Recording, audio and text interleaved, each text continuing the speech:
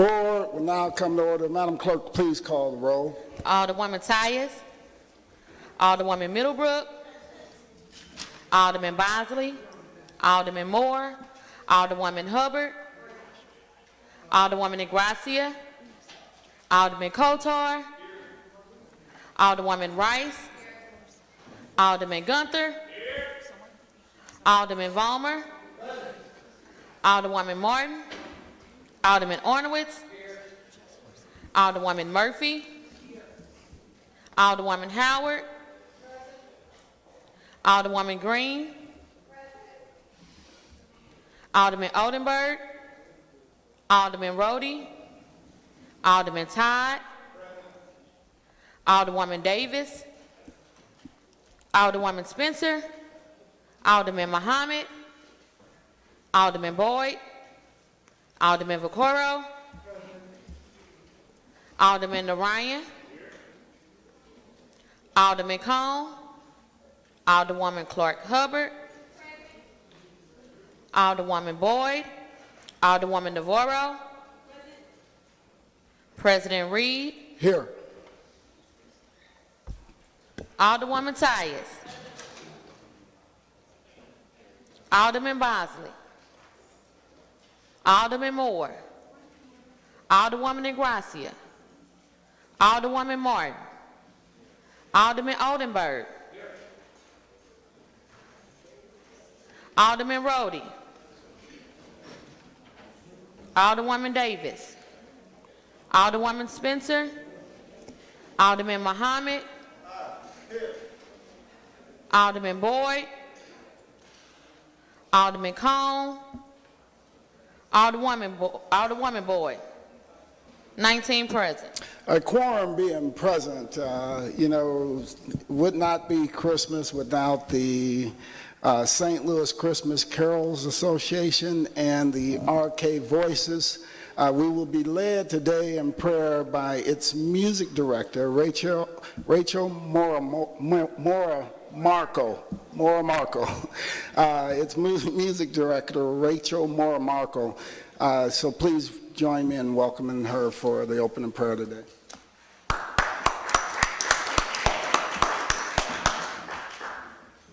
Jesus, unite my heart to your heart, my works to your works, my whole self to yourself.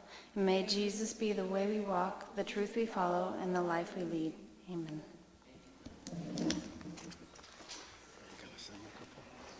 Yes. Now they will grace us with a couple songs.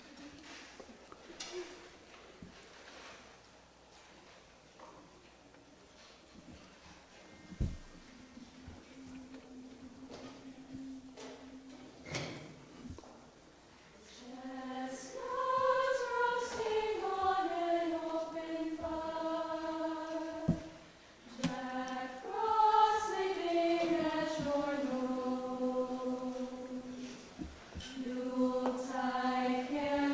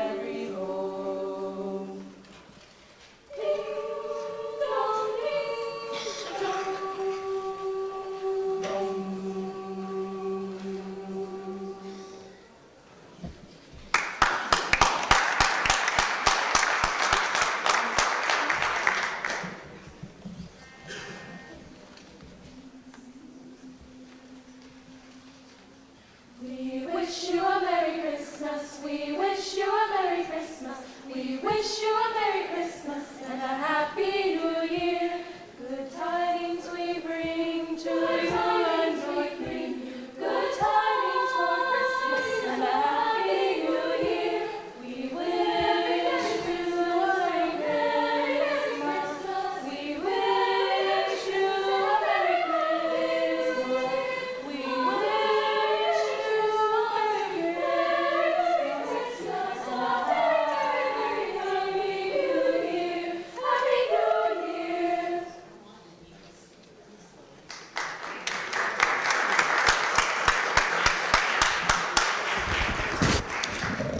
Let's give one more big round of applause to them. Rochelle, thank you for all your work, and for all the girls, thank you all. It was absolutely beautiful. There's a canister floating around where you can donate to them. Are there other ways that that we can? We are from Roddy High School. We're singing on behalf of the St. Louis Christmas Carols Association. Okay. They travel all around, and they also go to their website. Rochelle, Oh, I'm sorry. you need to say it. We are from Roddy High School, but we are singing today on behalf of the St. Louis Christmas Carols Association. You can find out more information from them on their website. Thank you. All right, thank you. What's the website? I'm sorry. Oh, that's okay. That's okay.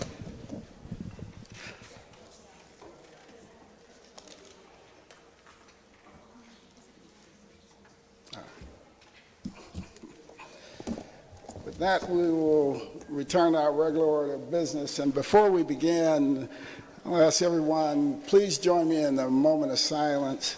Mary Caldwell, who lives in the 14th Ward, her husband Rich, after all the years they've been together, passed away. I know they were great friends of the Alderwoman from the 14th. So please join us in a moment of silence. This morning, his services are happening actually right now out at Jefferson Barracks. But please join me in a moment of silence for Rich.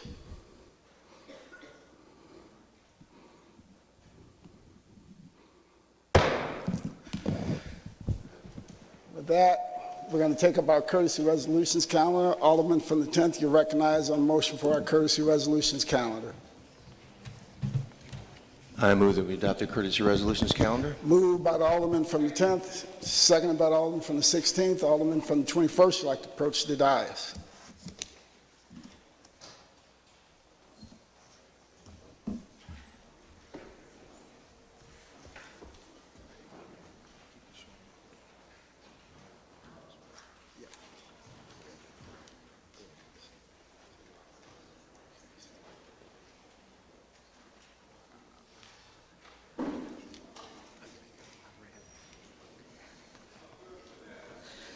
Thank you, Mr. President. Members of the board, I would like to recognize Ms. Jasmine McGee. Ms. Jasmine McGee is an undergraduate student at Harris-Stowe State University who, well, you know what? I'm not going to say it. I'm not going to read the resolution. I'm going to allow Ms. McGee, her family, and the staff at Harris-Stowe to tell you exactly what she accomplished. Ms. McGee, please come on.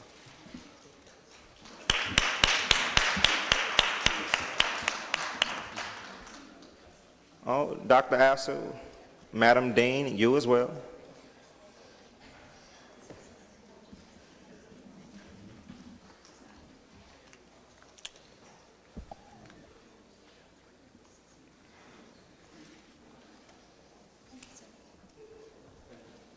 So I'm going to allow her to tell my distinguished colleagues of her great accomplishment that she achieved. Not only accomplishment for Harris-Stowe, which is our city's only historically black college, but also for the city of St. Louis. Ms. McGee. That's a big smile. Thank you. Thank you. Good morning. My name is Jasmine McGee, and I would like to thank you all, especially Alderman John Muhammad and the Board of Directors.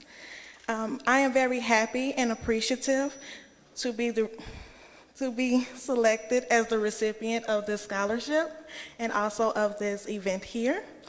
I am studying healthcare management at Harris Stowe State University, and I'm expected to graduate in the fall of 2020.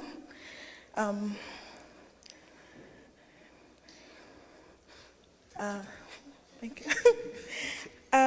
By awarding me this scholarship and this honorary resolution, it has lightened up my financial burden, which allows me to focus more on the most important aspect of school, which is learning.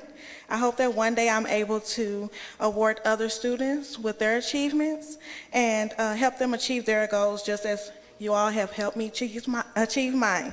Thank you.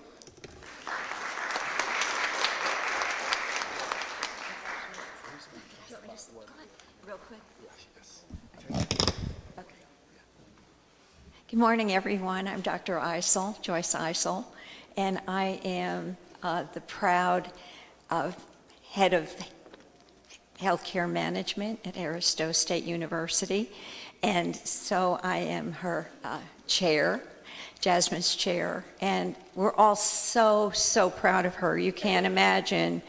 It takes a lot of courage for undergraduate students from an HBCU to go up against all the graduate schools in Missouri with the American College of Healthcare Executives. And her essay won over all the essays sent to the committee. And what that meant was that it's the first time Harris Stowe State University has won this because of Jasmine. And yes,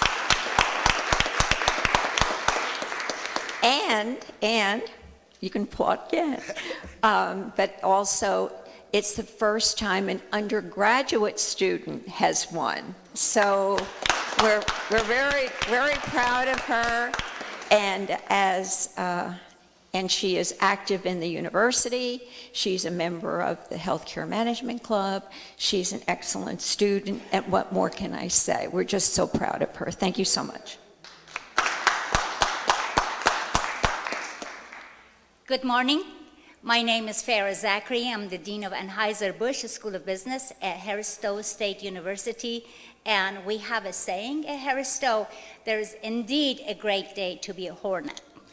And it is a great achievement for Harris Stowe and for the Anheuser-Busch School of Business. As Dr. Eisel said, this achievement doesn't come easy. There is a lot of work. And Jasmine proved that she is worthy of this award.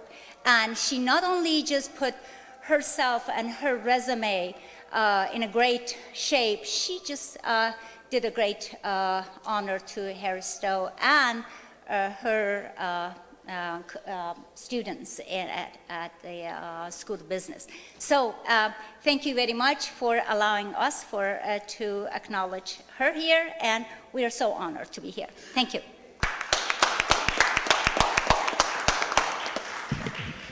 Any further discussion? Alderman from the 23rd. First off, congratulations, Jasmine, and thank you, John, for writing this. I would like to move or ask that we put this in bank, or at least add my name. It's been moved by the Alderman from 23rd that we move this in bank, seconded by the Alderman from 13th and the 19th and the 26th, 19th, 13th, and 26th, and the 5th. All in favor signify by saying aye. Aye. Opposed, motion carries. Madam Clerk, please create another copy of the resolution in bank. Any further discussion? Alderwoman from the 19th. Thank you, Mr. President and members of the board. So as I have watched you on campus, when I come to the many events, you always have a smile. You usually choose to be a greeter at events. And so I see you as I enter, but I do know that you have great potential and continue to glow and be positive. That takes you a long way. Thank you. Any further discussion? Any further discussion? Also want to just thank and also congratulate Jasmine's mother and grandmother who's over here. Let's give them a big round of applause and thank you. for a job well done. You know, I'm a father of 4, so I understand, and I was one of 9 kids in a big family, so I understand how difficult it is to keep a child on the right path so that they turn out like this, where they're putting an entire college on the map in this case. So I am just so thankful for the work that you've done, Jasmine, and for the leadership at Harris Stowe and Anheuser-Busch. It has made a big difference, and you can see the results standing right here before you. So let's give them a big congratulations also. And you ready for me to talk? Yeah. And Jasmine, I want you to understand what this resolution is. This resolution is the highest honor the board has to give any organization or individual. And what we're doing here today is that we're committing your name to the permanent records of the city of St. Louis, and it's an official act of the board. So 100, 200 years from now, people will be able to read about your contributions and what you've achieved here today. And I'm so honored to share this dais with you and congratulate you on the job well done and encourage you to keep up the work and continue to shine in everything that you do. Let's give Jasmine a big round of applause.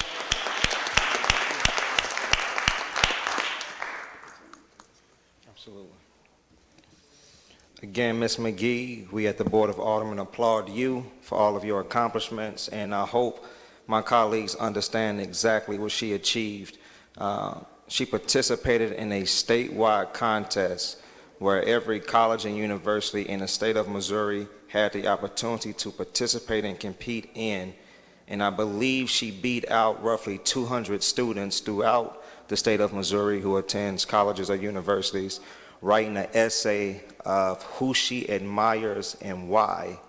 And I know at first it was a question that she struggled with growing up, and she wrote her essay, and these essays were chosen by a committee of people, and she wrote an essay on somebody who I admire and someone who I consider my teacher and leader, the Honorable Minister Louis Farrakhan. And she wrote about his adversity, his struggle, and his personal commitment and dedication to seeing the upliftment of people in America and abroad. And that essay won out of 200 and something students throughout the state of Missouri. And it happened right here in the city of St. Louis, right at Harris Stowe State University. And most of us know people from our communities, young people from our wards, especially young black men and women, they don't get accepted into colleges and universities. When they apply to SLU, they don't get it. When they apply to UMSU, they don't get it. But when they apply to Harris Stowe State University, they get that second chance, they get that opportunity. So that is a trusted and valued asset here in the city of St. Louis, because there is no other university that gives out second chances to the people that need it the most. And these are the people that come from our wards that we have the pleasure and honor to represent. So thank you, Ms. McGee. Thank you, Dean and Doctor, for all that you do at Harris Stowe State University. And I am honored to be here with you. And it is my honor to present to you this resolution, which, as the President said, permanently seals your name in the records of the city of St. Louis.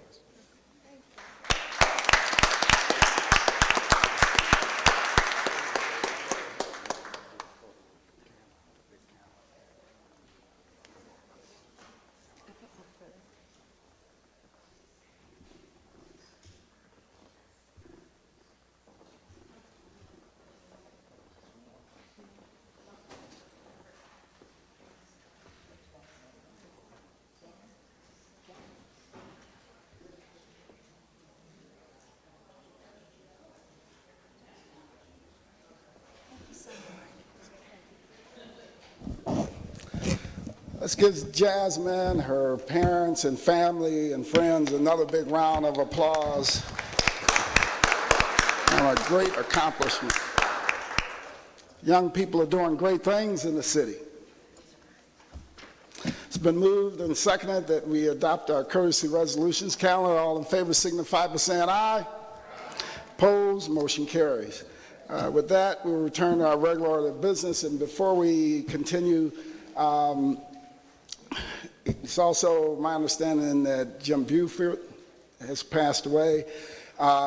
Jim was the former head of the Urban League and did just a tremendous job of building it. I don't know if Alderwoman Davis wants to have a couple comments and bring forth a request for a moment of silence. Thank you, Mr. President, members of the board. I'm going to say Honorable Jim Buford, James Buford, because he distinguished himself above many, and he was a person who stood for principle. He made sure that people understood no matter what position he had, he was there for those who probably couldn't get the platform to speak for themselves, who didn't have the means to always even have a substandard quality of life. And so he chose to stay in that position. You know, he could have been a president or VP of any major corporation if he wanted to. But he chose to stay in that position and grow that organization so that this urban league in the city of St. Louis is the largest urban league in the entire nation. And also, they are ranked as a 5-star organization, and Jim Buford is the one who got that for us. Wow. And it has been maintained by him and now by Michael McMillan, who actually learned everything that he knew from him by being a member of the Urban League since he was 16 years old. So Jim has groomed folks. He had done so many positive things and stood with those when they were protesting. And so there's just too much to say right now. But I did want to let people know that in a few days they will share with you the arrangements. And he's a resident of the 28th Ward. He has been, to all of us, a mentor on some level, and most especially helping us with the school district and many other things. So I want to send my condolences to his wife and his family, and just know that he will be missed. And leaders all over this country are sending their messages as well. Thank you. All right, thank you. Alderman from the 1st. Mr. President, members of the board, I'd like to add my voice and those of the residents of the 1st Ward to sending the condolences to the family of Jim Buford. So he was one of those black Republicans, and it's a real good reason that we should work both sides of the aisle, because Jim Buford used his position as a black Republican to advocate for people that didn't have the strength or the position that he had. So it made no difference to him about party politics when it came to advocating for African Americans or for white people that needed help. He also was one of the people that moved from the county into the city. For years he lived in the county, and then he moved into the city, into the 28th Ward. I didn't know him until I got elected back in '91. I got to know him, I got to work with him. I've always found him to be a gentleman, an advocate, very knowledgeable. If you talk to him about things, he knew about almost any subject. He could have a very good informed conversation, and he could disagree with you without being disagreeable. It's something we've lost in the art of politics these days. He was a great man. He will be sorely missed. I always called him Mr. Buford, and he would always say, Sharon, call me Jim, but I could never bring myself to. I had such respect for him that he was Mr. Buford. It was no disrespect. It was just my admiration for him and what he did and how he took the Urban League in St. Louis and made it a national organization to be admired, and that he was not afraid to mentor other people, because all of us are going to leave here one day, and it's great that he was able to mentor one of our former members, and now he's taken the realms. And my challenge to Mr. Michael McMillan is that he not only live up to Jim Buford, and Jim Buford would say this, but that he also surpasses him in doing the great things that he can with the Urban League. And again, I want to give my deepest sympathy to his wife and his family. All right, thank you. So I'll ask everyone in the chambers and the galleries who's able to stand, please rise and join me in a moment of silence for the Honorable Mr. Jim Buford.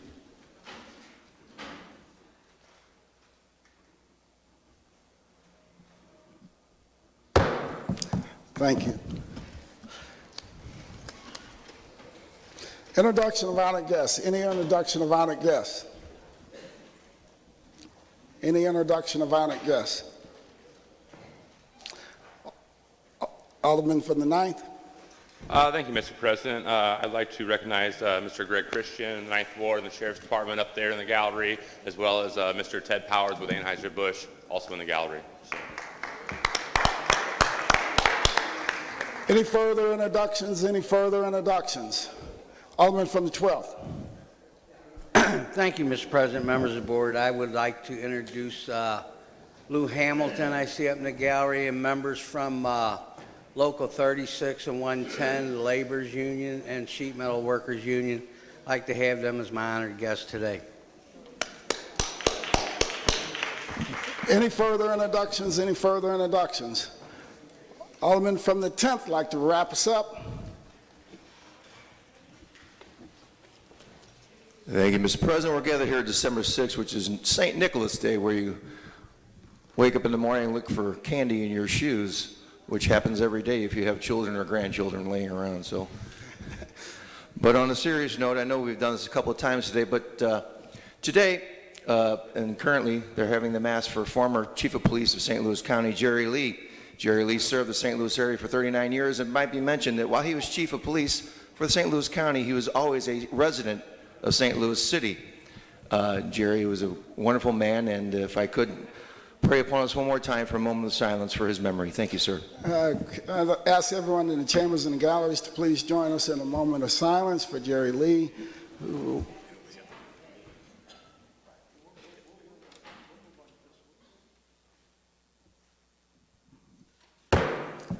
thank you, Alderman from the 10th, and we will miss Jerry. Approval of the minutes. Approval of the minutes, November 22nd, 2019. Alderman from the 10th, you recognize on approval of the minutes. Thank you, Mr. President. Members of the board, I request approval for minutes from the meeting of November 22nd. It's been moved by the Alderman from the 10th, seconded by the Alderman from the 14th. Any discussion? All in favor signify by saying aye. Opposed, motion carries. Report of city officials. Report of city officials can be found in A, B, and C of the agenda and has been placed in the aldermen's mailboxes. We will dispense with line item 7. Would anyone like to take any bills off of any of our informal calendars? Alderwoman from the 6th. Thank you, Mr. President. I'd like to move Board Bill 152 off the informal calendar. Madam Clerk, please make note of that. Board Bill 152. Would you like it on the regular perfection calendar or please put Board Bill 152 on the perfection calendar. On the regular perfection calendar. Alderwoman from the 28th. I'd like to move Board Bill 146 from the informal to perfection consent.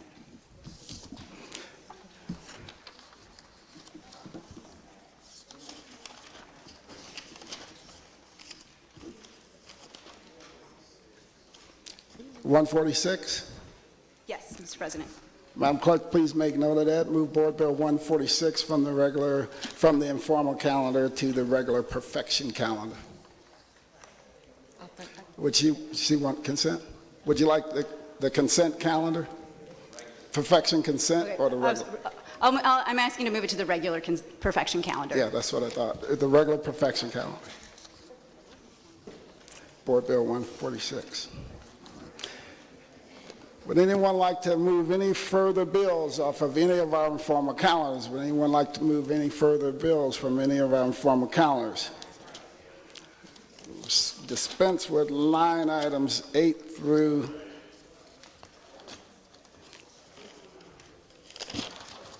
10, first reading of board bills.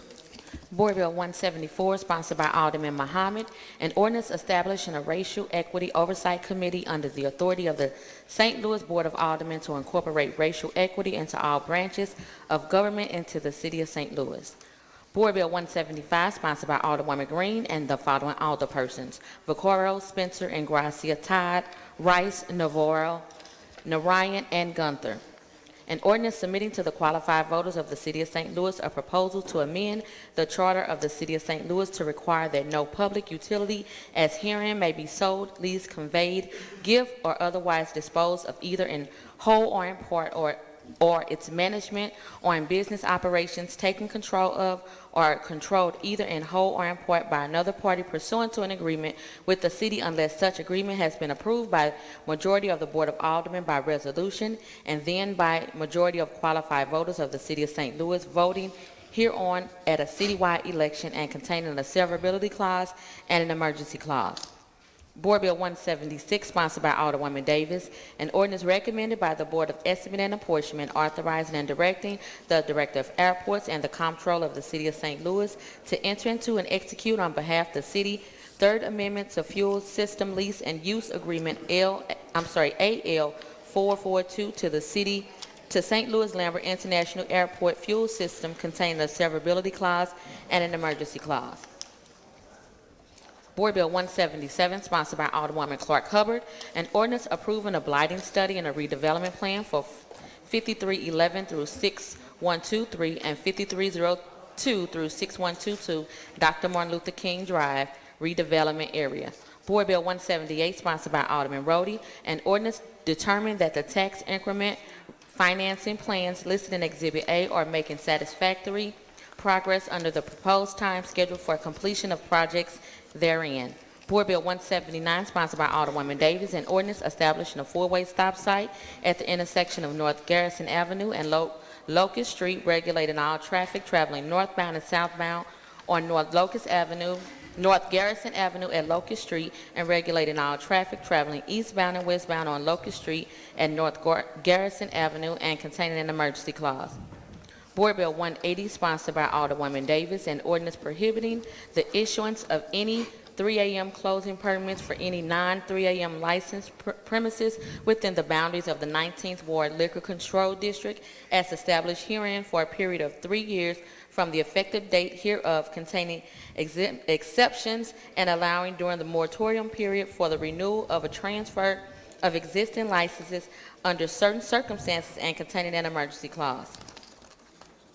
Board Bill 181, sponsored by Alderwoman Davis, an ordinance repealing Ordinance 70445 and in lieu thereof enacting a new ordinance prohibiting the issuance of any packaged or drink liquor licenses for any currently non-licensed premises within the boundaries of the 19th Ward Liquor Control District as established herein for a period of 3 years from the effective date hereof, containing exceptions and allowing during the moratorium period for the transfer of existing licenses under certain circumstances, the issuance of a drink license to nonprofit corporations at currently non-licensed premises, the issuance of drink license to persons operating a restaurant at a previously non-licensed premises, and the issuance of liquor licenses in a specifically defined area and containing an emergency clause. That is extent of first reading of board bills. Reference to committee. To the Intergovernmental Affairs Committee, Board Bill 174. To the Public Utilities Committee, Board Bill 175. To Transportation and Commerce Committee, Board Bill 176. To HUDZ Committee, Board Bill 177 and 178. To the Streets Committee, Board Bill 179. And to Public Safety, Board Bill 180 and 181. That is the extent of reference to committee.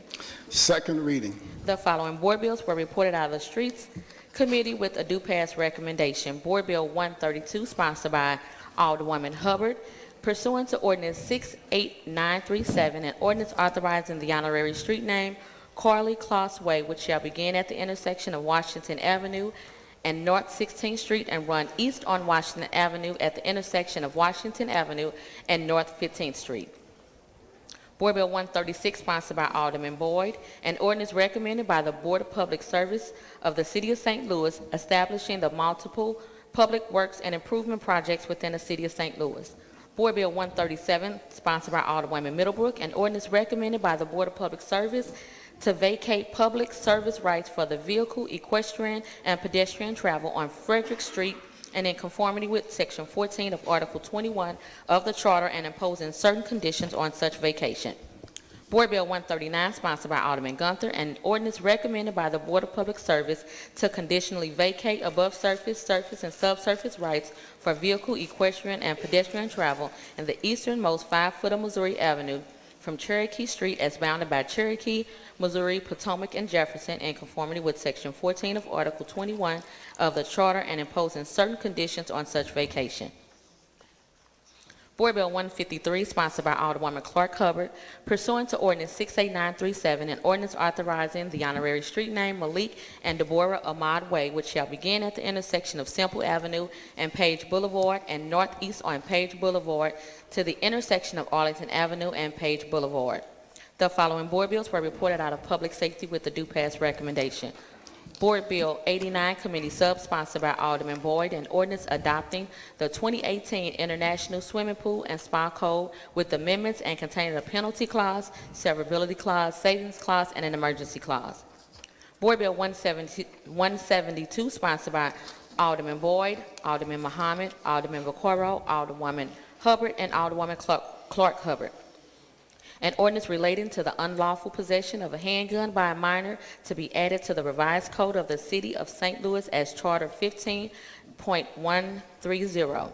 That is the extent of second reading report of standing committees. We dispense with line item 14, and at the request of the Alderwoman from the 8th, please move Board Bills 155, 157, 158, and 159 to the regular perfection calendar from the perfection consent calendar. Again, that's 155, 157, 158, and 159 from the perfection consent calendar to the regular perfection calendar.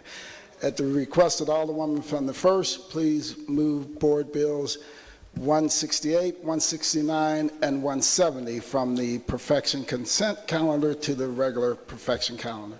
Again, that's 168, 169, and 170.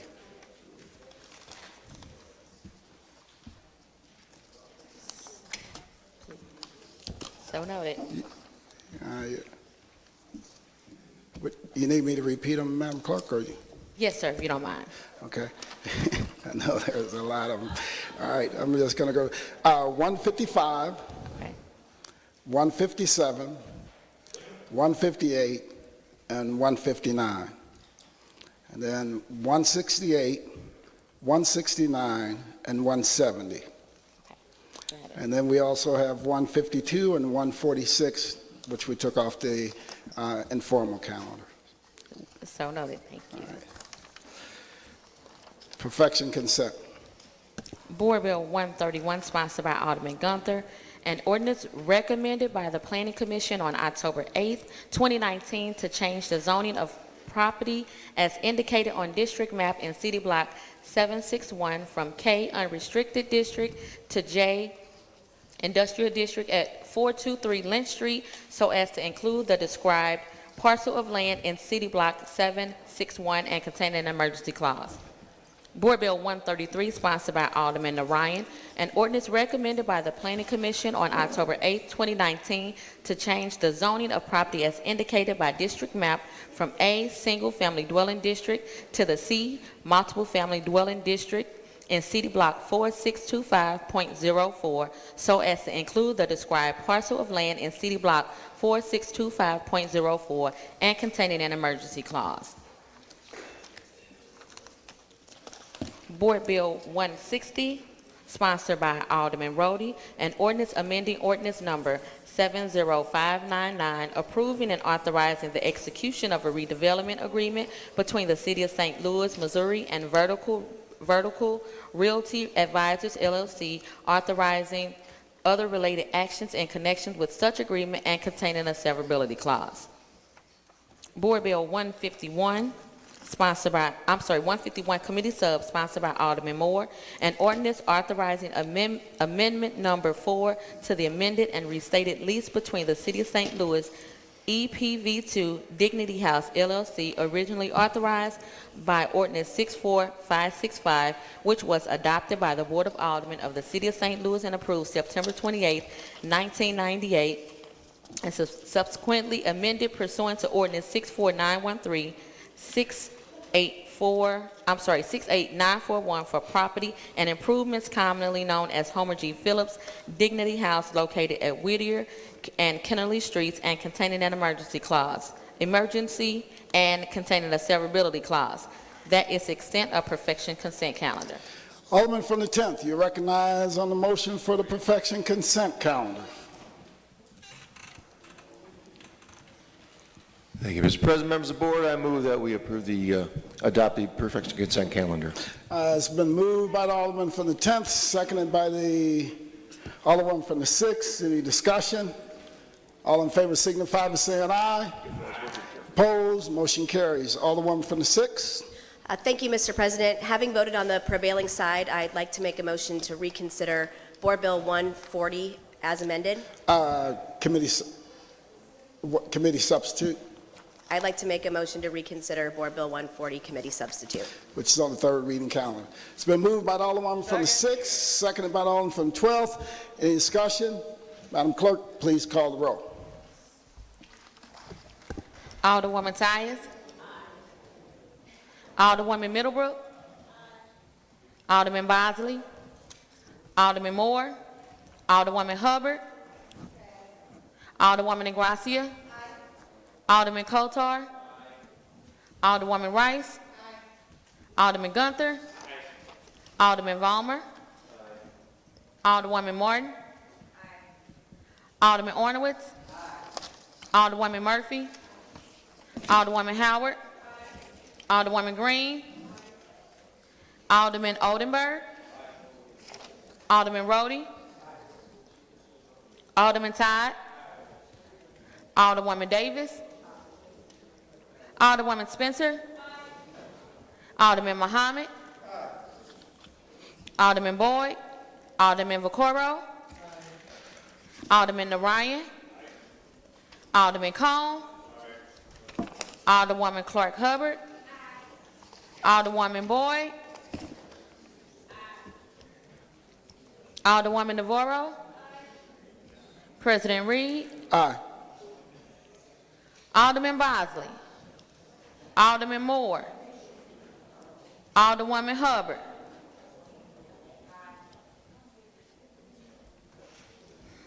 Alderman Boyd. 26 aye votes.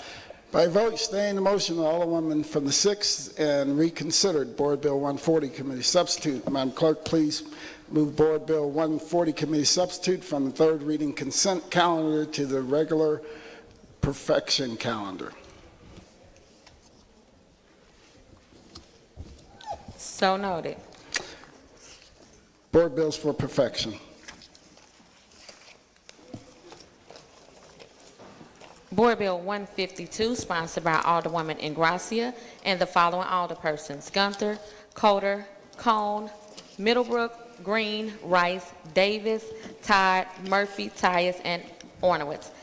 An ordinance prohibiting medical and mental health care providers from providing conversion therapy, also known as reparative therapy, ex-gay therapy, and sexual orientation and gender identity change efforts to a minor, regardless of whether the provider receives compensation in exchange for such services, and providing penalties for the violation of said prohibition, and authorizing the director of the health department to receive, investigate, and refer to the city's 6th BB counselor for prosecution in a municipal court complaints of alleged violations of the provisions of this ordinance and containing an emergency clause.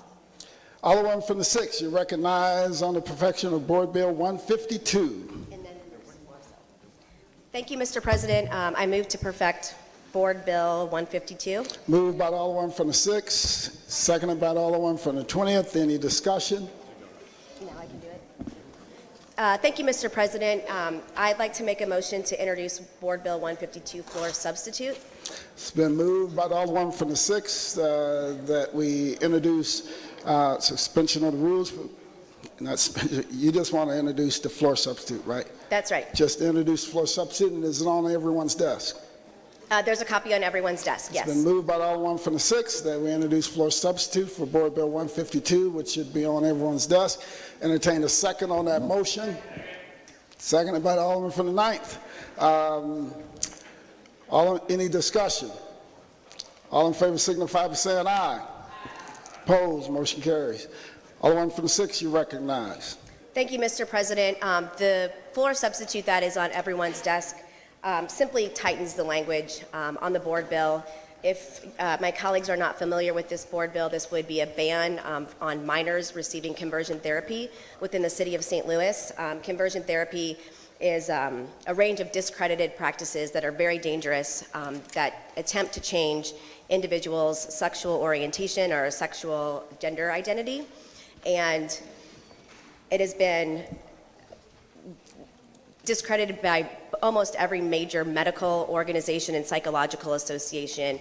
The dangers include suicidal ideation, suicide itself, and a range of very alarming and concerning mental health issues. And I'm happy to take questions if colleagues have them on the changes, and appreciate the number of colleagues I have that are supportive and co-sponsoring this bill. All right, any further discussion? Any further discussion? Alderman from the 19th. Thank you, Mr. President, members of the board. I'd rise just to simply have a statement that I think needs to be heard. I am going to vote for the bill because I know of some of the horrendous things that have taken place with young people, most especially. But I've received a lot of emails and some phone calls, and I just want to make a statement for those who suggest that this bill is out of order and that parents should be the sole one to make a decision on behalf of their child. That part is absolutely true, and the law protects a parent and a minor relationship. And I refer to the many attorneys that are on the floor. A parent is not going to have a problem in doing what is working with their child, because we have advocacy in the courts for the children. There's a process that they can go through, and the child is protected if the parent is being irrational. And so we need to have something in place, if nothing else, but to allow an investigative process to take place to protect those who are being abused. And so for those of you who have sent me all those emails and stuff, know that there are many other things in place. The law still protects those when they need it, and most especially minor children. Thank you. All right. Any further discussion? Alderwoman from the 1st.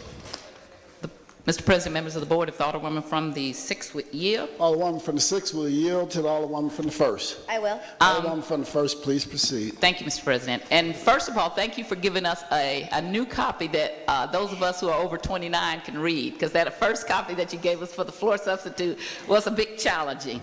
To the point that the Alderwoman from the 19th made about there being a process, if we go to page 5 of 6, section 4 complaints, if a parent felt like that they were aggrieved by aggrieved, could they file the written complaint, or who files the written complaint? Absolutely. Anyone is able to file a complaint through the health department, and the health department is charged with undertaking an investigation and referring anything of concern to the city councilor's office. And although a parent has their rights to their children, this is a real touchy subject for me. I got really emotional in committee about it. When people are trying to decide to change the basis of who you are, and you are a minor, then you also need some protection too. Is that what this bill goes to? Absolutely, and I think it's in line with a lot of other things that we do to put in place to protect children as well. Parents have a unique relationship legally with their children, but they are required to go to school. Immunizations are typically required to attend most schools, and a wide variety of other protections that the government puts in place. And our ordinance only applies to here in the city of St. Louis, not the entire state of Missouri or even to the county. Is that correct? This only addresses the issue in the city of St. Louis, but it falls in line with similar legislation in Columbia and Kansas City, Missouri. So for those who are heck bent on converting their children, they could still seek out these, which I believe are archaic decisions some other place. Is that correct? We in the city just are taking the position that if a child is gay, love your child, get over it, and let them live their life, right? That's correct. And I guess my hope would be with this legislation, it sends a strong message to our state legislature, similarly to our actions with same-sex marriage a number of years ago, that we think much differently here in the city of St. Louis and want to make sure that the children here grow up accepted and for who they are. And to your point about same-sex marriage, it went all the way up to the Supreme Court, who said, which should have said many years ago, that same-sex marriage was legal. Thank you. And I thought I asked for my name, but... You should be a co-sponsor on this bill. Okay, thank you very much. Thank you, Mr. President. All right, thank you. Any further discussion? Alderman from the 25th. I want to rise in support of the bill. I also was a co-sponsor of this. I think I was the first co-sponsor of the board bill, so I'm not sure why my name isn't added on this. This seems to be a continuing issue with board bills lately, that co-sponsors have not been added and listed as such. So I want to make note. Madam Clerk, please make note of that. Madam Clerk, please make note of that. The Alderman from the 25th. It's not on the floor, so it's not. Okay. All right. So, you know, this has been a practice that I've been familiar with most of my life. This is a practice that's rooted in bigotry. It's rooted in homophobia, and it does irreparable harm to individuals. You know, as a young person, not quite out to myself, it was a fear of mine, actually, that my family, who were very conservative, not my immediate family, but my extended family, would not be welcoming of me and would try and influence my mother to send me to a conversion camp. And so this type of therapy is absolutely deplorable. It's harmful. And it's been discredited by not only psychiatric associations, but also recently the American Medical Association came out opposed to conversion therapy. So I rise in support of this bill. It's important. You know, I also want to note, like, this does not happen regularly in the city of St. Louis, but it is something that I believe as a city we should take a stand on and promote the health and well-being of every child in the city of St. Louis. Thank you. All right, thank you. Any further? Alderman from the 24th.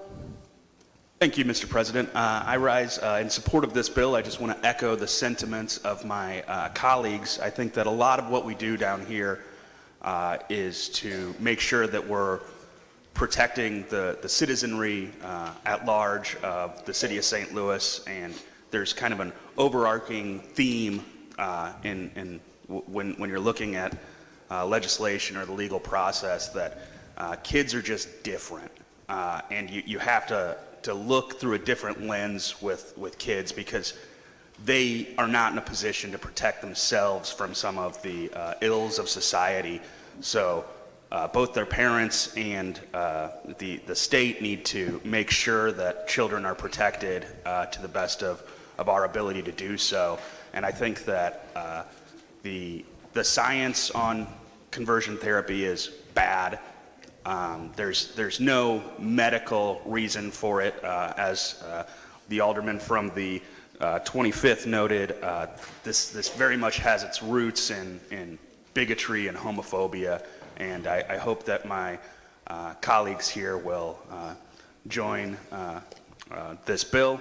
And I also had requested to be a co-sponsor on this, so if you could please add my name to it as well. And I have nothing further other than I would encourage you all to vote in support of this bill. All right, thank you. And to the alderman from the 25th, if you look at the original bill, the one that's on the informal calendar, your name is on there as a co-sponsor. We need to just notify the attorney that when he's creating the floor substitute, to assure that the names are actually on the floor substitute also, as they should be. So I will make note of that and send a letter to our attorney to assure that when he's creating these floor substitutes for everyone, that he keeps all of the original names that were on the original bill. Alderman from the 28th. Thank you, Mr. President. I also rise in support of this bill and would like to be added as a co-sponsor. Madam Clerk, please make note of that. And also make note of the alderman from the 24th's request. So noted. Alderman from the 3rd. Thank you, Mr. President, members of the board. I appreciate the alderwoman bringing this bill forward. One of the hardest jobs that we have in the board is trying to create laws for thousands of people with different perspectives on life and different understandings of reality in general. So with that, we are tasked with the hard job of creating laws that are specifically tailored towards the individuals that we represent and the thousands of people who may think like us or who may have different views on things the way that we do as the representatives of the city of St. Louis. So I say all that to say, don't want to be disrespectful to anyone. I respect everybody in the room. Certainly respect everybody's opinion. We all are and have been elected by the people that we represent, and everybody's opinion is completely appreciated and taken seriously. I may be the only person in the room who could possibly be in opposition to this bill. I did vote it out of committee, if I remember correctly, because I'm 100% in support of the entire board being able to voice their opinion on particular things, because it's not just myself who has an opinion on this particular piece of legislation. I think we all need to ensure that we say what it is on our minds and hearts, especially when it's dealing with kids, children, because those are the individuals that we are building the city up to take from us at some point in time and keep going what it is that we've created. As a parent, and as I was a young parent, unfortunately, I had my first child at 15 years old. My parents did everything they could to keep those things from happening to me, from not having children at an early age. If you are a parent, or any person in this room is a parent, you know how hard it is to get your children to listen to everything you say when they are outside of your glance or your view. Children are always rebellious by nature. Human beings are in general. So when it comes down to parents, I think, having complete control over their children, the children that they've seen grow up from seeds to young toddlers to young teenagers, nobody knows their children better than the parents.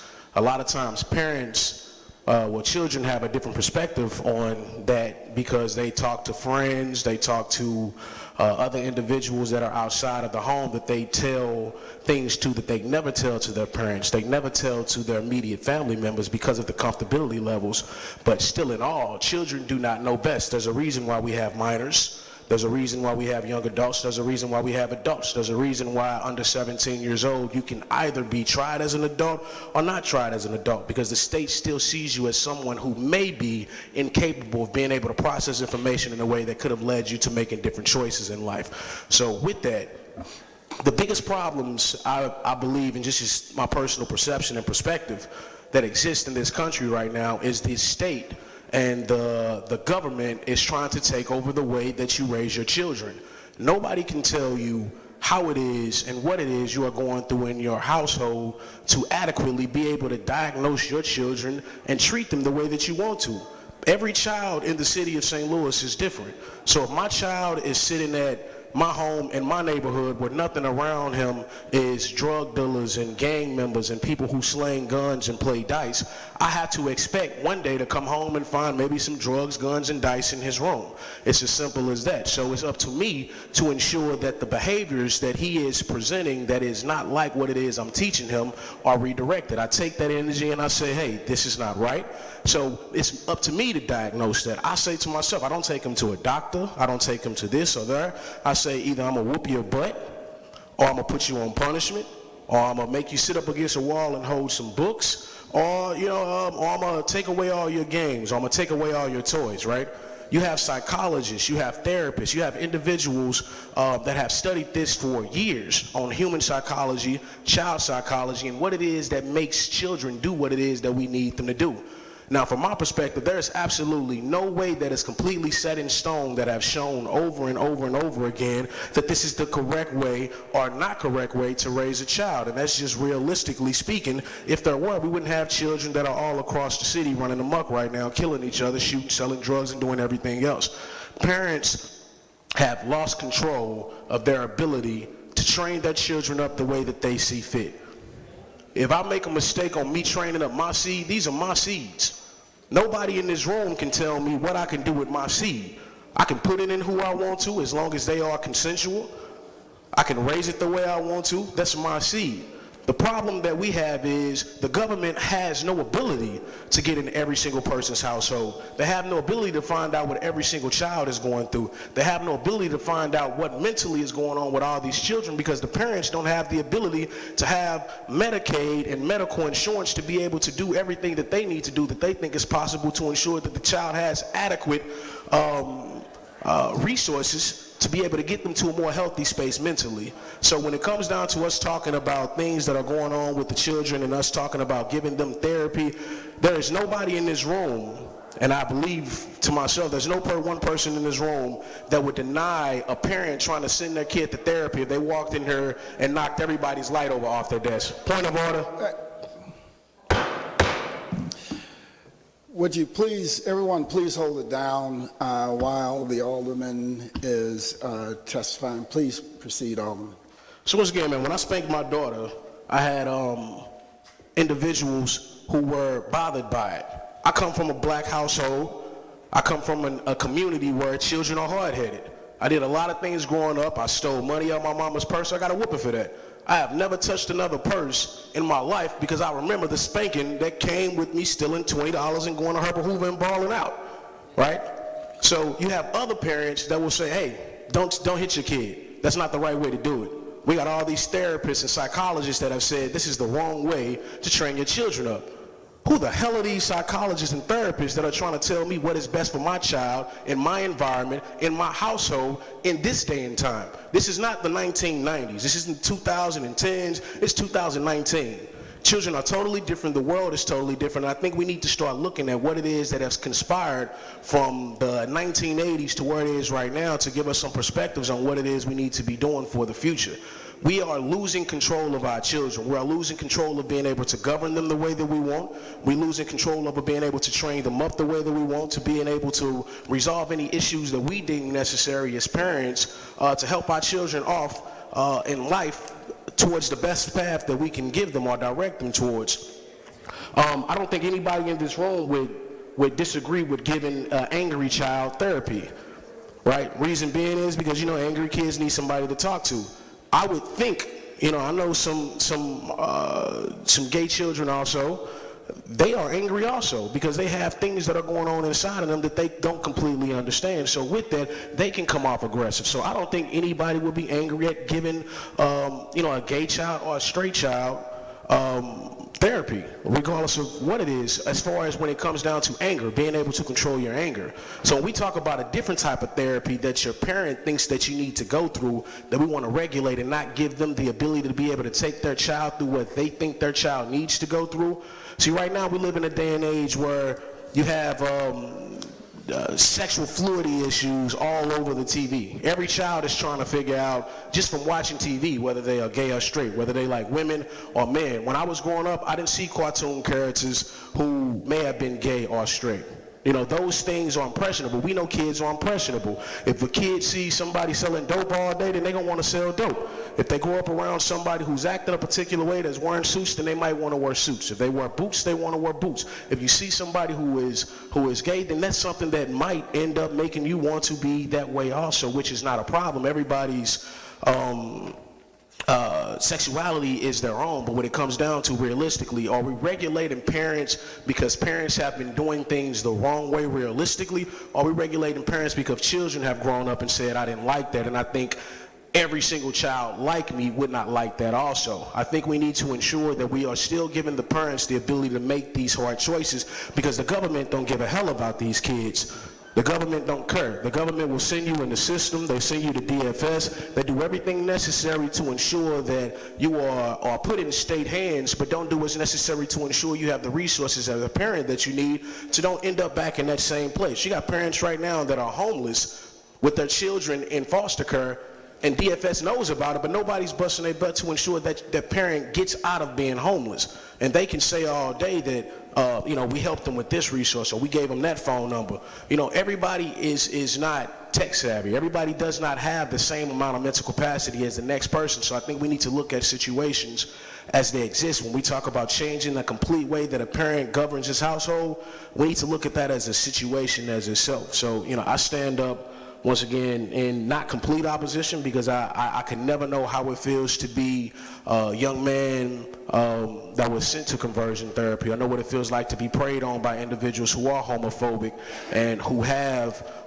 such a hatred in their heart for people who are not like them. And that is not what I'm in opposition of. Any individual like that, I'm in total disagreement with. But when it comes down to any parent having the complete control over their kids and being able to govern their household, the government needs to stay the hell out of our houses. They need to stay away from what it is that we do to our children, unless things get to a point like, the alderman said, that things have been done in the incorrect way. But that's also on the children and the family members around. Like we said, take a village to raise the children. If you know a child is being treated disrespectfully, or a child is being pushed into a type of therapy that could be mentally damaged or physically harming to them, then it's up to all of us to say something about that, not just the parent. Just like we have mandatory reporters or mandated reporters, we all have to look at what it is that we see and say something about that. But as far as continually taking rights away from the parents to do what they think is necessary for the children that they bore, that came out of their bodies, I think that's just the wrong way to do things. So once again, I stand in opposition only to the thought of parents not being able to do what it is they think is best for their children, not the parents who are doing the wrong thing for their children or thinking about self. When you're thinking about you don't want a gay kid, so that's different. But if you see your child being conflicted, if you see that your child is not been like this since he was 2 years old and he's 10 now, and there may be some interesting things going on in his mind as a change, I don't understand what's the problem with having some therapy to find out what it is that he may or may not be going through, just like you have teenagers that are going through sexual changes on a regular basis who are heterosexual, that argue with us, fight with us, want to fight your mama, fight your daddy, all because they have hormonal imbalances that are going on. So I think the same thing should exist. When we are talking about whether you're gay or straight, these are children that we're talking about, regardless of what their sexual orientation is. As a child, you are already mentally deemed by the state of being a minor, an individual who cannot think completely for themselves. So I think those same things should exist. When you're talking about any form of changes from the parent being the actual king of the household or the leader of the household, we're continually making it easier for the government to be that lead. And I think that is something that will haunt us 10 years from now or 15 or 20 years from now. If you do something that makes your child resent you, then that's on you. You have to figure out a way to get your child back. You have to figure out a way to make your child feel comfortable around you, to give them that love they feel like they lost when you felt like you were trying to love on them, to change their perspective on what it is that they were doing. So once again, I think we need to, of course, take everybody's opinion where it is, but I feel like if there are parents who think they are doing the right thing by ensuring their child has every resource they need, whether they want to send them to therapy or to camp or this, as long as there is nothing harmful going on to that child physically or mentally. Please state your point of order, Alderman. Mr. President, the distinguishment that is being made here between conversion therapy, which is a program that systemically, the alderman is confusing therapy with. You will be able to debate that when you have a minute to comment on it. Okay. He is still within the subject matter. Please proceed, Alderman. Thank you. Well, like I said, I mean no disrespect at all. So that's definitely not the intent. But when you say conversion therapy and you say therapy at the end of anything, it's just like saying physical therapy. Of course it's not the same, but it's therapy nonetheless. That last word still stands, and it still has a definition that does not change. The first word can change the type of therapy that it is, but as far as it being therapy in general, I don't 100% know just like I said, I don't 100% know the negatives about conversion therapy. I have looked it up. I have read some very terrible things But I also know that just like you can read about the black community or in general that we are dangerous people, people get killed, everybody not getting shot. Just like everybody not a drug dealer, just like everybody who does conversion therapy, I'm sure is not a terrible individual or doing things in a wrong way because they are homophobic. And I'm just, once again, that's just my perspective on things. I'm not trying to change anybody's mind. I just wanted to stand up because I've gotten emails also, and aside from that, I have my own opinion on things, which we all do. So, thank you. All right, thank you. Any further discussion? Any further discussion? Alderman from the 25th. Thank you, Mr. President. I realize that there are members that are standing that have not spoken for the first time, so I appreciate them deferring to me.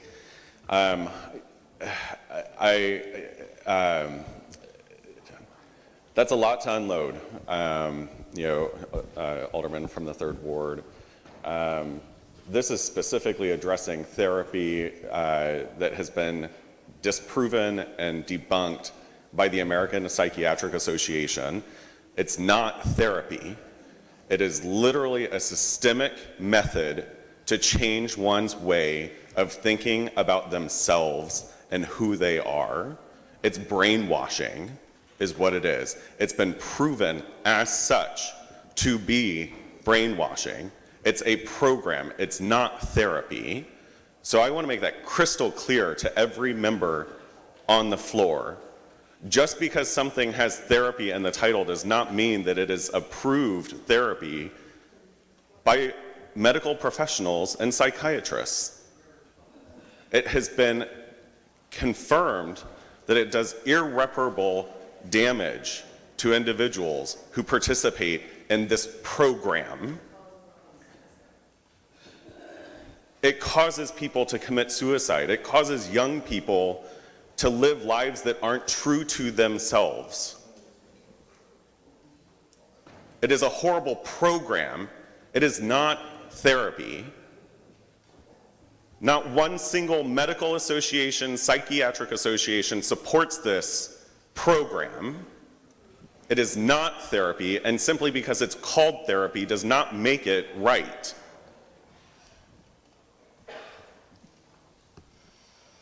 There were a lot of comparisons thrown out in that speech that you just gave, whether or not, comparing a young gay LGBT person to a kid that's, committing a life of crime. There's absolutely no comparison there. That in and of itself says that I choose a life to be gay. I didn't choose to be gay.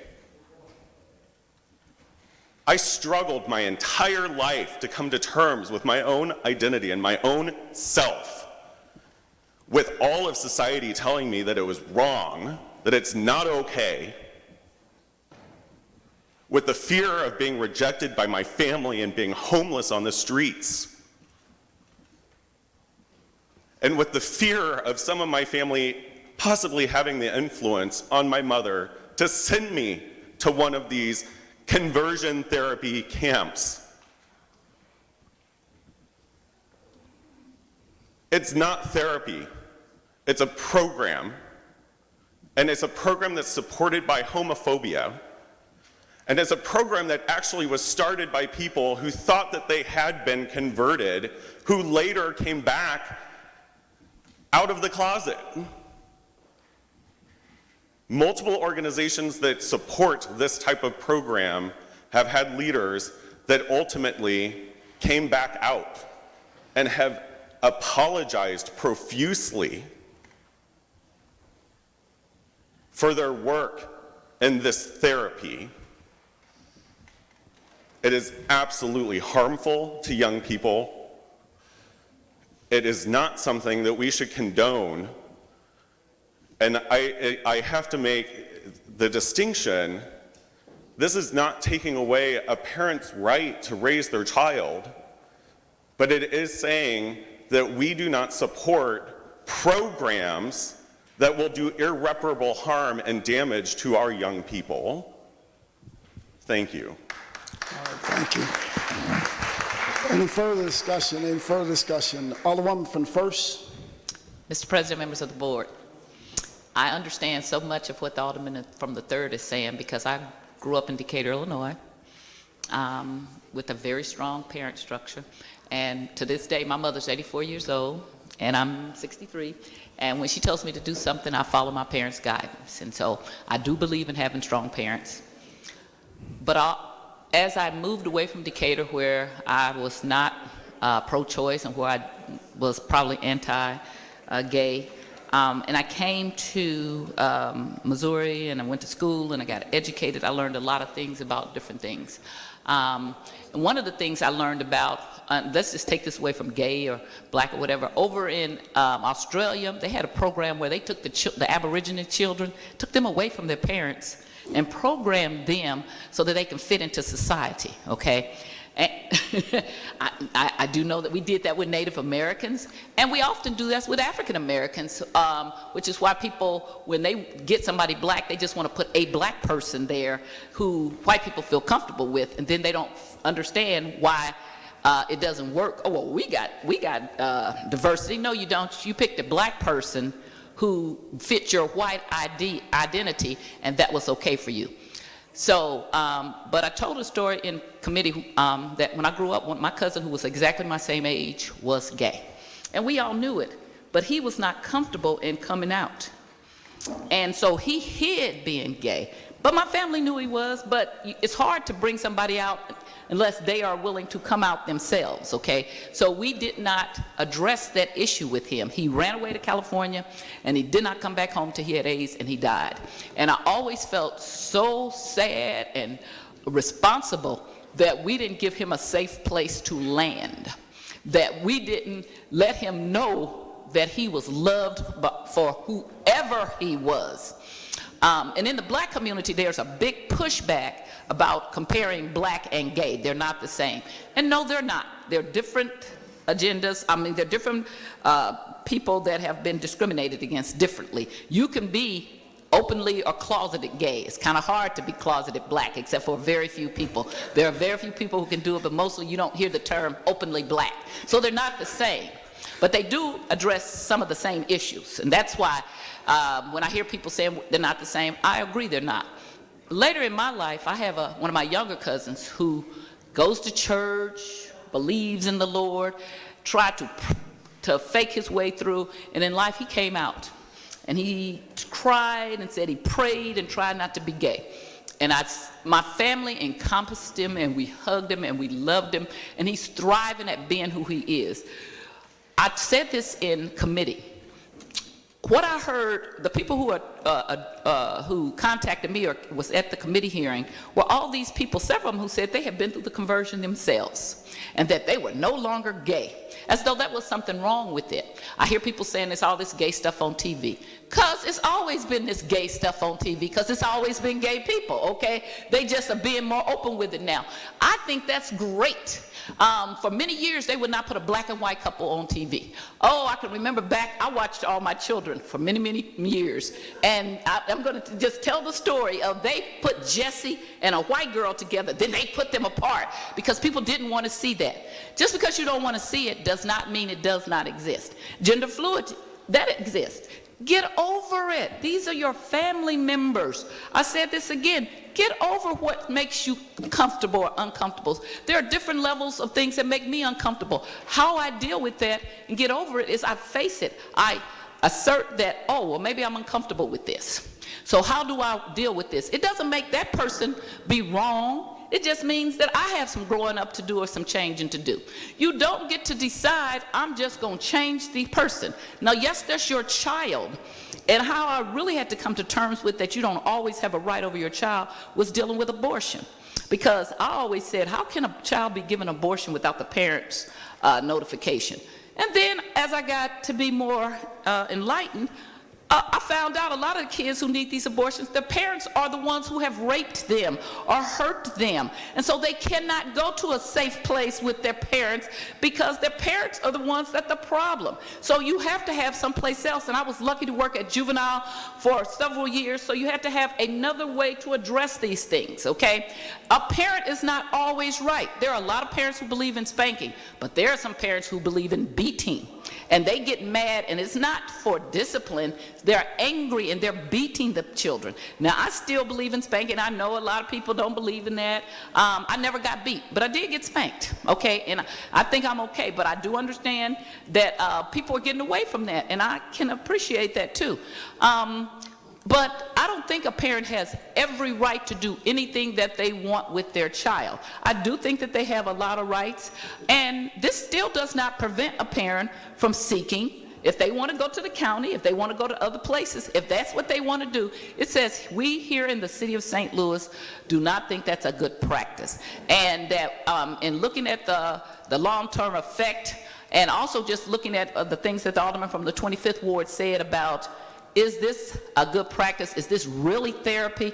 No, it's telling somebody you cannot be who you are. When you are a teenager, you are searching. You don't know a lot of things. You're trying to find out things. It is a tumultuous time. So if you're looking at your gender and wondering what your sexual identity is, there is nothing wrong with seeing a happy homosexual couple on TV loving and caring about each other. That gives you the feeling that if that's who you are, that's all right. Us hiding that is what makes it hard for people to be able to accept who they are, and hard for society to be able to accept the people, be it mixed race couples, gender couples, whatever. We as a society have no right to tell people who to love. I'm in a 45-year relationship, 32 of them married. If it ain't my business what your business is, as long as it's not with my husband. Now, if it's with my husband, I got a problem with it. Past that, it's not my business. And that's the same thing if, with children. Yes, you have a right to want to seek therapy for your children, but you should not want to go and take your children to some place that's really something that will, in later years, maybe harm them or confuse them if they're having issues about what am I? You're supposed to ask these questions. You ask these questions, what do I want to do? How do I want to dress? What friends do I want to hang out with? And your sexuality is part of it. So I remember seeing what was the commercial? It was a vanilla wafer cup. One of the commercials they had, and they had a black man and a white woman, and it was such a big to-do because they had a mixed race couple that they got all this negative backlash, so they ran it again and again. Now you see on TV mixed race couples, so get over it. If that's what you don't like, too bad. If you are having a fit because you don't want people to be gay, that ship has sailed. Okay, they're mixed, their gender, they have different fluids about what their sexuality. Get over it. We do not have a right to tell people who they are. And you can have your own religious belief. You can have your own beliefs that you have for yourself. I'm actually real conservative with my own behavior. But that doesn't mean I get to tell other people what their behavior is about. I do agree with Alderman from the 3rd about parents should have right, but I think there becomes a point where you step right up to that line, and when you start telling, if you put somebody or your child in a situation where people are trying to make them not accept who they are and tell them this is wrong and you need to change and you can't be that, I think that that is harmful. And I don't think that is right. And I can't imagine if my parents would try to put me in something to tell me, if I was raised a girl, okay, we decided you're a boy and you need to be taught that you're a boy now. Because I couldn't imagine my parents put me in some kind of thing that would tell me, you're not black anymore. So I'm just saying that your children are who they are. They are going to be searching. If your whole thing is to try to prevent them from being who they are, it is most likely not going to work. It's also going to send a message to your children that you can't accept who they are. And the most loving thing I believe a parent can do is to learn, and family can do, is to learn to love people for who they are and make sure that we don't have people out hiding who they are, committing suicide, feeling less than others, because it is natural to love people in many different ways. And so although I want parents to have control, I don't want them to have absolute control in certain situations. And for this reason, I will continue to support this bill and encourage other people to vote for this bill. Thank you. All right, thank you. Alderwoman from the 8th. Thank you, Mr. President. I just want to echo the words of the alderman from the 25th ward and the alderwoman from the 1st, and those who have spoken in support. I think it is very important for us as a body to stand and say that we believe that these children and their identities are valuable and perfect the way that they are, and that a practice, and again, I also support referring to this as a program, as a practice, not as a therapy. This does not prevent a young person from going to seek help in trying to understand what's going on in their brain, in their body. They can go and there are plenty of adolescent counselors out there and therapists who are more than willing to help a child walk through the changes that are happening to them and the things that they are feeling and how to interact with their world. And I frankly support all of that. I think that therapy and counseling is something that should be available to everyone. And this is prohibiting a program that leads towards suicide, that leads towards diseases getting passed around from person to person, that because a person who is hiding their identity is not seeking proper care. They may not know their status. We know that HIV and AIDS ravaged the gay communities, and partly it was because they were in hiding and they didn't know that they couldn't seek support because they were ostracized for merely having a disease in their body. And their lives that can be saved by open and caring support. And it is, the issues may not arise immediately. They're things that folks carry with them for the rest of their lives. This is traumatic programming that they go through. And the best care for a child would be to send them to someone who is going to listen to them and say, okay, what are you feeling? How can I help you understand what you're feeling to be safe? And this is not telling parents how to raise their children. This is one step that we as a society are saying this is harmful. We say that children need to be in school. We say that they need to be fed, that they shouldn't be working under a certain age because those things are harmful to a child. And this is one of those steps that we can take to ensure that we do the smallest or the least amount of damage possible to children. Parents kind of joke all the time about, well, I had to yell at my kid today, or we got in an argument and I messed something up, and so put another quarter in their therapy fund for when they're older, right? We can't parent perfectly, but we can, through this type of legislation, encourage the correct kind of care that isn't going to hurt in the long run, and will save lives through healthcare, through being just aware of what's going on. And I do actually thank the Alderwoman from the 1st for comparing it to what happened to the Aboriginal people in Australia, but that also happened here in the United States.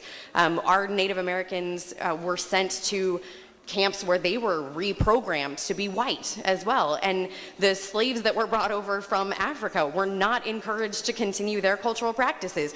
They were programmed into being as white as possible, right? And so that is denial of an identity.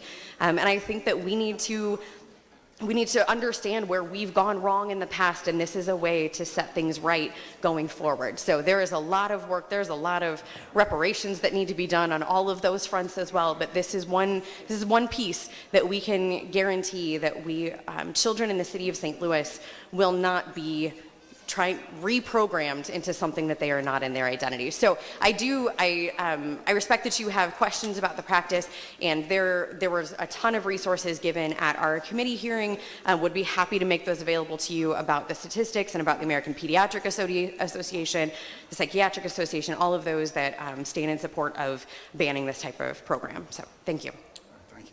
Alderman from the 23rd. I'm going to be reasonably brief. I understand what the alderman from the 3rd is talking about. I am going to vote for this. Obviously, we have we have gay and lesbian in our family, but I also know when you talk to some of the homeless people out on the parking lot, that when you box a parent in, whether it's drug abuse or whether they believe very strongly against gay or lesbian beliefs, if you box them in and don't give them, if you say you can't do this, I don't think this bill says that. I think it says you can't do it in the city. I guess you can go to the county. But, the other choice some parents make, even when it comes to drug abuse, is, well, you can't live under my roof. And I think this is also It's a complicated bill. I had received a lot of phone calls and letters myself on it,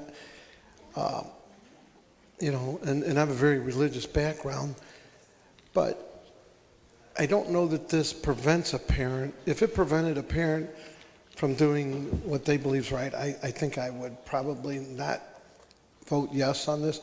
Admit I'm very conflicted on it, like you said you were in committee. I am certainly, having, well, I don't want to name family members, but having this, I know that love, we just love our children and our grandchildren, and we pray for people and pray for peace. So I just wanted to bring up the point when I'm hearing that when we do box a parent in and give them, if they feel they have no other alternative, but yet they feel strongly in their heart that this is wrong or right, they may choose to just say, you can't live under my roof. And I'm telling you, talk to the homeless people that are sleeping out here.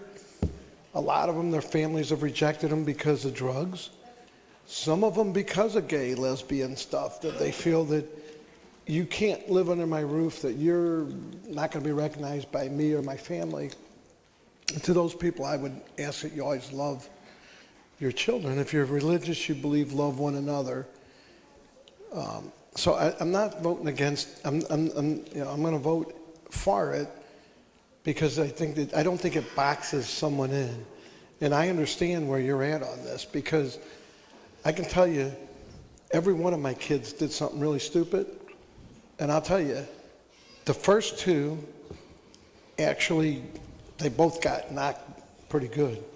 The third one, I'd probably figure it out, but the third one was in, out in Bonne Terre, and they were knocking over mailboxes and doing damage.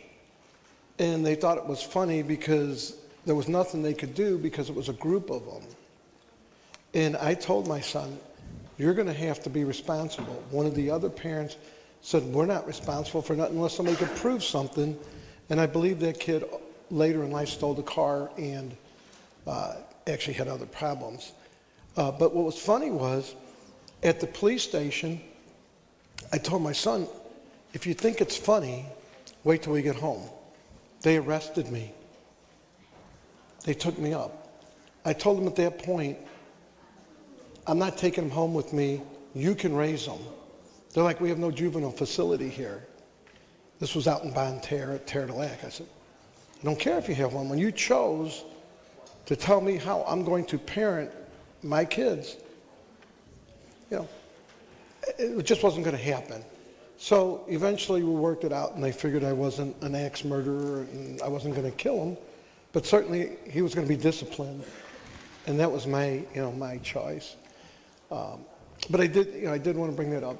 I understand exactly where you're coming from. I'm very mixed on this, but I also know that when it comes to our children, we love them, and that's why we do a lot of things we do. But I don't think this boxes someone in, and I would hope that the sponsor could further expound on that a little bit. But if you box somebody in, like if we tell you, you can't do this to your children, and you're the one, like in my case, that would go to jail, because we're saying you cannot hit your kid. And if you do, you're going to jail. To get rid of that problem, you're going to say, well, he no longer, like I said, you can no longer live in my house. They came around, but thought it was pretty odd that I was the one that got handcuffed when my son and a group of his buddies decide they're going to do stuff they shouldn't do. So I understand where you're coming from. And just so you know, all three of my kids all got hit, and they're all model citizens. They're all firemen, policemen, and all kinds of stuff. But I do know that if I would have been boxed in and not been able to raise them the way I felt, the way I was raised, so I would ask, if the sponsor would explain. I don't think this is limiting the parents' right to do what they feel. I don't think it's boxing them in. I think in a brief conversation that I had with Alderman Cohn, it doesn't really happen a lot in the city, but it could, and I think it's just sending a message saying, you know, but again, we always try to make bills here that we're just a small community, and once we start, and Maplewood makes a different one, and Clayton makes a different one, you know, these are issues that should be a state issue. My guess is, and again, I'm going to vote for this because I don't believe it's holding a parent boxed in, but every time we seem to do something here, the state 10 to 1 will actually come back and do an ordinance banning us from doing things. But anyway, that was just it. You know, I do plan to vote for this, but I did want to explain. I don't think this boxes a parent in, you know, because at one point I did sort of think that, but I don't think it boxes a parent in and tell you cannot. It just says it can't go on in the city. But that's just where I'm at. So I just wanted to bring that up. Thank you. All right, thank you. Alderman from the 20th. Thank you, Mr. President, members of the board. I'd like to inquire of the sponsor of the bill. Alderman from the 6th will yield to question until the Alderman from the 20th. I would love to. All right, please proceed, Alderman from the 20th. Thank you. Alderwoman, does this bill provide any protections for religious organizations? Can you clarify that for me, please? It's not specifically stated within the bill, but there are constitutionally recognized federal protections with respect to religious freedom here in this country. Okay, thank you. Alderwoman, does this bill prevent parents from providing any type of therapy as recognized by medical professionals? It does not. Okay. I rise, thank you, that's all I have for the moment. I rise as a parent and in a level of solidarity with my colleague from the 3rd. It's very tough to be a parent, especially in a city where we don't have resources for our children and we don't have adequate resources for parents, and our schools are lacking and we have other gaps there. It's very frustrating to be a parent. And we need all the tools we can get. But I also rise in wanting to make extra crystal clear the difference between therapy and what is being called therapy in this case. Conversion therapy is psychological and often physical torture. And this bill doesn't box parents in. What it does, this bill is about protecting our children. Protecting our children is our job as a society and as a community. And therefore I rise to make sure that my name is listed as a sponsor of the bill and in support of protecting our city's children from what has been widely known to be a very torturous program. With that, I have no further questions. Thank you, Mr. President. All right, thank you, Alderman from the 20th. Madam Clerk, please make note of that. Alderman from the 20th, make sure that her name is added to the bill. Anyone who wishes to testify who has not had an opportunity to speak for the first time? Alderman from the 14th. I would like to just say that as a parent, I don't believe that this bill would interfere with any of my rights as a parent or with my children's rights. I think it would serve to protect those that need protection and not undermine anyone's parental rights. And I would like to call the question. Are you sure about that, Alderman? I think they're close to the end of discussion, but if you want to maintain that, are you sure you want to call the question? Yes. All right, it's been moved by the Alderman from the 14th that we call the question to, it's been moved from the Alderman from the 14th, seconded by the Alderman from the 23rd, that we call the question, which would, a vote in the affirmative would move us directly to the vote on Board Bill 152. It's been moved and seconded. Madam Clerk, please call the roll. Alderwoman Tyus. Alderwoman Middlebrook. Alderman Bosley. Alderman Moore. Alderwoman Hubbard. Alderwoman Ingracia. Alderman Kotar. Alderwoman Rice. Alderman Gunther. Alderman Vollmer. Alderwoman Martin. Alderman Ornowitz. Alderwoman Murphy. Alderwoman Howard. Alderwoman Green. Alderman Oldenburg. Alderman Roddy. Alderman Todd. Alderwoman Davis. Alderwoman Spencer. Alderman Muhammad. Alderman Boyd. Alderman Vaccaro.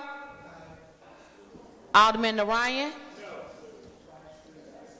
Alderman Cohn. Alderwoman Clark Hubbard. Alderwoman Boyd. Alderwoman Navarro. President Reed. No. Alderman Bosley. Alderman Moore. Alderman Kotar.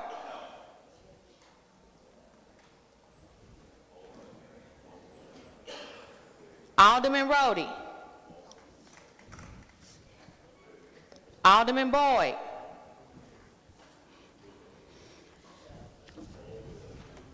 "13 aye votes and 13 no votes.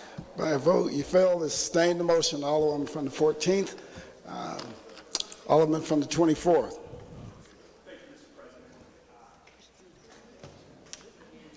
Thank you, Mr. President. I'll keep this short because I know I've already spoken on this, but I think it's important maybe for some of us to take a step back here.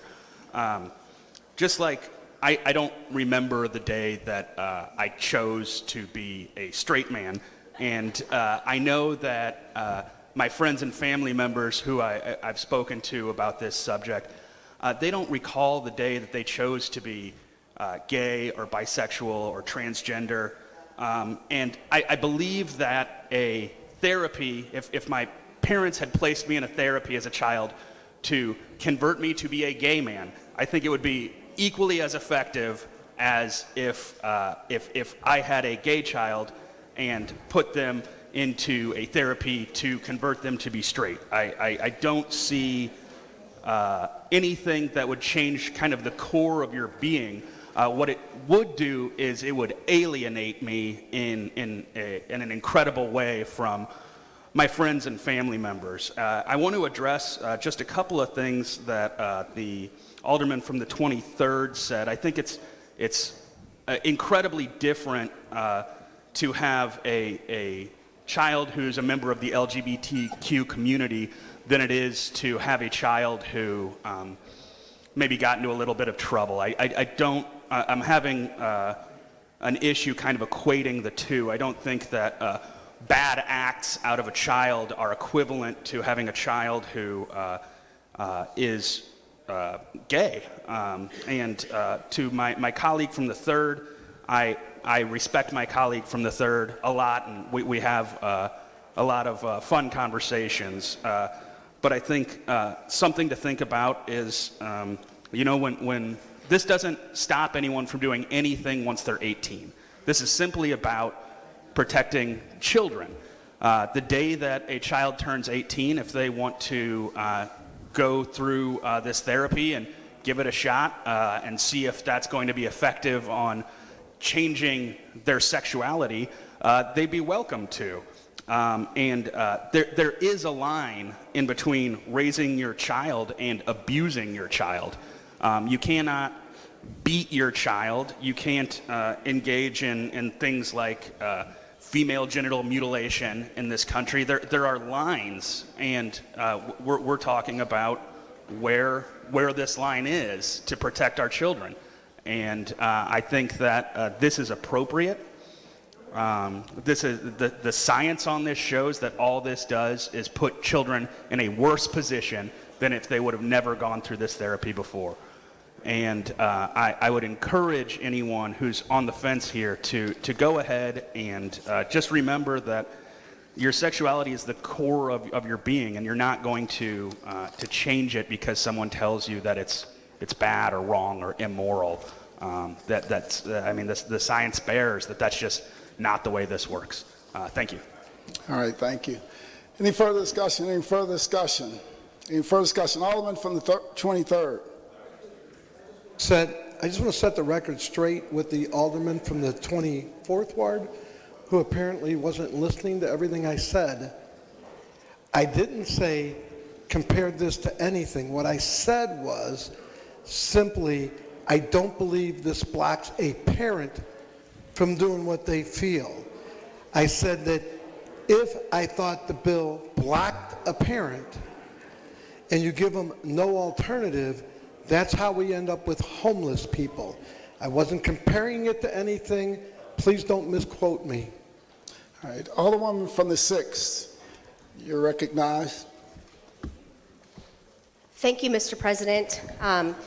One housekeeping issue, I did want to mention that I drafted the floor substitute myself, and there was an argument here one other time about co-sponsors who were not supportive of a floor substitute being added, and so that was my fault on the floor substitute. But I do echo the alderman from the 25th. There have been issues when reporting to the clerk sometimes about who should be added as co-sponsors. And then just in closing, I'd like to mention that momentum is building around the country, not just in local governments, but at the state and federal level. We realize that this is a practice that lacks scientific credibility and clinical utility. I'm just going to list for you the number of psychiatric and psychological organizations that have come out against conversion therapy in minors. The American Psychological Association, the American Psychiatric Association, the American School Counselor Association, the American Academy of Pediatrics, the American Medical Association, the National Association of Social Workers, the American Counseling Association, the American Psychoanalytic Association, the American Academy of Child and Adolescent Psychiatry, the Pan American Health Organization, and the American Academy of Child and Adolescent Psychiatry. So the scientific evidence is clear that this is harmful and dangerous. We know that there's an increase in suicide attempts, actual suicides, depression, and illegal drug use in minors whose families choose to force them to undertake this therapy. And I am very grateful for my colleagues between the resolution that we passed last session and today. We have 14 aldermen who are supportive of a ban on conversion therapy here in the city of St. Louis, and I hope to have more votes than that on the floor today. And with that, I renew my motion. Would you like to, you need to just make the final motion for the perfection of the floor substitute. Thank you, Mr. President. I'd like to move to pass Board 152 floor substitute. Been moved by the Alderman from the 6th, seconded by Alderman from the 25th and 24th. Any further discussion? It's been moved and seconded. All in favor signify by saying aye. Aye. Opposed? Motion carries. Board Bill 146, sponsored by Alderwoman Navarro and the following alderpersons: Green, Gunther, Spencer, Rice, Narayan, Murphy, Todd, Tyus, and Cohn. An ordinance to amend the 2018 International Energy Conservation Code and containing a severability clause, savings clause, and an effective date. Alderman from the 28th, you recognize on the perfection of Board Bill 146. Thank you, Mr. President. I move that we perfect Board Bill 146. Moved by the Alderman from the 28th, seconded by the Alderman from the 6th. Please proceed, Alderman. Thank you, Mr. President. So Board Bill 146 amends our building code by adding 2 appendices from the International Building Code, and these refer to making buildings new construction. We're talking about new construction of residential, commercial, multifamily in the city of St. Louis solar ready. And so what that means is that everybody in the city of St. Louis whose construction projects fall under this would be able to take advantage of renewables, specifically solar power in the future, and it would be more affordable. So what we are doing is making new technology more affordable moving forward. And the way that it does this is there are essentially 3 things that you do to a house to make it solar ready. 1, the roof has got to have space for solar panels. It's got to be able to carry a 5 pound per foot of dead load. I can get into that more if you'd like. The other piece is running electrical conduit from the roof down to the electrical panel, and then making sure your electrical panel is big enough. So these are things that are already happening in new construction. You have to put a roof on, you've got to run wire, and you've got to put in an electrical panel. So we're not really asking for anything. It's not a significant upgrade to the home. What we've gotten calculated for multifamily is about 8 cents a square foot, is from a tier 1 developer here in St. Louis. So we feel like it's very affordable. It's definitely more affordable than adding solar panels later. It could cost an individual homeowner $4,000 for a commercial project, maybe up to $25,000 to do this work, not the solar panels, but just to do this work to make the building ready in the future. So what we're doing is saying if you go in now and you are building the structure, make these small changes, you're going to be able to take advantage of renewable energy in the future. So with that, I ask my colleagues to support Board Bill 146. Any further discussion? Any further discussion? It's been moved by the Alderman from the 28th and seconded by the Alderman from the 6th that we perfect Board Bill 146. Alderwoman from the 20th. Maybe it's this microphone. Alderwoman from the 26th. Do not use the microphone, Alderman from the 23rd. Okay. Yeah. Alderwoman from the 28th, will you yield for a question? Alderwoman from the 28th, will you yield for questions? Alderwoman from the 26th. Yes, Alderwoman from the 26th, yeah, please okay. proceed. So I had a couple of concerns, and I want to make sure we can hash those out. And they are in regards to affordable housing, the affordable housing projects. And I know what you just spoke about went to individual homeowners and what it would be like for them to come back and put in solar paneling. But for a constituent or a neighbor that lives in an affordable housing project, they don't have that, they're not afforded that opportunity to do things like that. So I know there was some discussion before, and it sounds like the discussion might have gotten misunderstood or misexplained. So if you can tell us what this means for affordable housing projects, especially for a ward like mine that has affordable housing projects already in the pipeline, and they want to make sure that this will not affect them, because when you lay down the papers and the cost, it doesn't weigh out for them. Yeah, thank you. Great question. And yes, so I have been talking a lot with low-income housing developers, and specifically about LIHTC projects, so any state, federal funding for low-income housing projects. 2 things we want to make sure that we do with this bill. One is that we do not do anything to disadvantage low-income housing projects in the city of St. Louis. We know we need them, and we want to keep those moving forward. And 2, we want to make sure that 30 years from now, when everybody who's in a project that's been built since 2020 is taking advantage of cheaper solar renewable energy, that low-income housing projects aren't left out of that. In 30 years, we don't want to look around the city and say, wow, why are these tenants still paying for coal when in these other neighborhoods and these higher-end developments are able to take advantage of solar? So those are the 2 things that I think are important here, that we're addressing that disparity and that we are not doing anything to disadvantage those low-income housing projects. So 2 pieces of that. 1, any project that's already in the pipeline, just like with any update to our building code, they are not going to be held to the standard. They're going to be held to the standard that was in place when they applied for their project. So if someone has already gone to the state of Missouri and been awarded a project based on their numbers, those are their numbers, and they don't have to change anything. They don't have to comply. Moving forward, and we're looking at about 2 to 4, if we're lucky, 5 low-income housing tax state-awarded projects here in the city of St. Louis. And so those projects would still have available to them the building appeals process. And I've been talking very much with our building commissioner, who understands the situation and does not want to do anything to deter these projects either.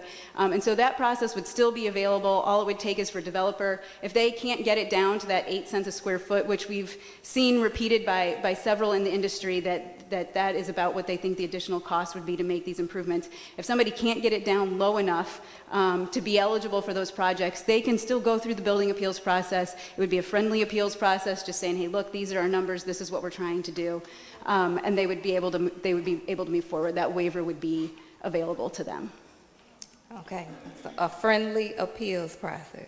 Well, essentially, the building commissioner and the building division is going to work with any project that can't get their numbers. You know, if they can't make their numbers work in order to qualify for low-income housing tax credits, then yes, the cities would waive that. Is committed to that? Yes, yes. Okay. And I do have an email from the building commissioner stating that. Okay, thank you. Alderman from the 7th. Thank you, Mr. President, members of the board. Will the Alderwoman from the 28th yield? Alderman from the 28th will yield to Alderman from the 7th. Yes, I will. Please proceed, Alderman. I want to follow up on that last statement you made about the friendly appeals process. So we're talking about 2 to 4 LIHTC projects a year, correct? Yes, that's what I've been told by the Affordable Housing Commission. Right, Yes. so have I.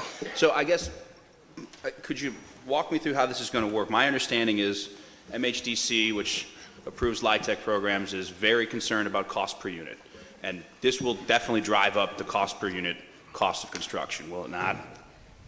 So what I have seen so far, and I've asked for numbers from as many people as I can, is roughly 8 cents a square foot. What I've heard from some other developers who have gotten back and said they're looking at much more. I have not gotten I think they're calculating something different. From anybody who has calculated those 3 things that I mentioned, I'm getting about, 8, sometimes lower than that. Where's your 8 cent per square foot coming from? I think you said a tier 1 developer. What does that mean? So that's a developer here in St. Louis. We've talked to Clayco. I've reached out to the Home Builders Association. Most of the developers I've talked to have said, one, we're already doing this because again, it makes sense. It's the building standard. We don't want to lower the building standard for low-income housing tax credit projects, for low-income projects. So the numbers that I'm hearing are from developers that are actively doing projects. If you're doing a large commercial building, for example, you're already going to meet that roof load because you're putting your HVAC and all your other systems up there as it is. And I'm not really concerned about large commercial projects. I'm more just about affordable housing because I'm hearing concerns from folks who are very active in that community that they're concerned that this is going to put the city at a disadvantage against our neighbors in St. Louis County and St. Charles and Jefferson County on these projects. So I guess if it's just 2 to 4 projects a year, what would be the harm in simply exempting them with a simple amendment? Because I think moving forward, we want to see we want to be pushing the building industry to this standard, and we are so close. We're almost already there. So if we start exempting all these projects moving forward, like I said, 30 to 50 years, the only people who are going to be paying for coal are going to be the folks living in low-income projects. The other thing is there's already, there can be stigma around low-income housing projects, and we don't want that to be that they've got a lower building standard. We want everybody to be able to take advantage of renewable energy. We know that that's not true about low-income housing projects, but we want to make sure that these are up to the best standard. Already, Affordable Housing Commission requires universal design. Those costs have been absorbed into this. We've already updated to the most recent International Building Code standard. Those have already been absorbed. So we want to make sure that all projects, and I would say especially low-income housing projects, are able to take advantage of the best standard possible. And if we start exempting them now, as things get cheaper and cheaper, they're still going to be left out. Well, they could choose to add it in if it becomes financially feasible. I guess if we don't exempt them and we don't get awarded future LIHTC projects from the state, I think we've sort of created an even bigger problem. Wouldn't you agree?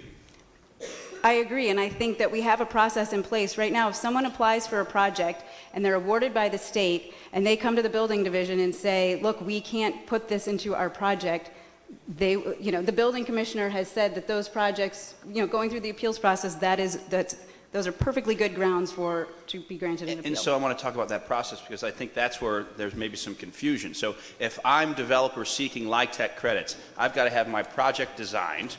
I've got to follow all the applicable codes, including this, when I submit to the state.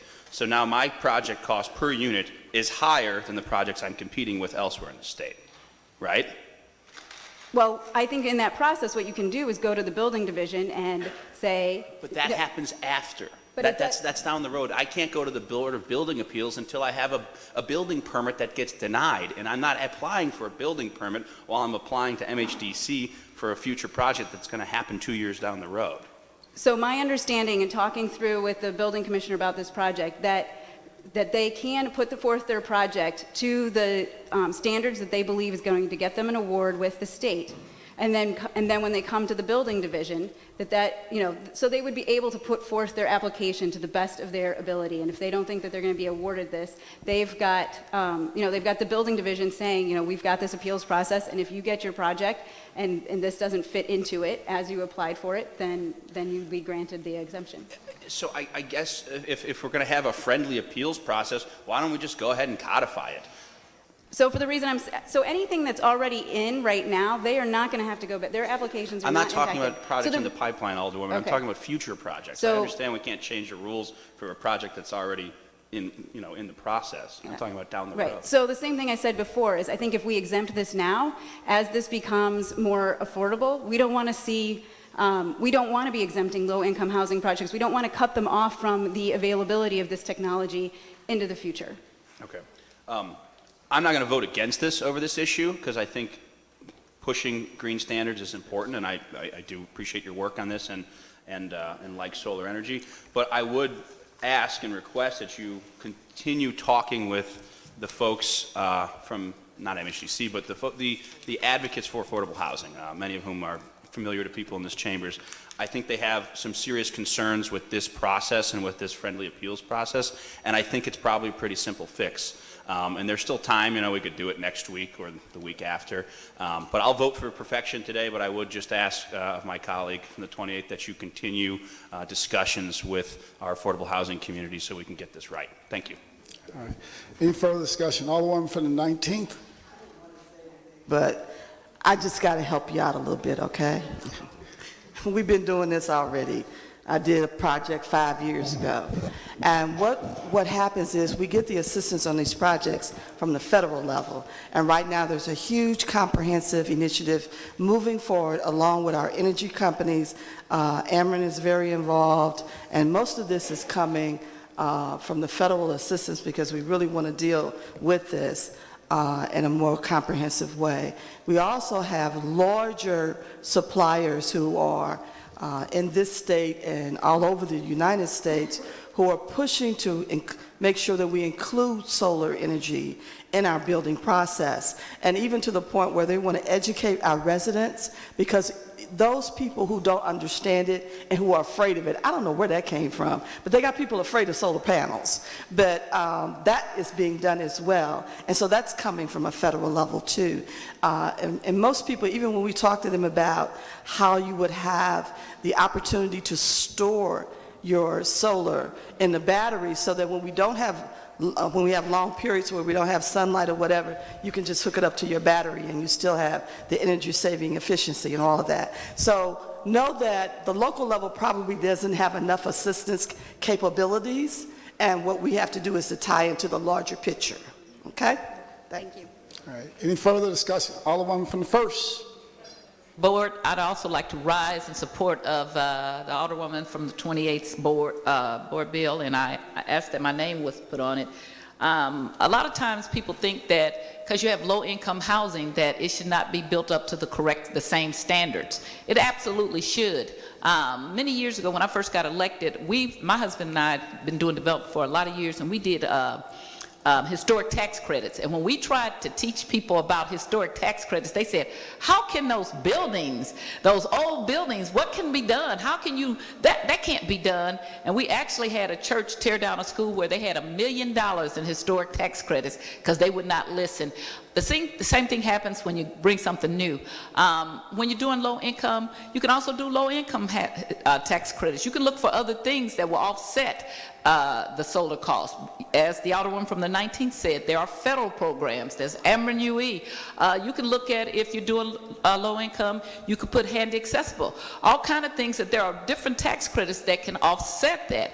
And we as a state and a city should be finding ways to give it more money so that it becomes a project that can be done. Because we do not, as the Alderwoman from the 28th Ward says, want to build all this housing for wealthy or upper income people, and then the people who should be using the savings don't get it. So that's the whole point of we're supposed to be having subsidies and using the but-for test. But for the fact it wouldn't get done, we use that for TIF, but we need to use that for other things too, to say, yes, this is going to be a standard for everybody, and if we have to look for other places to subsidize it, then we will do that. But do not make it so that we can't do a solar or wind or historic tax rates or whatever it is. Those are all the things that we need to use at our disposal to make sure that we go into the future with clean energy.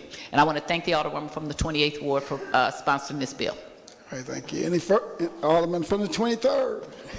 I don't feel as bad you didn't recognize Shameem. She's up here. Certainly you can add my name, but this doesn't mean that they're going to put solar panels. So on affordable housing, it's just going to be set up so if they choose to buy them, you know, and actually, I agree, maybe they could find other ways to do it, but it would be nice to incorporate those things into it, because again, just because it's on the house, if you can't afford to do it, doesn't mean anything. So anyway, you can add my name to the bill, but it still does not really help people that are most needed. It just gives them the opportunity to buy something that they may or not be able to afford.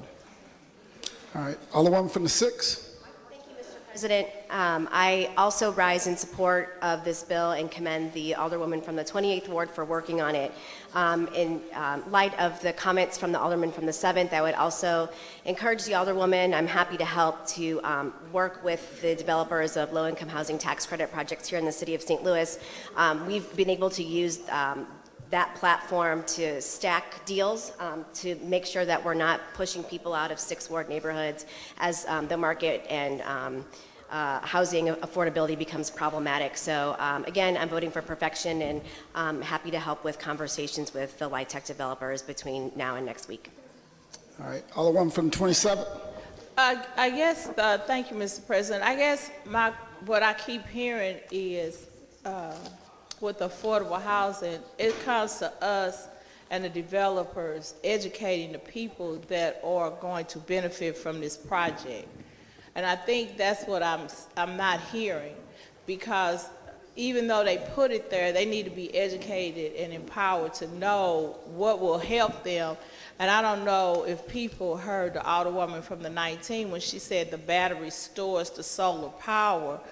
But and if I'm off, tell me, it's my understanding they could sell some of that power back to Ameren to help them. And so how would that benefit those residents? So the whole solar piece is a multi-million-dollar piece that can help the residents, one, save on their utility bills, and two, where they can work with Ameren. So I think it's about education, and that's what I think doesn't happen. We don't educate people on how it's going to benefit them because it's new.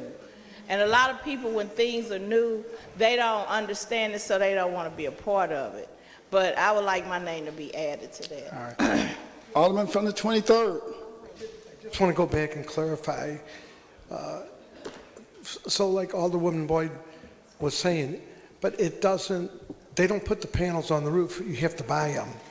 It only means the house, it only means that the house is made a little bit easier. Like if you were putting central air conditioning in, but they put the egg coil in the furnace but didn't provide an air conditioner, and said, but you can always buy an air conditioner.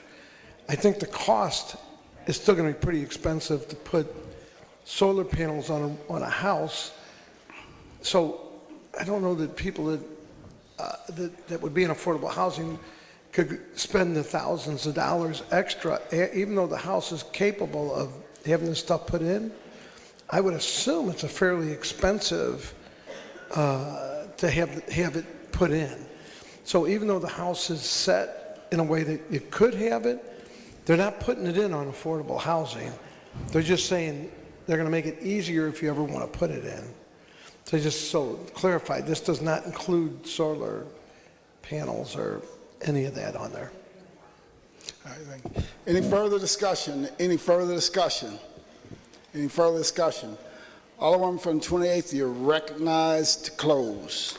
Thank you, Mr. President. In closing, I just want to say that this is just one small step in a rapidly changing industry. So while this does not put solar panels on anyone's home, we know that we are seeing tremendous progress in the area of renewables. And so what solar panels look like today, they're going to look very different in 3 years and 5 years.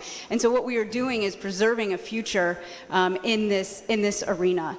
And I also just want to say that I have been working very closely over the last 2 weeks at least with members of the development community in the low-income housing sector. And over this next week, I will definitely be reaching out as we kind of polish up what that policy looks like in the building division to make sure that that process is seamless. So thank you for everyone who stood up and continue to bring that to the attention. I think that's a very important piece of this, and I think we've got some time to get that right at the administrative level. So I renew my motion for perfection on Board Bill 146. It's been moved by the Alderman from the 28th, seconded by the Alderman from the 6th, that we perfect Board Bill 146. There's been a request for roll call. Madam Clerk, please call the roll. Alderwoman Tyus. Alderwoman Middlebrook. Alderman Bosley. Alderman Moore. Alderwoman Hubbard. Alderwoman Ingracia. Alderman Kotar. Alderwoman Rice. Alderman Gunther. Alderman Vollmer. Alderwoman Martin. Alderman Ornowitz. Alderwoman Murphy. Alderwoman Howard. Alderwoman Green. Alderman Oldenburg. Alderman Roddy. Alderman Todd. Alderwoman Davis. Alderwoman Spencer. Alderman Muhammad. Alderman Boyd. Alderman Vaccaro. Alderman Narayan. Alderman Cohn. Alderwoman Clark Hubbard. Alderwoman Boyd. Alderwoman Navarro. President Reed. Alderwoman Middlebrook. Alderman Moore. Alderman Ornowitz.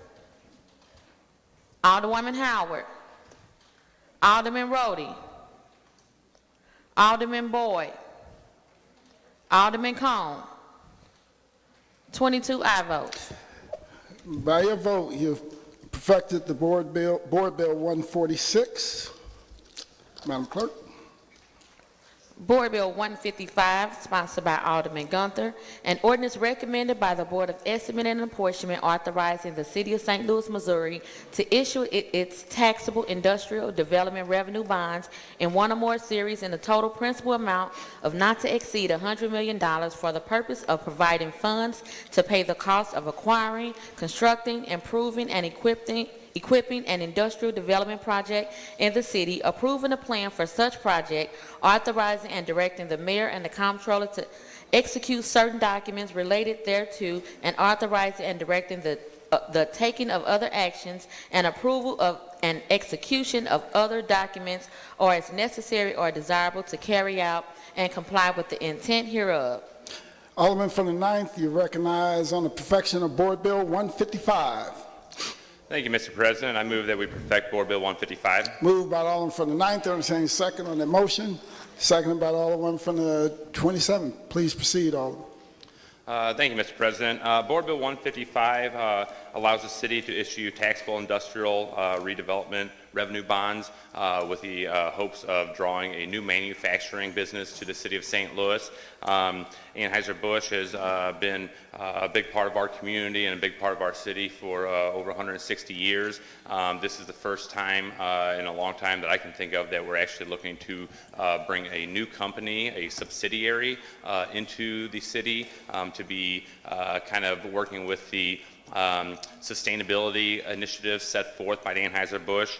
And with that $100 million investment, we're looking to bring $80 million in manufacturing equipment, $15 million in renovations of one of the very large warehouse and possibly a new building, new construction of the building, and then $5 million in non-manufacturing machinery. The hope is to draw this new subsidiary to St. Louis. It's currently in another state.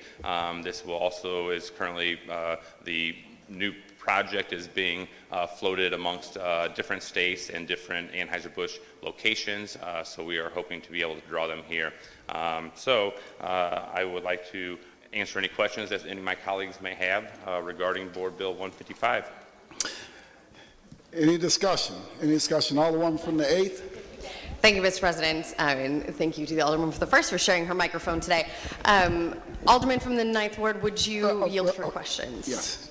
Sorry, Mr. President, I would like to ask if the Alderman from the 9th Ward would yield for questions. Alderman from the 9th will yield for questions to the Alderwoman from the 8th. Absolutely. Alderman from the 8th, please proceed. Thanks. If I can get called Alderman, you can handle Alderwoman. I'll take it. Thank you, and I appreciate your willingness to discuss this bill today.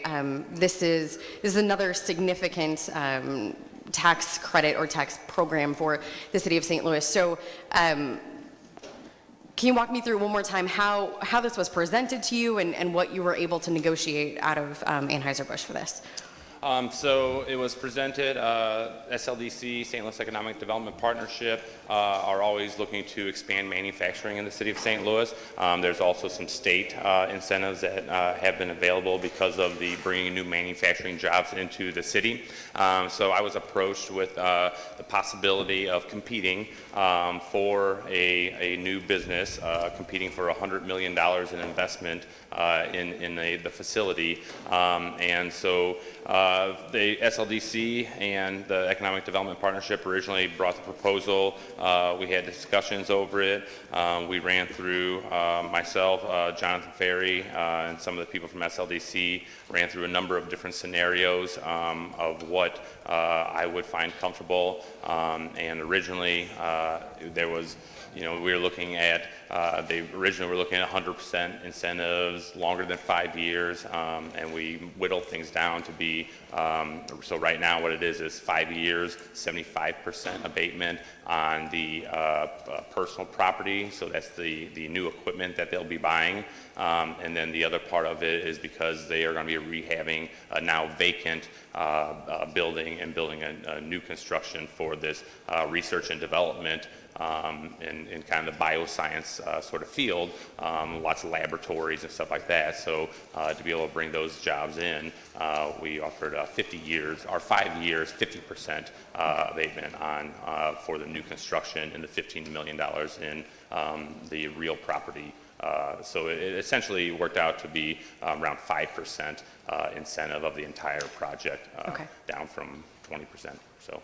Great. And as far as, minority inclusion, that kind of thing, the developers have a good record as far as that goes? Absolutely. Yeah, so we talked about the minority inclusion. We talked about prevailing wages. They are a union shop, obviously. Most people know that Anheuser-Busch is a large union workforce. A lot of these jobs, I did ask them about because it is currently this research and development is currently in different states, so I did ask them about the hiring, whether or not they will be bringing, 40 people from another state here, or are we hiring locally?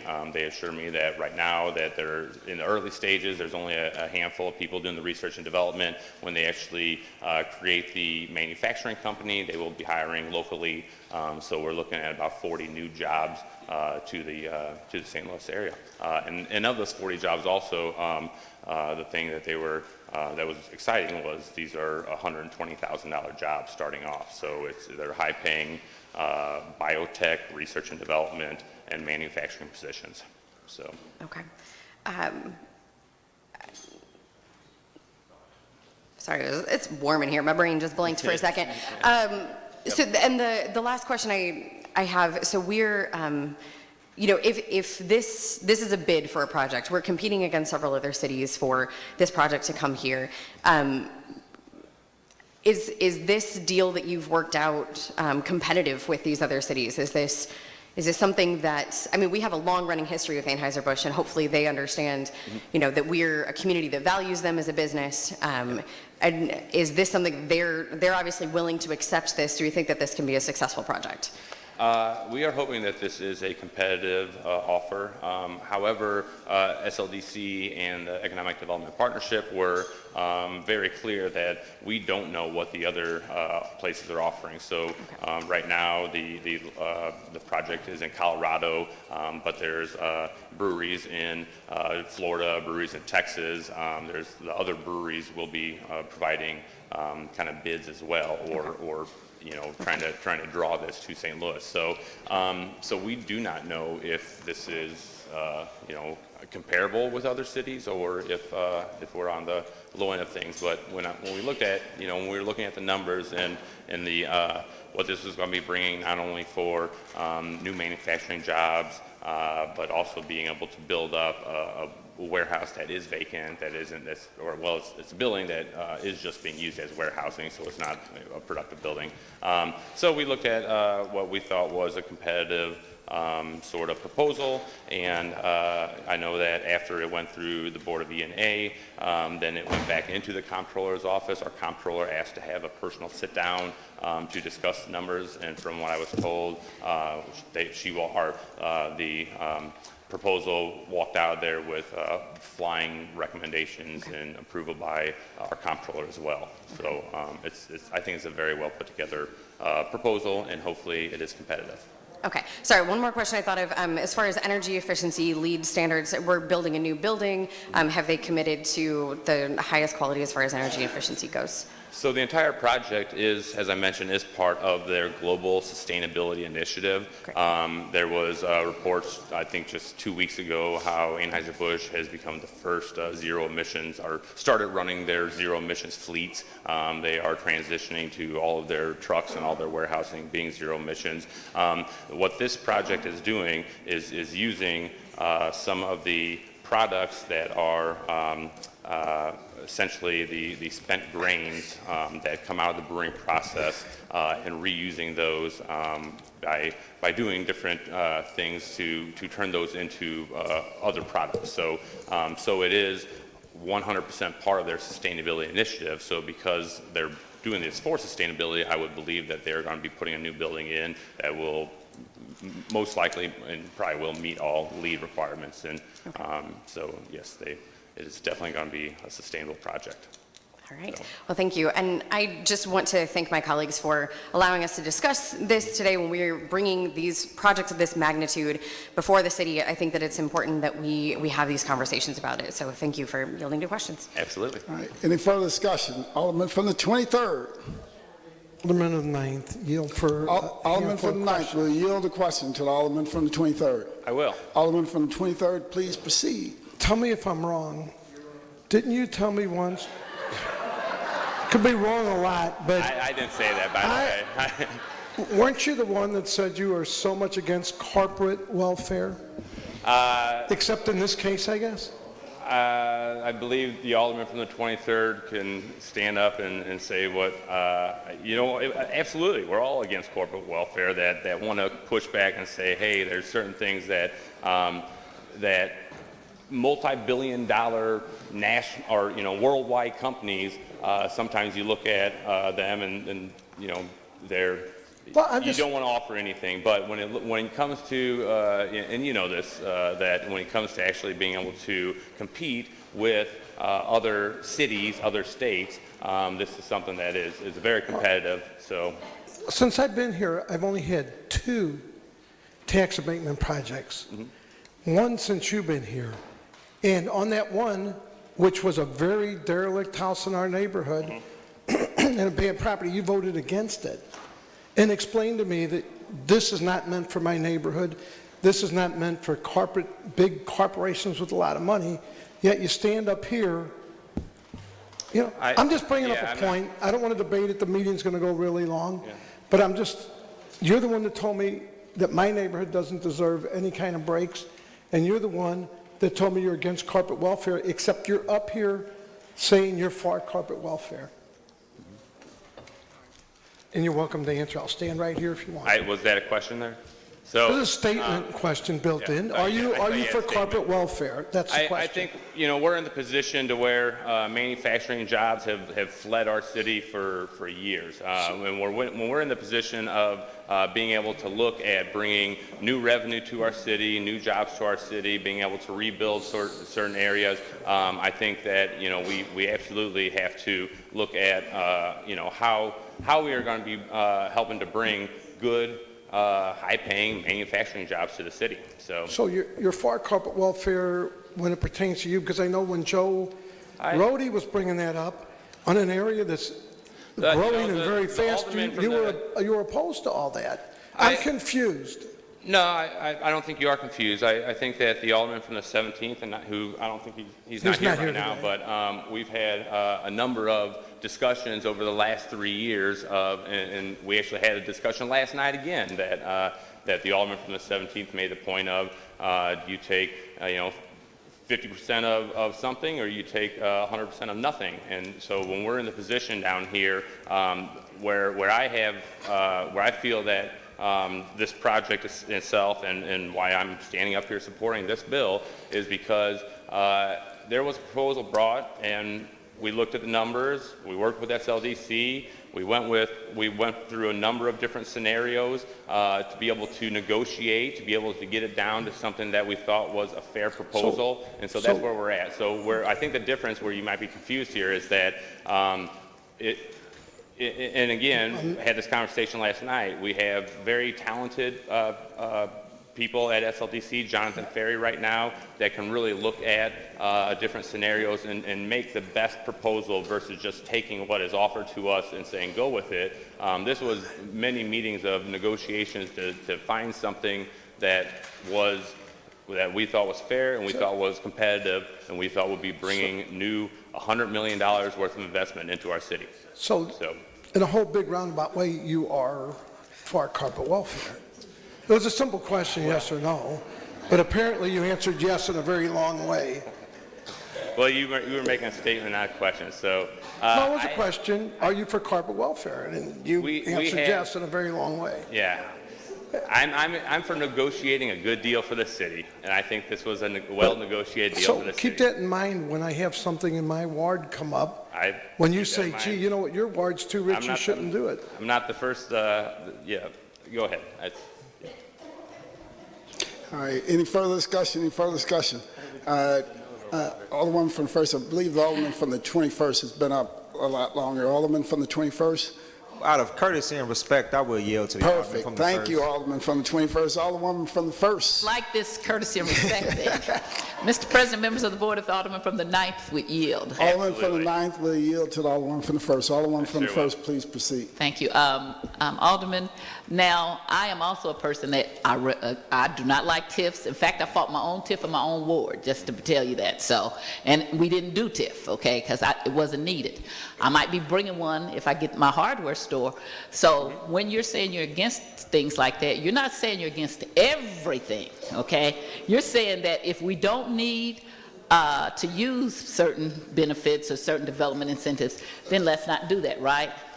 Absolutely, and and we do have this debate all the time. We have the debate in committees, and there's scenarios where we look at where we're a city that's offering incentives to try to get a business from another neighborhood and try to shuffle jobs around. So those scenarios are where you say, okay, I'm not for this. This is bad incentives, but we do have to look at possibilities of bringing investment that will not be in the city, that will be in another state, jobs that will be in another state and looking at those and saying, okay, here's a good deal that I think we can work with. And again, it's not take the first offer and go with it.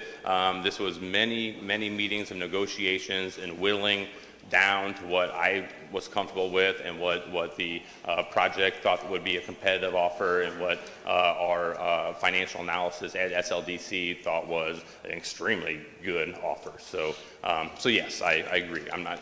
You have to you have to be able to work with what we have and try to your hardware store. If you could bring one, you're going to do what you can to get it. That's exactly right. Okay, yes. That's why I didn't give in the other life we didn't do a TIF because there was no hardware store. We're working on one now. I'll bring one. There is a but-for test, and in this case, Anheuser-Busch is a long-term, been there forever, and we're talking about lots of money. And I want you to know, mostly I vote against TIFs, but I would be supporting some kind of development for this too. Okay, you do not give up everything. Okay, you just try to refine what you need to do things for and what you can find a different way.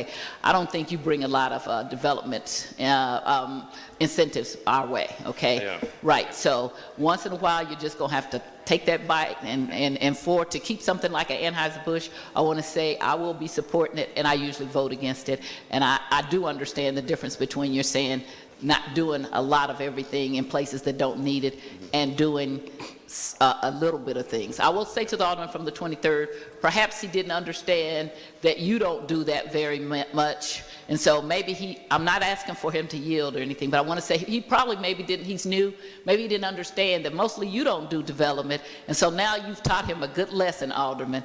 And so he's going to be very careful the next time when you bring something, okay? I have no further questions. Thank you, Alderwoman. Alderman from the 21st. Hey, thank you, Mr. President. Will the Alderman from the 9th yield for a Alderman question? from the 9th will yield the question. Alderman from the 21st, please proceed. Hey, thanks, buddy. This is the second major TIF and tax amendment bill that you've brought forth for Anheuser-Busch. I want to know why. First of all, not a TIF. It is an incentive package. I'm sorry, you're right. The first one was a TIF, I believe. This is the second one. You introduced 14. Second one. You introduced 14 first one was not redevelopment plans since 2017. Two of those redevelopment plans were specifically for Anheuser-Busch. I just want to know why. So if you recall, because we had long discussions from the first time. So the first time was the opportunity to bring $75 million worth of new equipment to the Anheuser-Busch brewing facility. With that package, we were able to take it from what could have been, well, essentially it's two large production, I guess, kettles, we'll say kettles. So we were able to bring in $75 million in new investment to that brewery to be able to make smaller batch products.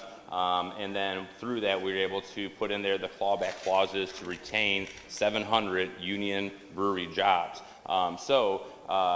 After we were able to do that, after we were able to work to negotiate to be able to get a large investment in the brewery facility itself, that's when SLDC said, hey, here's another opportunity that is a subsidiary. It is a completely separate company, but it will be retaining, it will be using the land, basically some empty warehouse buildings on the campus of the brewery, but it will be bringing in a whole new company. So it's not necessarily, it's not a repeat of the an incentive for brewing beer. This is a package to try to get a new company here that is going to be research and development and manufacturing to be able to reuse some of the products that are used in the brewing process to make those into new products. So it is essentially, it's a second company. It's a separate sort of proposal, and it would help to build the campus and build manufacturing in the city. So it's a separate project. You say it's a separate company. Mm-hmm. Explain that for me, please. Like, expound on that. What do you mean it's a separate company? What's a separate company? Well, it would be a subsidiary of Anheuser-Busch. So it will not be called Anheuser-Busch. It will be a separate company, a subsidiary of Anheuser-Busch. Still owned by Anheuser-Busch. Anheuser-Busch, InBev Inc. owns many different Right. Sure. So businesses that they con- don't all brew. the contract and the redevelopment plan is still with Anheuser-Busch, regardless of what sub-company or sub-entity runs its management, right? It's still with Anheuser-Busch, right? Yep. So this is the second one you introduced, and I asked why. You didn't really answer that question. Because the answer to the question is that it is a separate business. That is, it is trying to bring a new business to the Anheuser-Busch campus.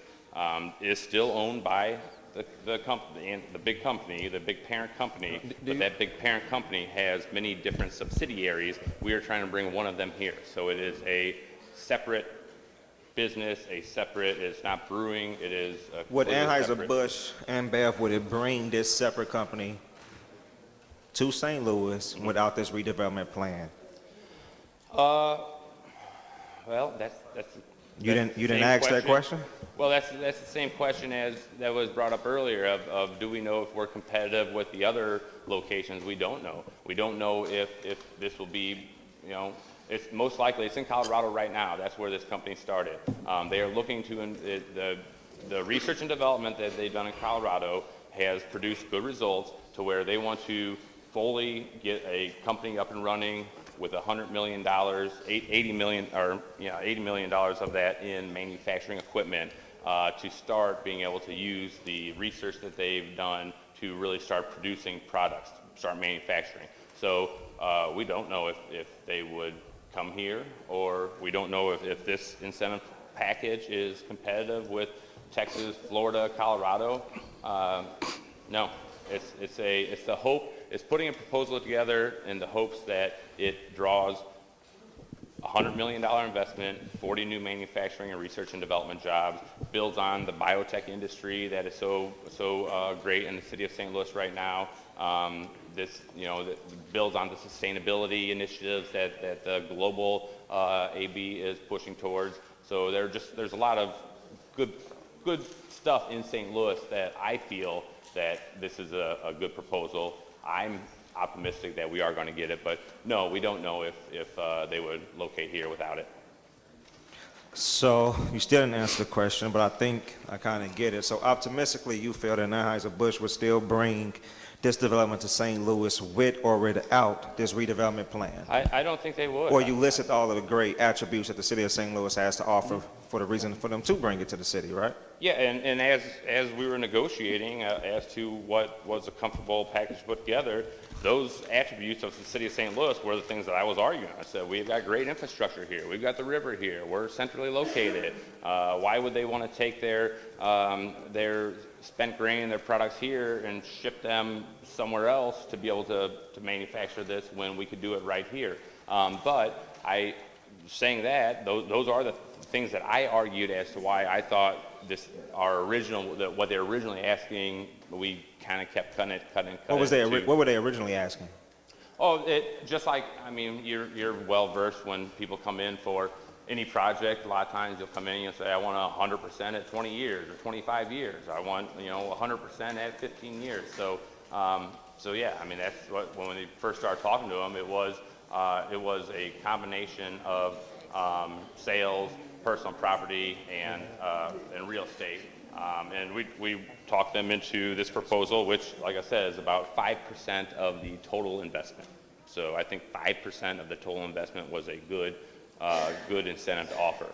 Right. Alderman, I'm not against Anheuser-Busch. It may seem that way. I'm not against development. I do think that this brewery project will look better on Natural Bridge, but it's okay. It's just that I find it hard to believe that a company with the financial resources that Anheuser-Busch have would not come to the city without a financial package such as this. I could be wrong. I believe Anheuser-Busch has been in the city of St. Louis for 167 years. I could be wrong. I think 164. I think it could be right. What is it? 164, I believe. 160. Somewhere 160 something, right? Plus, right. Yes, 160 plus. So I think they see the commitment and they see the value being in the city of St. Louis. I don't think that we have to offer these outrageous tax development plans to them as an incentive to stay here. Well, I think that it's evident they want to stay in the city of St. Louis. I'm going to support 155. I appreciate that. Again, next time you're in a meeting with them, make sure you tell them Natural Bridge is wide open. All right? Absolutely. Thank you, Alderman.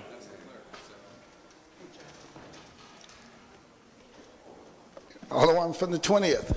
Thank you, Mr. President. I stand to commend my colleague from the 23rd and his strong St. Louis accent there. I was curious, how exactly do you spell that word? Carpet?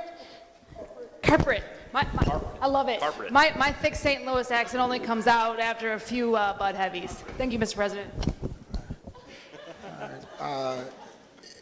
Any further discussion? Any further discussion? Any further? Alderman from the 24th. Thank you, Mr. President. Will the Alderman from the 9th yield for a question? Alderman Absolutely. From 9th, will you, Alderman from the 24th, please proceed. Thank you, Mr. President. Alderman from the 9th, how many jobs are associated with this project? Yeah, so the original, what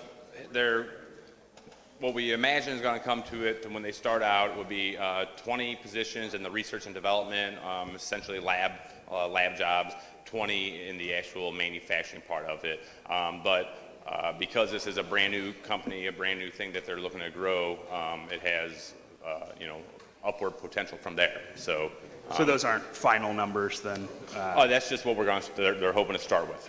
So. Okay, and then you kind of covered this a bit previously, but in your estimation, would this development go through if not for this particular piece of legislation? I do not believe that this project would be coming to St. Louis if we don't have some sort of package. And one of the reasons I say that is because from the first time that we worked on the project to be able to keep those 700 jobs, 700 union brewing jobs in the city of St. Louis, that's when I really kind of got my lesson on how other states work. When we have other states that don't have personal property tax, when we have other states that have much lower sales taxes. So when you start looking at competing against other states, I don't think that they would be leaving Colorado if we don't offer incentive of some sort. So that's why we negotiated, we looked at numbers, we ran a bunch of different models of combinations of different tax rate stuff, and I think that this was, again, the 5% I thought was a good offer. And you just mentioned union jobs. Do you have any indication if these 40 some odd jobs that would be coming would be union jobs? So it was discussed. I know they were talking about the research and development part of it, the lab part of that. I don't know that. I'm not sure, to be honest, if there is like a lab technician union. I don't know about that. I'm willing to accept that as an answer for sure. Yeah. But manufacturing, though, would, the rest of the building, it's a union business. And then is there just one building associated with this, or is there more than one building? So if you're familiar with the campus, it's a very large campus, lots of different buildings. So and they have a number of different areas that they're looking at in there, but there is one very large, I believe 6 or 7 story warehouse building that they are looking to rehab, to restore, but then a large parking lot next to it that will possibly be the new building built that is the lab part of it. So the lab part will need a much cleaner, much more modern sort of facility. So it's a combination of restoration and new construction.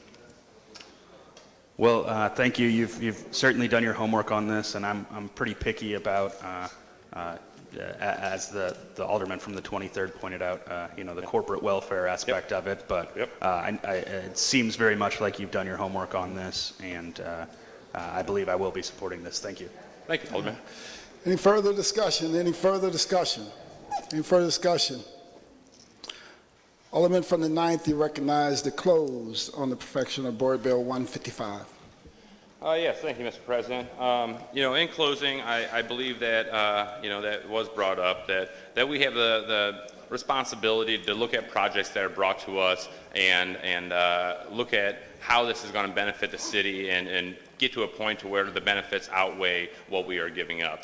We are not drawing positions from the county or Illinois or our surrounding metropolitan area. We are not just relocating works and offering incentives, which I have been opposed to, and many of my colleagues here have been opposed to for many years. So as was brought up, I think that projects like this, you look at the benefit, you look at what this could possibly bring the city, and when I look at a facility that, as we all know, is founded in St. Louis, but a number of years ago, a company called InBev came and purchased it, and now all of a sudden we are looking at a global business, and so we have to be able to offer a competitive proposal to be able to draw new business, draw new investment dollars, and a $100 million investment in the city, I think is well worth offering some sort of incentive for that. So with that, I will renew my motion and hope to get the support of my fellow aldermen. It's been moved by the Alderman from the 9th, seconded by the Alderwoman from the 27th, that we perfect Board Bill 155. There's been a request for roll call. Madam Clerk, please call the roll. Alderwoman Tyus. Alderwoman Middlebrook. Alderman Bosley. Alderman Moore. Alderwoman Hubbard. Alderwoman Ingracia. Alderman Kotar. Alderwoman Rice. Alderman Gunther. Alderman Vollmer. Alderwoman Martin. Alderman Ornowitz. Alderwoman Murphy. Alderwoman Howard. Alderwoman Green. Alderman Oldenburg. Alderman Roddy. Alderman Todd. Alderwoman Davis. Alderwoman Spencer. Alderman Muhammad. Alderman Boyd. Alderman Vaccaro. Alderman Narayan. Alderman Cohn. Alderwoman Clark Hubbard. Alderwoman Boyd. Alderwoman Navarro. President Reed. Alderman Moore. Alderman Ornowitz. Alderwoman Howard. Alderman Boyd. 25 aye votes. By vote, you sustain the motion. Alderman from the 9th and perfected Board Bill 155. Board Bill 157, sponsored by Alderwoman Hubbard, an ordinance authorizing the execution of a redevelopment agreement between the City of St. Louis, Missouri and 900 North Tucker Building, LLC, prescribing the form and details of said agreement, authorizing other related actions in connection with such agreement, and containing a severability clause. Alderwoman from the 5th, you recognize on the perfection of Board Bill 157. Thank you, Mr. President. Members of the board, I move for perfection of Board Bill 157. Moved by the Alderman from the 5th, seconded by the Alderman from the 10th. Please proceed, Alderman. Thank you, Mr. President.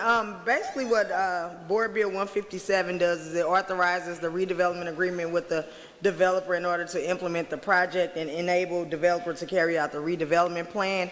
There are two companion bills as well. I know we'll have to go through the process, but there's 158 and there's 159. This is the square project that we all have heard so much about. The total project cost is roughly $69 million. It's a renovation of the 278,000 square feet post-dispatch building. They acquired an additional building at 901 North 10th Street and paid $10 million with no incentives. This project scored 4.75 out of 5 on the scorecard. It'll be 1,250 jobs coming to the 5th Ward. And I just would like your favorable support of this bill. With all due respect to all my colleagues, I hope that we can get past this space that we're in. These bills were on perfection consent, and my colleague from the 8th turned around and said, you know, I'm going to take your bills off. And I said, why? You couldn't talk to me, you couldn't ask me any questions, you couldn't show up at the committee hearing. And she said, well, it's massive. And I'll stand here and I'll say this. Our community is changing now. We've lived in the 5th Ward for many years. For 60 years, we've had disinvestment. So things are going to be massive, and any incentive package that comes before me and my constituents who have been left with nothing, I'm going to bless it. So I challenge anybody to start doing your homework if you have this fixations with it in incentives, and particularly incentives in North St. Louis. But because for so many years, we've gave incentives to every other part of the city, you know, the coveted Grove, the coveted Shaw neighborhood, all incentives. And so now when we get to trying to start developing North St. Louis, there's a problem. We need to claw back. We shouldn't be doing this or doing that. Well, as long as I'm in that capacity as alderperson, I'm going to go above and beyond to give them everything like we've been giving them everything for development in my ward. And so with that being said, I ask for your favorable support. I will not be yielding because I won't continue to do this dog and pony show that people like to do for these cameras that, you know, 30 people out of the whole city don't even watch these videos, but people use this as their moment or their 5 minutes of fame or their time to shine and play like a good lawyer instead of being a good lawyer. So with that being said, I ask for your favorable support. I will not be yielding, and I welcome any commentary anyone has. Thank you. All right, any discussion, Alderwoman from the 8th. Thank you, Mr. President.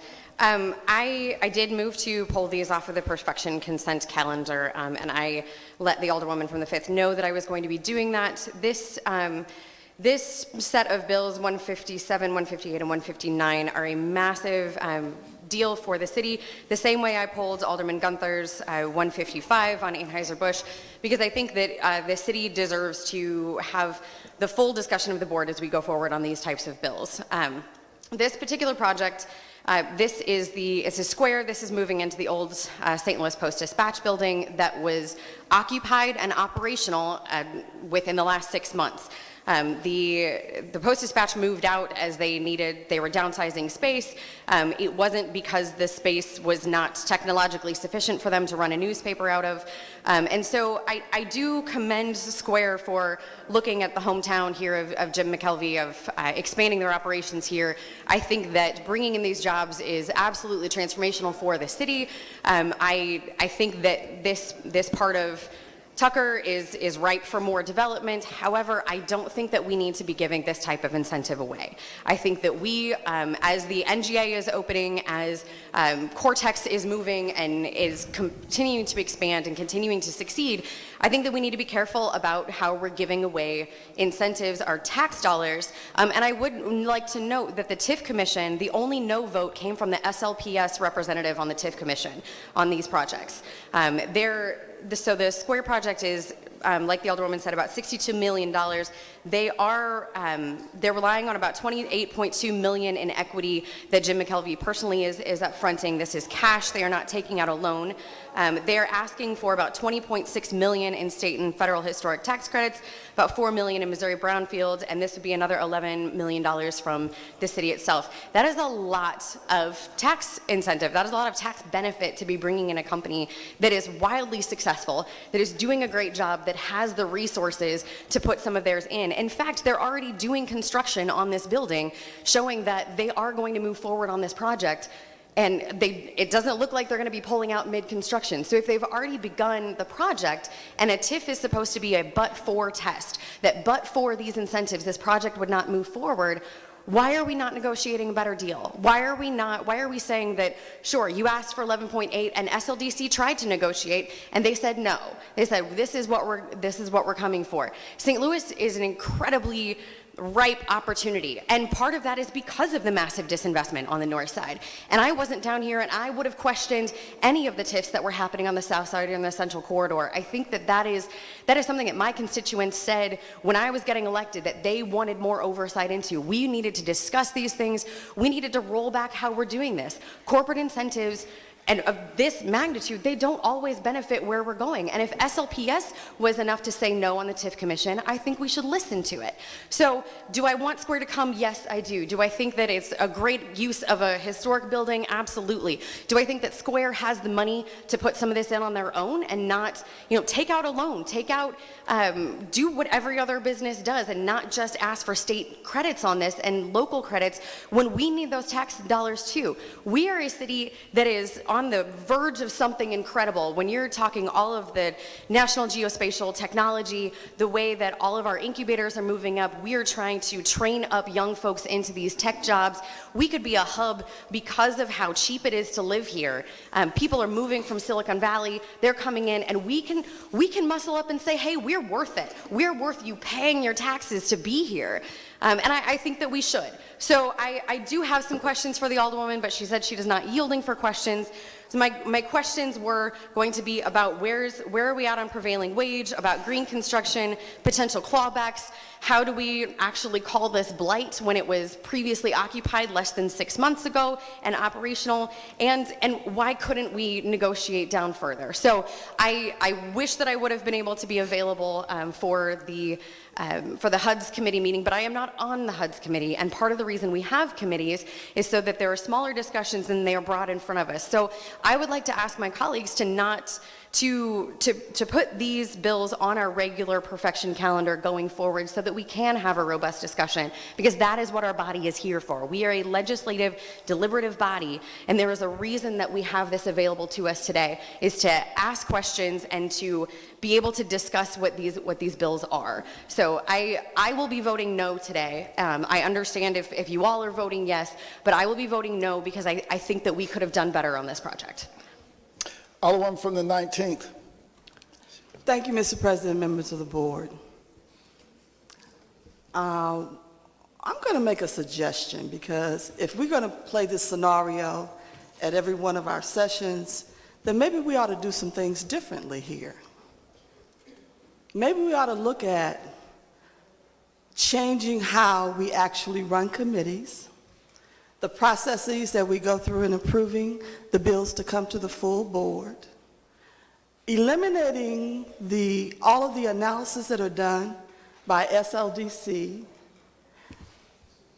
CDA, the Land Reutilization Authority, the Historic Preservation Commission, and a number of others that all of these various bills go through, and just simply bring it to the floor. We work from the floor on every bill until we just get to a point of decision. Because right now, I don't know why we go through all those processes. I just don't understand why. Because obviously, none of those processes are sufficient. Obviously, none of those people are qualified to give us the analysis and assist us in the understanding. None of the aldermen in the various wards who spend multitudes of hours in meetings and concession to come to an agreement on a process, on a development in their ward, have a clue. So maybe we need to do the whole process different. And I'm going to suggest that we really have a real conversation about that. Maybe we need to not even vote in the Board of Aldermen on any bill, and every Monday morning create a process where every individual in the city of St. Louis can vote on whether or not you do that next development. Why not? Because obviously when people elect you here to stay on top of things for them and vote accordingly with the knowledge that you have because you have done your homework, maybe we need to change that too. Because you see, every committee meeting is video. So anytime I have a question about what happened with a bill, I simply take my time, not 29 other people's time. I take my time and review it. And if I have a question, I go to the sponsor or I go to the various department that I need to go to get that question answered. That's a responsible way to do business, okay? And also, I know that the public has already had access to that committee process because it's available to them as well. So I feel a little comfortable about that. But obviously that's not working. And I'm not going to say anything else but maybe we need to have a strong conversation about how we do business, because all this is not necessary. Thank you. All right, thank you. Alderman from the 23rd. Yes. I don't know that I'm going to ask a question. I have more of a statement. I wish that the Alderwoman from the 8th would have been asking similar questions to, on the Anheuser-Busch thing. Well, I'm just saying. And I don't, again, we'll keep going back to corporate welfare. But if Square has the money to do this, and the argument is they should just do it because this is a beautiful place to be, then Anheuser-Busch has more money than Square, probably, and certainly has the money to do this, if that's the argument, if that's what I'm to understand. Development, and I keep hearing this, development in certain areas, mine, I'm too rich. Tamika, she's too poor. We don't need to spend money over there or money in my neighborhood. Let's just keep going downtown. We can tax abate all of downtown, and the mayor could talk about the giant Ferris wheel and all the stuff going on and how Square's moving from one building to another building, yet my trees aren't getting trimmed. Now, I'm going to end up going off subject, but on subject, if I'm voting for the Anheuser-Busch thing, I'm voting for these things because it's bringing jobs. And if the argument is that Square has plenty enough money, and the Alderwoman from the 8th can tell me if I'm wrong, if that's what she's saying, that it's a beautiful city. I agree with that. But then I also agree that next week we should all vote down the Anheuser-Busch thing because, again, the same reasoning, they have plenty of money and they should just want to move here because it's a good place to go. Sometimes these incentives, unfortunately, because we do compete against even Clayton and different states, become necessary. But again, my argument is, if it's a beautiful city, and it is, and if they should move here because they should, and if it's because they have enough money to do it on their own, then Anheuser-Busch does too. And maybe I'm wrong, but I believe that was the argument that the Alderwoman from the 8th was making, and maybe we should be voting against all this stuff. But if we're going to support one, I'm going to support the other. Thank you.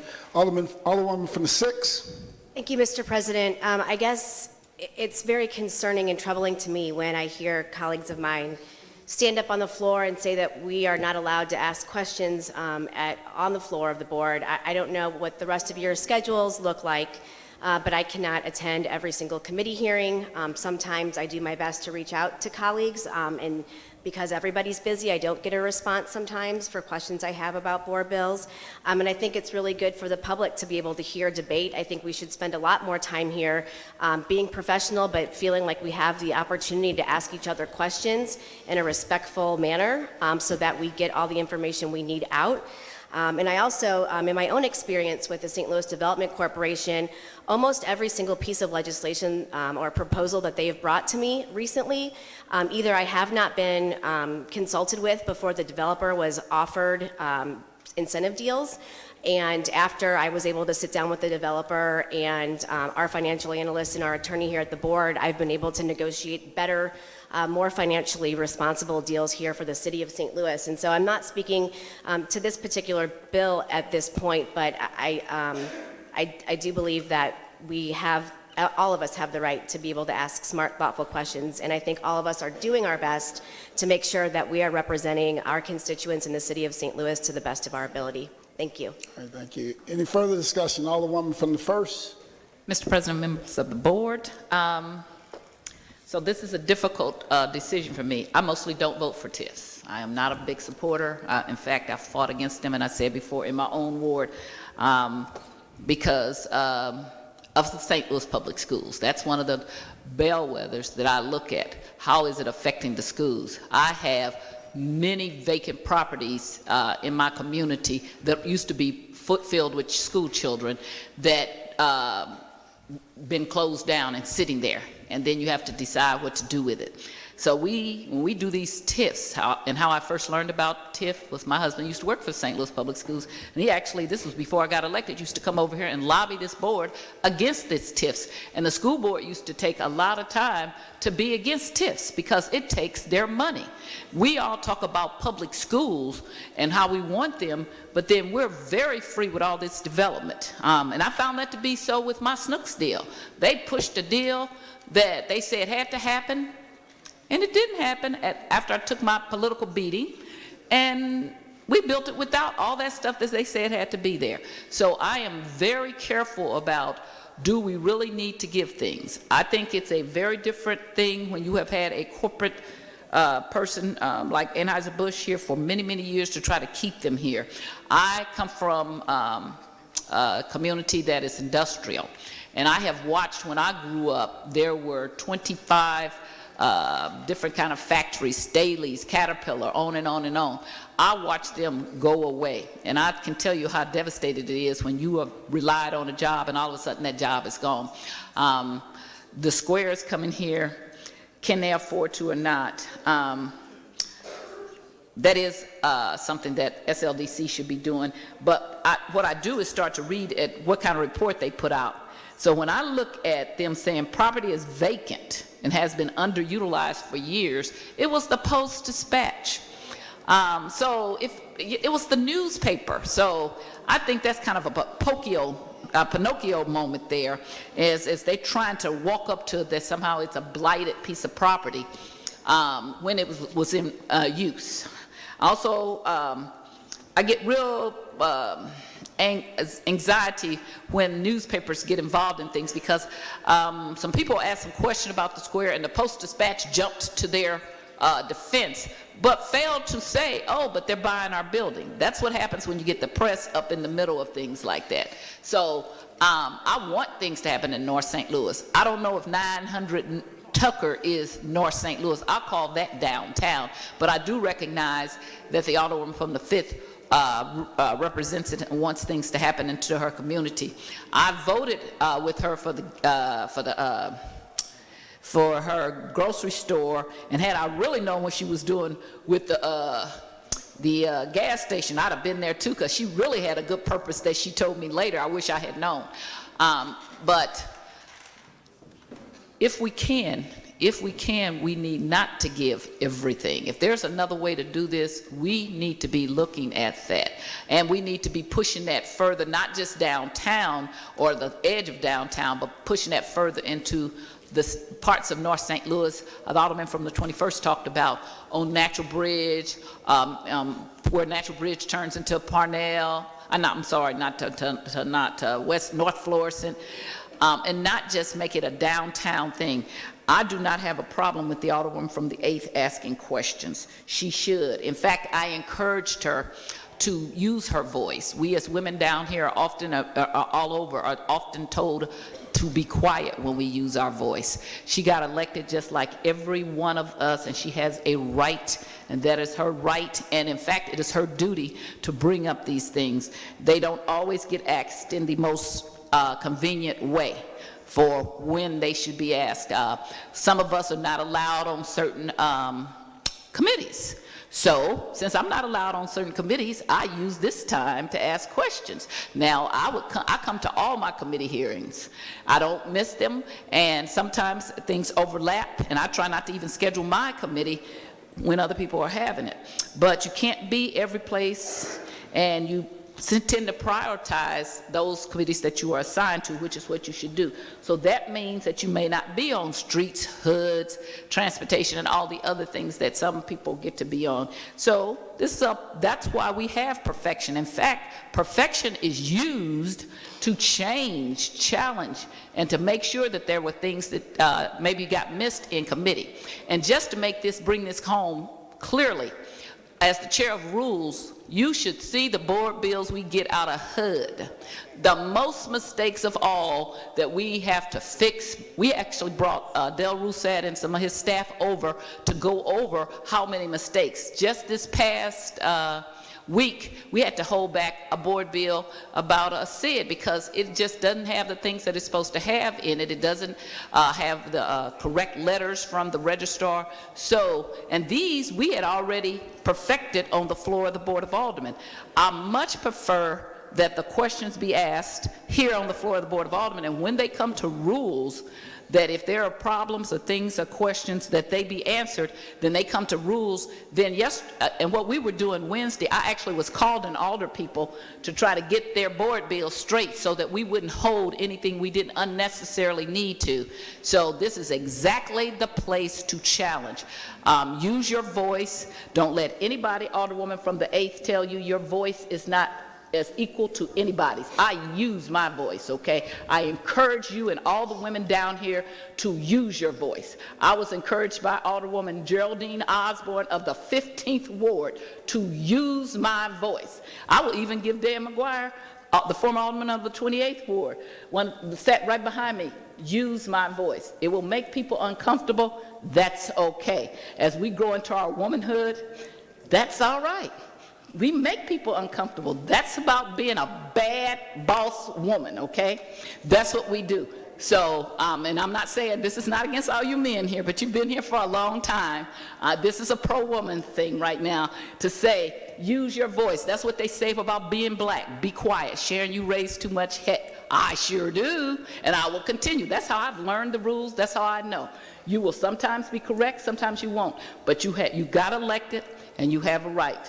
Do not ever be challenged by anyone, and if you are, stand right back up to them. If it's me saying it, stand right back up to me and say, I have a right, Sharon Tyus. That's what I encourage women down here to do. They don't have to agree with me. I don't have to be on your side, but I'm on your side to use your voice, okay? And so with that, I'm still weighing what I want to do with this. I might vote present because I don't like tiffs, and I've made that perfectly clear, and I don't go behind people's back, and I'm not trying to just pick on certain people or anything like that. I really do have some questions. When you tell me the St. Louis Public Schools voted no, that's a big no-no for me. Thank you, Mr. President. I appreciate it. All right, Alderman from 25th. Yeah, thank you, Mr. President. I just want to make a regular reminder that these are the same incentive programs that we continually have trouble being able to utilize in North St. Louis and Southeast City, partially because they are so commonly used in the Central Corridor. I'm torn on this particular board bill and the subsequent board bills just because this is the near north side. It is in an area that has really been challenged for quite some time.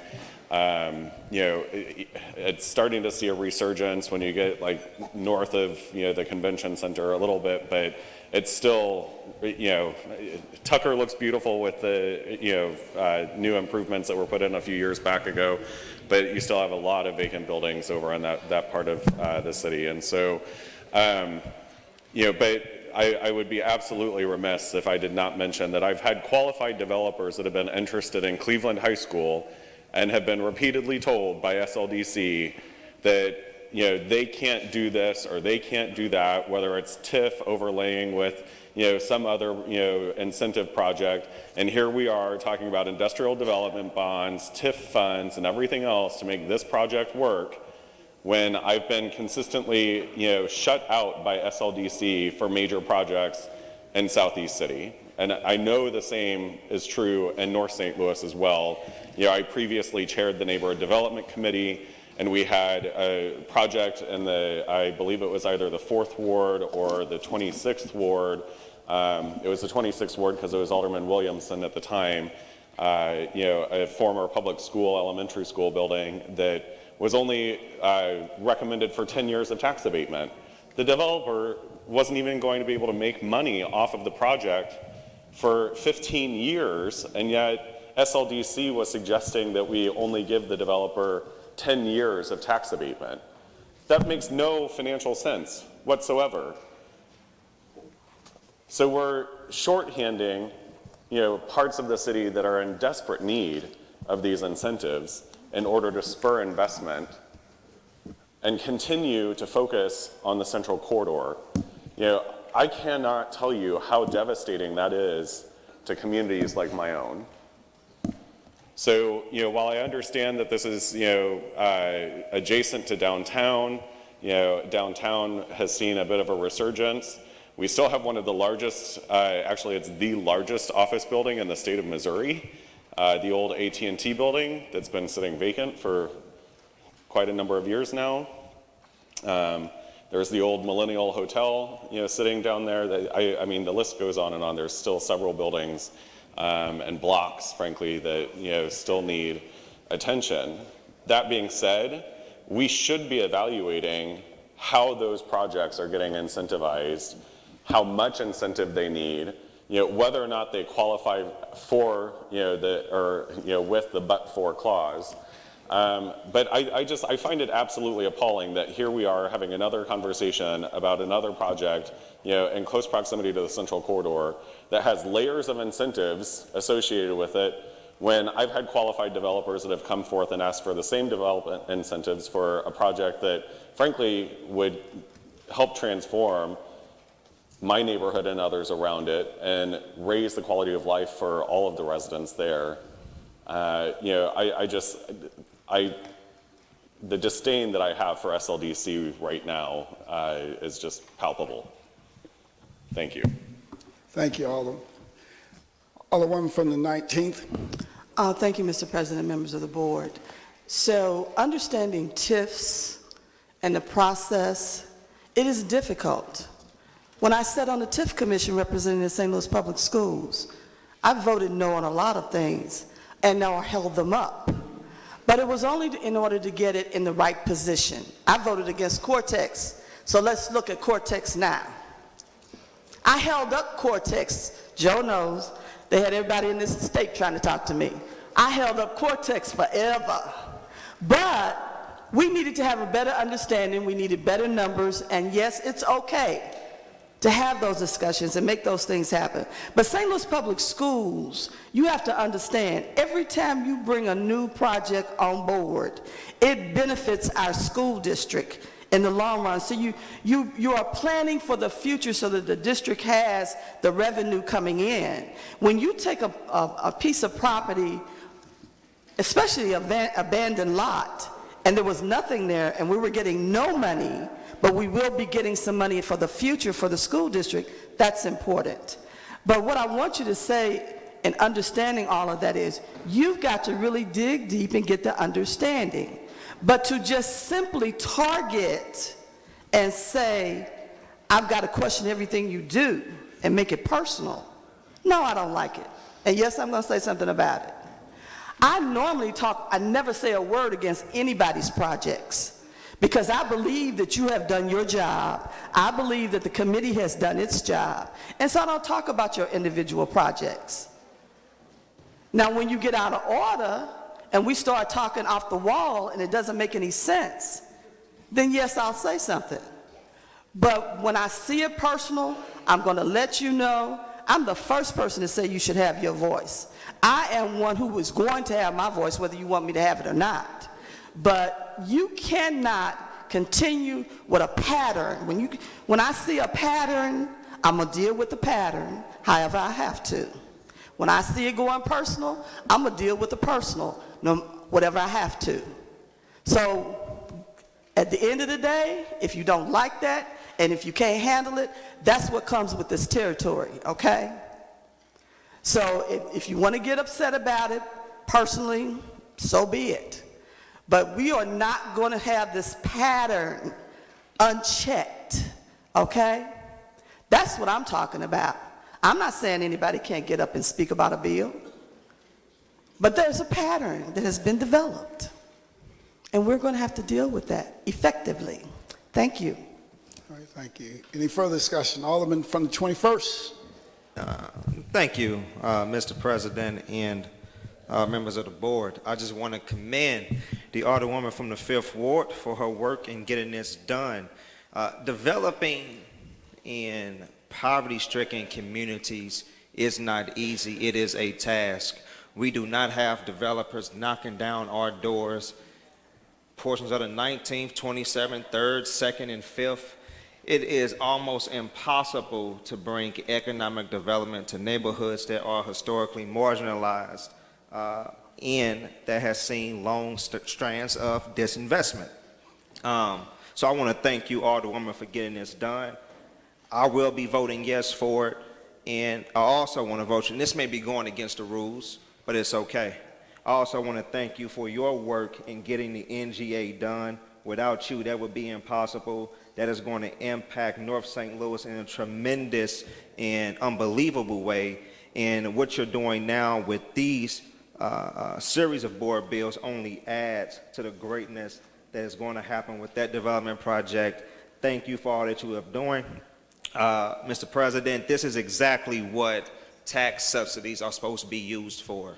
The development in neighborhoods that need it the most. Down here at the Board of Aldermen, we use them for BS reasons to encourage developers to come into communities that's already developed, that's already thriving, but not in North St. Louis where the poverty rate is above the national average. I continue to say that, and I don't know if people really understand that. Me and the Alderman from the 3rd, the adjusted gross income in our ward is $17,000, and we go back and forth about this. And when you have neighborhoods that are in a condition that they are in, the only thing that we can do is advocate and use these types of tax and subsidies and tax agreements in order to bring development into our neighborhoods. Again, the Alderman from the 1st has been working on this for almost 12 years now, trying to get a hardware store. So I find it perplexing when my colleagues want to question our usage of tax abatement and tax and finance subsidies. I find it perplexing, and I find it almost insulting. Alderman from the 5th, I support your bill, and I'm proud to do it. All right, thank you. Any further discussion? Any further discussion? Alderman from the 3rd. I'll make this super brief. A lot of times we do incentives, and you go back and you look on the maps, and you just look at who voted what. Unfortunately, sometimes you have to bring this up because it's just the truth. It's split by north and south. It's just like the way the Delaware divide is. You got, unfortunately, it's just the truth. It's almost like black against white, man. And at some point in time, we're going to have to get rid of the stigma that plagues the board, that we are also racially divided, that we can't figure out how to bring the city together and actually move the entire city forward. Our city is blighted. There's no way in this beautiful city we should have empty buildings downtown, you know, right next to our thriving corridor. So yeah, it makes sense to some degree for this to be scrutinized solely because it is close to downtown, or it is near downtown.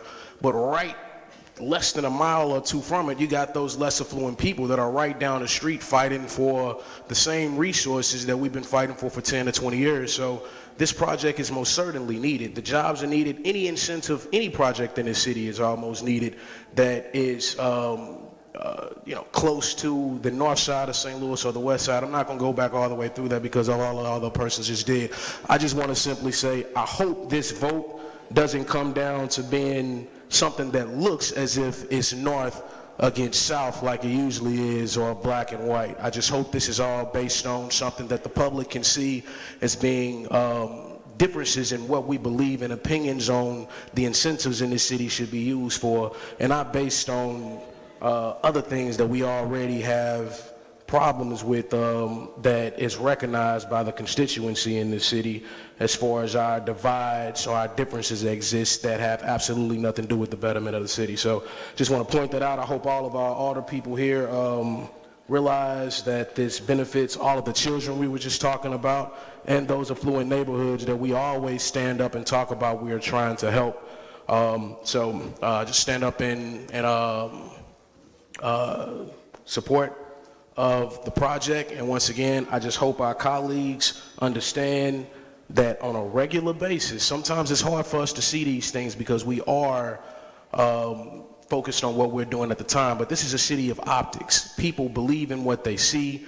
Whatever it is that they see, that's what they deem to be the truth. And unfortunately, sometimes it's just not the way that it is. I just hate for us to continue to look like a board that is split down the middle, being north and south, or whether it be it black or white or Asian. We need to ensure that we have a collective idea of what it is that we are doing and how we incentivize certain projects, because coming from the project that we just approved with Anheuser-Busch, then moving to this project where we're talking about Square. Square hasn't been around for 100 years. Anheuser-Busch has. Everybody has never drunken a Square. I'm sure everybody in here has never used Square. Some people have, some people haven't. But we all done probably had a beer before. These things have been here long before some of us were even alive.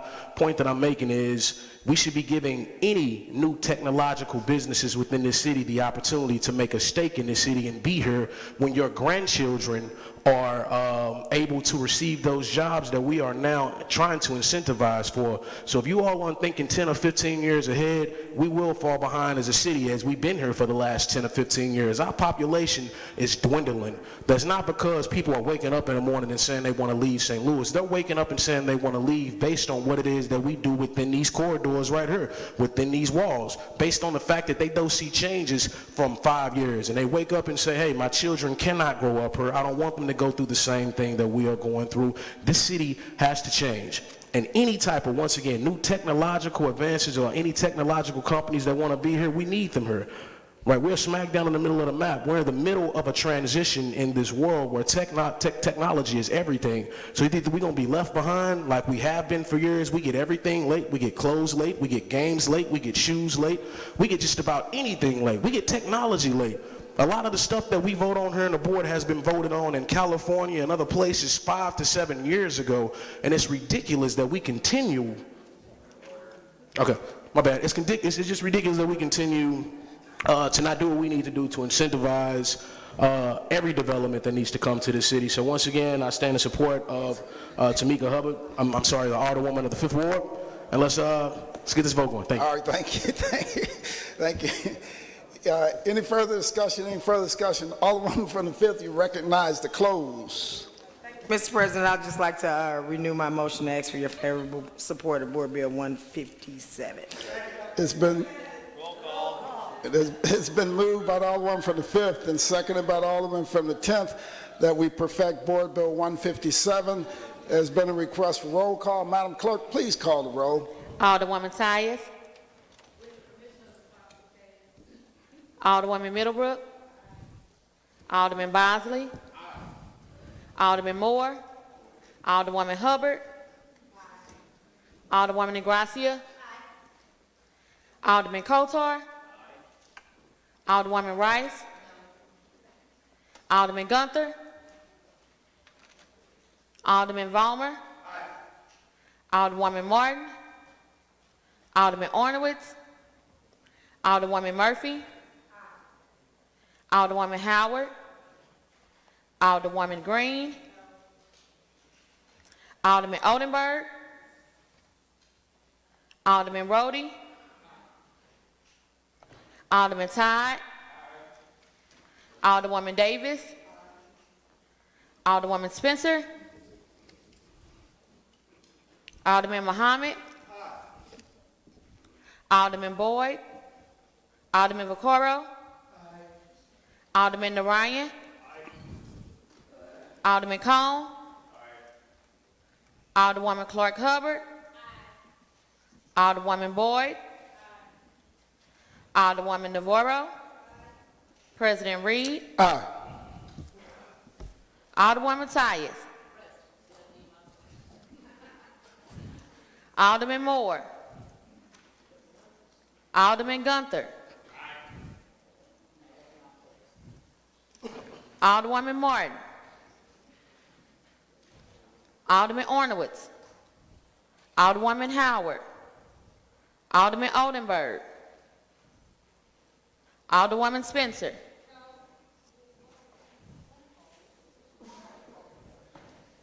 Alderman Boyd. 19 aye votes, 3 no votes, and 1 present. By a vote, you sustain the motion. Alderwoman from the 5th and perfected Board Bill 157. Board Bill 158, sponsored by Alderwoman Hubbard, an ordinance recommended by the Board of Estimate and Apportionment authorizing and directing the issuance and delivery of not to exceed $11,850,000 plus issuance costs, principal amount of tax increment revenue notes, Series 28B of the City of St. Louis, Missouri, prescribing the form and details of such notes and the covenants and agreements made by the city to facilitate and protect the payment thereof, prescribing other matters relating thereto, and containing a severability clause. Alderwoman from the 5th, you recognize on the perfection of Board Bill 158. Thank you, Mr. President, members of the board. I move to perfect Board Bill 158. Moved by the Alderwoman from the 5th, seconded by the Alderman from the 10th. Please proceed, Alderwoman. I would like to renew my motion. Any further discussion? Any further discussion? It's been moved and seconded that we perfect Board Bill 158. There's been a request for previous roll. Hearing no objection, motion carries. Board Bill 159, sponsored by Alderwoman Hubbard, an ordinance designating a portion of the City of St. Louis, Missouri as a redevelopment area known as the 900 North Tucker Boulevard Redevelopment Area pursuant to the Real Property Tax Increment Allocation Redevelopment Act, adopting and approving a redevelopment plan, adopting and approving a redevelopment project with respect thereto, adopting tax increment financing within the redevelopment area, making findings with respect thereto, establishing the 900 North Tucker Boulevard Special Allocation Fund, authorizing certain actions by city officials, and containing a severability clause. Alderwoman from the 5th, you recognize on the perfection of Board Bill 159. Thank you, Mr. President, members of the board. I move to perfect Board Bill 159. Moved by the Alderwoman from the 5th, seconded by the Alderman from the 10th, and the Alderwoman from the 27th. Any discussion? It's been moved and seconded, and there's been a request for previous roll. Hearing no objection, motion carries. Board Bill 168, sponsored by Alderwoman Navarro and Alderwoman Clark Hubbard, an ordinance designating a portion of the City of St. Louis, Missouri as a redevelopment area known as the Forest Park Transit-Oriented Redevelopment Area pursuant to the Real Property Tax Increment Allocation Redevelopment Act, adopting and approving a redevelopment plan, adopting and approving a redevelopment project with respect thereto, adopting tax increment financing within a redevelopment area, making findings with respect thereto, establishing the Forest Park Transit-Oriented Development Special Allocation Fund, authorizing certain actions by city officials, and containing the severability clause. Alderwoman from the 28th, you recognize on the perfection of Board Bill 168. Thank you, Mr. President. Board Bill 168. You're going to move for I'm sorry. perfection. Yes, first I move that we perfect Board Bill 168. Moved by the Alderman from the 28th, seconded by the Alderman from the 26th. Please proceed. Great, thank you. So Board Bill 168 is supporting an exciting development project in the DeBoliver Place, Skinker DeBoliver neighborhoods. Board Bill 168 is part of a series of 3 bills regarding a TIF as well as a CID, a Community Improvement District, to support a transit-oriented development project at the Forest Park Metrolink station. So this project is going to be replacing two things essentially right now. One is a parking lot, a surface parking lot owned by Bi-State, which is tax exempt, so it's not generating any revenue for the city. And the other piece of the property is a strip mall that's been severely underutilized and the source of several nuisance complaints over the years. And this is it's a pretty dense neighborhood, but it's very lacking in amenities. And so the proposed development would have about 290 apartment units, grocery store, and space for retail, and it would promote transit on the Metrolink and the bus stops that are right there. So I think it's an exciting project. It's a $91 million project with the $12.7 million TIF, $1.4 million CID. We have worked with the developers and SLDC. The number in the TIF has come down since this was initially proposed, and part of that has to do with another section of this project that is actually in the 26th ward. There was a proposed development on that site. Due to some infrastructure issues, the developer is looking at just using that as more of a green space, kind of a trailhead for a GRG trail that's right there.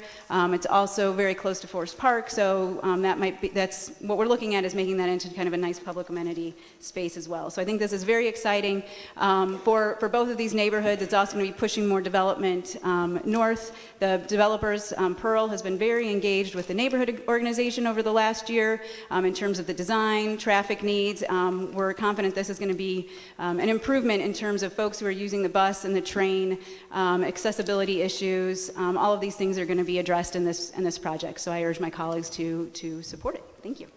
All right, any further discussion? Any further discussion? Alderwoman from the 8th. Thank you, Mr. President. I would like to inquire of the Alderman of the 28th if she would yield for questions. Alderwoman from the 28th, will you yield to the Alderwoman from the 8th? Yes, I will. Please proceed. Thank you, Alderwoman, and to the Alderman from the 26th as well for bringing this project. I would like to inquire the same questions that I asked of Alderman Gunther. I don't know what that feedback is. Okay. So as far as, I know that green construction is really important to you. Where are we at as far as sort of low emissions, the energy efficiency of the projects? How does that look? So this building, because it's new construction, it's going to be subject to all of the new building codes that we passed, the 2018 International Building Code, which is the most advanced building code that we have when it comes to energy efficiency. If the solar readiness bill is passed, it would also be subject to that. We've also been talking with the developer about EV charging to really help promote those opportunities as well. So it's going to be held to the most recent design standards that we have. Okay, so LEED certification, is that a possibility on this project? That is not being proposed on this project. Okay. As far as prevailing wage for the builders who are, or the construction workers who are working in this project, is that in the agreement? So the agreement includes everything that is currently required right now by the adopted guidelines for TIF projects last year. Okay. And so Pearl has done other projects here. From your knowledge, have they met their minority women business-owned workforce requirements as far as their project in I believe in the 24th ward? So the project in the 24th ward, the Hibernium, is a different contractor than they were using on this project. So I do know that they, based on what was reported at the TIF Commission meeting, that they had not met all of those requirements. And like I said, that's a different contractor than the contractor they've lined up for this project, because I did specifically inquire about that, because if there was already a bad record or less than stellar record, did not want to be repeating that here. Okay. And then as far as what are the rents going to look like in these apartments? So the apartments here, they're going to be a mix of 1 and 2 bedroom apartments, as well as studios. And so what they're looking at right now is, I think the cheapest apartments will be $1,085.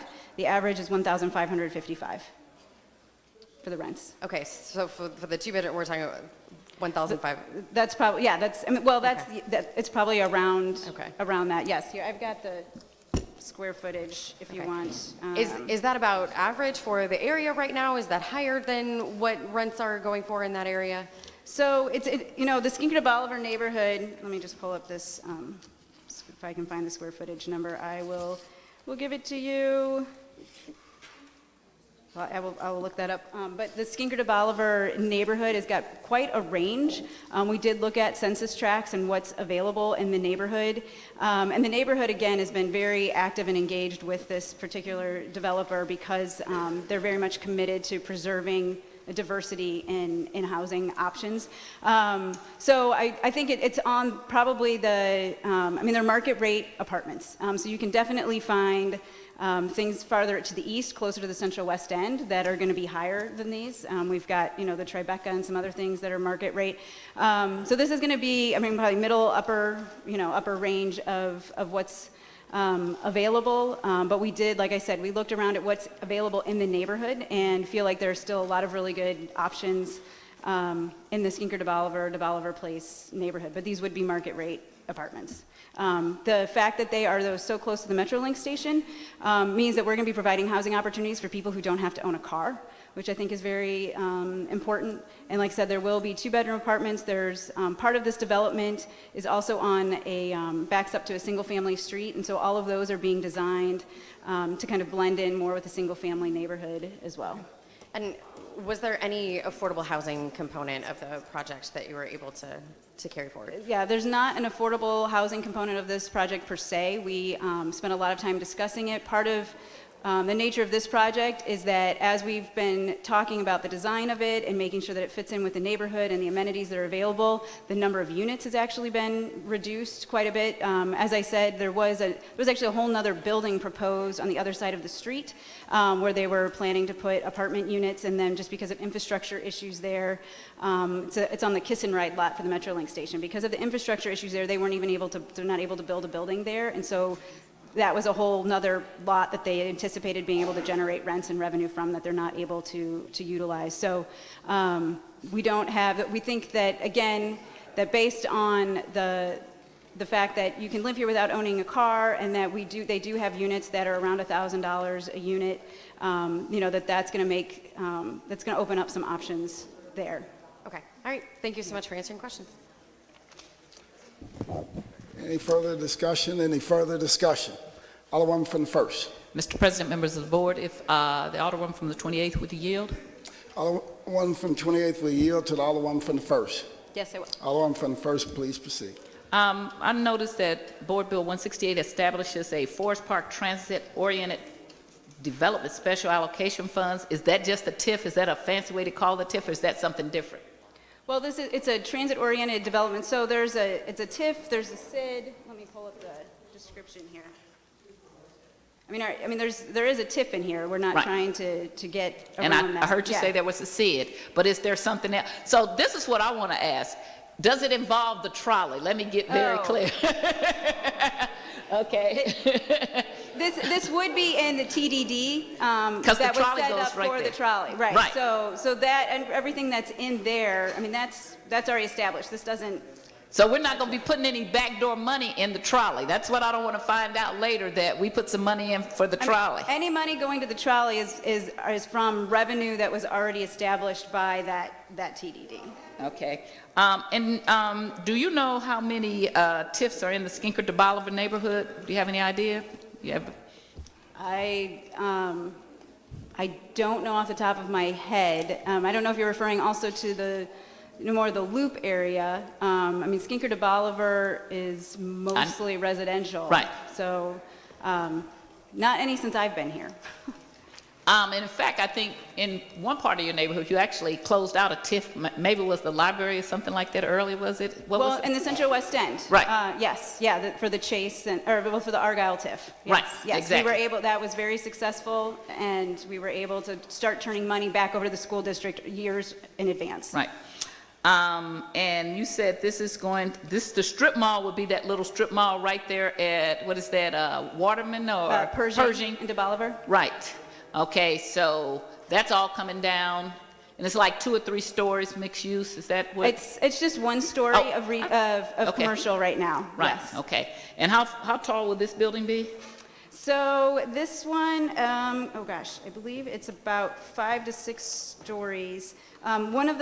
One of the nice things too that has been happening as we've been talking about this project is there's a draft form-based code for this district. It has not been approved yet, but the developer is abiding by all of the things that are in that form-based code. So it actually it's coming in lower in height than what the proposed form-based code is proposing. And across the street has been parking. I don't know if is that for Metrolink or whatever. That's right across the street from that. Is that going to be included in that in any way? So across the street, across de Bolivar, on the eastern side of de Bolivar. So the east side of de Bolivar is a park and ride, kiss and ride lot.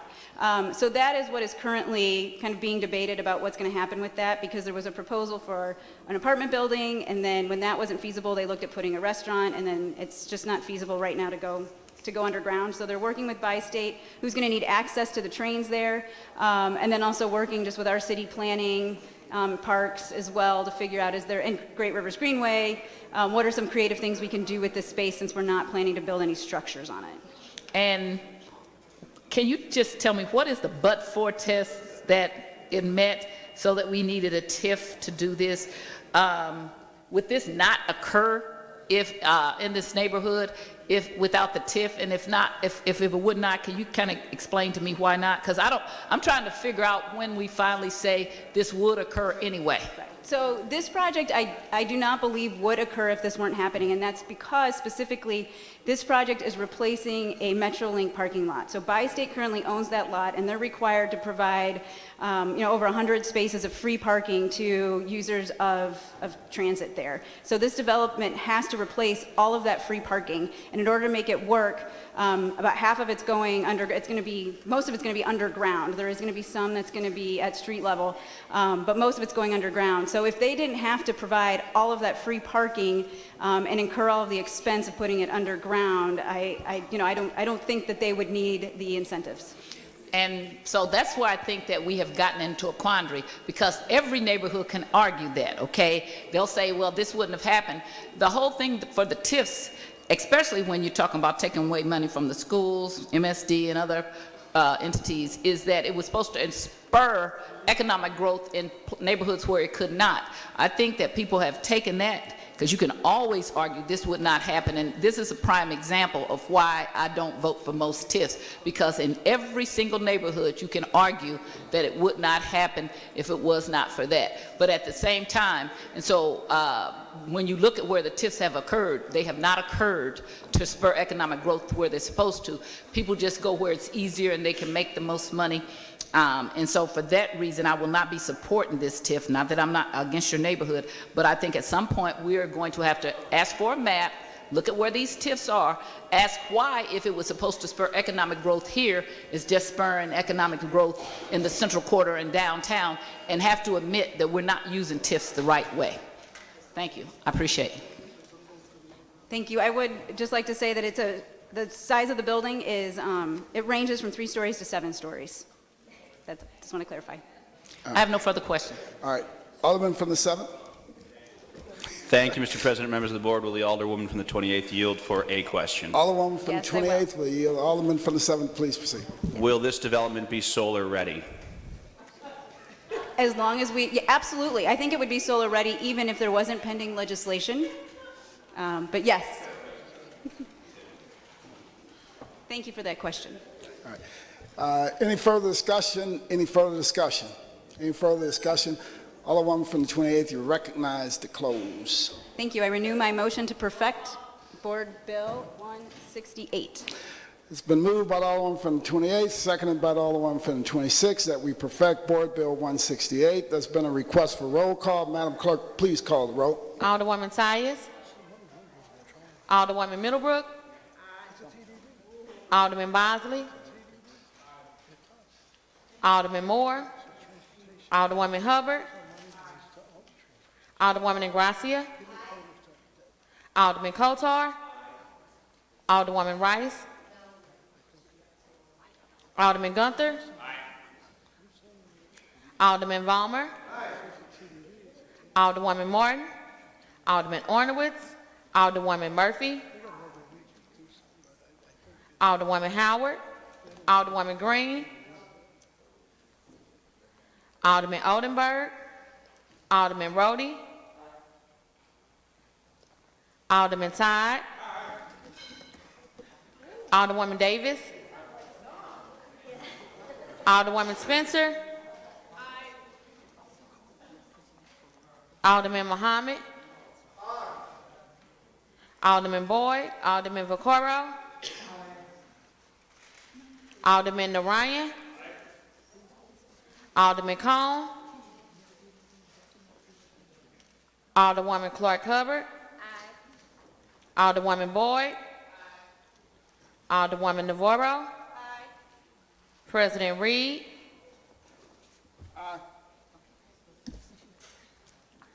Alderman Moore. Alderwoman Martin. Alderman Ornowitz. Alderwoman Howard. Alderman Oldenburg. Alderwoman Davis. Alderman Boyd. Alderman Cohn. 20 aye votes and 19 aye votes and 3 no votes. By a vote, staying the motion of the Alderwoman from the 28th and perfected Board Bill 168. Board Bill 169, sponsored by Alderwoman Navarro and Alderwoman Clark Hubbard, an ordinance authorizing the execution of a redevelopment agreement between the City of St. Louis, Missouri and the Pearl Capital Management, LLC, prescribing the form and details of said agreement, authorizing other related actions in connection with such agreement, and containing a severability clause. Alderwoman from the 28th, you recognize on the perfection of Board Bill 169. Thank you, Mr. President. I move that we perfect Board Bill 169. Moved by the Alderwoman from the 28th, seconded by the Alderwoman from the 6th and the Alderman from the 9th. Please proceed, Alderwoman. Thank you, Mr. President. Board Bill 169 authorizes the redevelopment agreement for the Forest Park Transit-Oriented Development Project that we just discussed in Board Bill 168. Any further discussion? Any further discussion? Alderwoman from the 28th, you recognize the close. Previous, Renew your motion. My motion. Yeah, it's been a renewed motion. There's been a request for previous roll. Hearing no objection, motion carries. Board Bill 170, sponsored by Alderwoman Navarro and Alderwoman Clark Hubbard, an ordinance recommended by the Board of Estimate and Apportionment, authorizing and directing the issuance and delivery of not to exceed $14,100,000 plus issuance costs, principal amount of tax increment revenue notes, Series 28B of the City of St. Louis, Missouri, prescribing the form and details of such notes and the covenants and agreements made by the city to facilitate and protect the payment thereof, prescribing other matters relating thereto, and containing a severability clause. Alderwoman from the 28th, you recognize on the perfection of Board Bill 170. Thank you, Board. I renew my motion, or I move to perfect Board Bill 170. Moved by the Alderwoman from the 28th, seconded by the Alderwoman from the 26th. Please proceed. Board Bill 170 authorizes the financing of a portion of the redevelopment costs utilizing TIF regarding the revenue notes not to exceed $14.1 million for the development project previously discussed in Board Bills 168 and 169. It's been moved. Any further discussion? Any further discussion? It's been moved by the Alderwoman from the 28th, seconded by the Alderwoman from the 26th, that we perfect Board Bill 170. There's been a request for previous roll. Hearing no objection, motion carries. Board Bill 140, Committee Sub, sponsored by Alderwoman Ingracia, Alderman Kotar, Alderwoman Boyd, Alderwoman Howard, Alderwoman Green, Alderman Todd, and Alderman Ornowitz. An ordinance amending Ordinance 67799, Section 2, to be codified as subsection 10.04.285 of the Revised Code of the City of St. Louis, regulating the conditions of animals kept outdoors, amending Ordinance 66595, Section 6, to be codified as subsection 10.04.220 E16J of the Revised Code of the City of St. Louis regarding the establishment and use of dog parks, allowing for waivers of certain requirements, repealing Section 10.04.010 of Ordinance 67799, and enacting in lieu thereof a new Section 10.04.010 to be codified in the Revised Code of the City of St. Louis pertaining to definitions, enacting a new code, Section 10.12.070 of the Revised Code of the City of St. Louis, prohibiting declawing of cats, and amending Ordinance 70889, Section 32B1, adjusting the requirements for a dangerous dog posted notice. Alderwoman from the 6th, you recognize on the perfection of Board Bill 140, Committee Substitute. Thank you, Mr. President. I move that we perfect Board Bill 140, Committee Substitute. Moved by the Alderwoman from the 6th, seconded by the Alderwoman from the 19th. Alderwoman from the 6th, please proceed. Thank you, Mr. President. I would like to introduce Board Bill 140, Committee Substitute, Floor Substitute, a copy of which should be on everyone's desk. It's been moved by the Alderwoman from the 6th and seconded by the Alderwoman from the 8th that we introduce the floor substitute for Board Bill 140, Committee Substitute. Any further discussion? It's been moved and seconded. All in favor signify by saying aye. Aye. Opposed? Motion carries. Alderwoman from the 6th, you're recognized. Thank you, Mr. President. This board bill does a comprehensive update to the city's animal welfare laws. I appreciate the time that my colleagues and I from other wards appreciate their time on the bill, as well as that time of the health department, we have a number of items that are addressed here. The first being making sure that there are adequate temperature controls during extreme weather, and adequate shelter and food and water. And before, the health department did not have the ability to address any issues with respect to extreme weather, and we have worked with the St. Louis Zoo veterinarians and the state veterinarians to come up with adding 32 degrees or below or 93 degrees or higher for the health department to have the ability to intervene to make sure that domestic cats and dogs are able to be safe during these extreme weather events. It also provides a provision for dog parks that are also attached to bars and restaurants to go through a variance process at the health department to make sure that we are able to address this sort of new innovative type of facility that have been really successful in other cities. And then it also prevents the declawing of cats, which is a very inhumane and dated practice that does not have any health benefits for the cat at all, is specifically to address behavior problems that can be addressed in many other ways or many other alternatives. I'm happy to entertain questions from my colleagues if they have them. Alderman from the 23rd. So the issue has to do, at least with me, with decline. I did get calls, and I got calls from people. And if your cat claws somebody, it's going to leave, you're going to need stitches. And people that want to have their cats declawed feel that they should have that right. And, they tear up stuff in the house.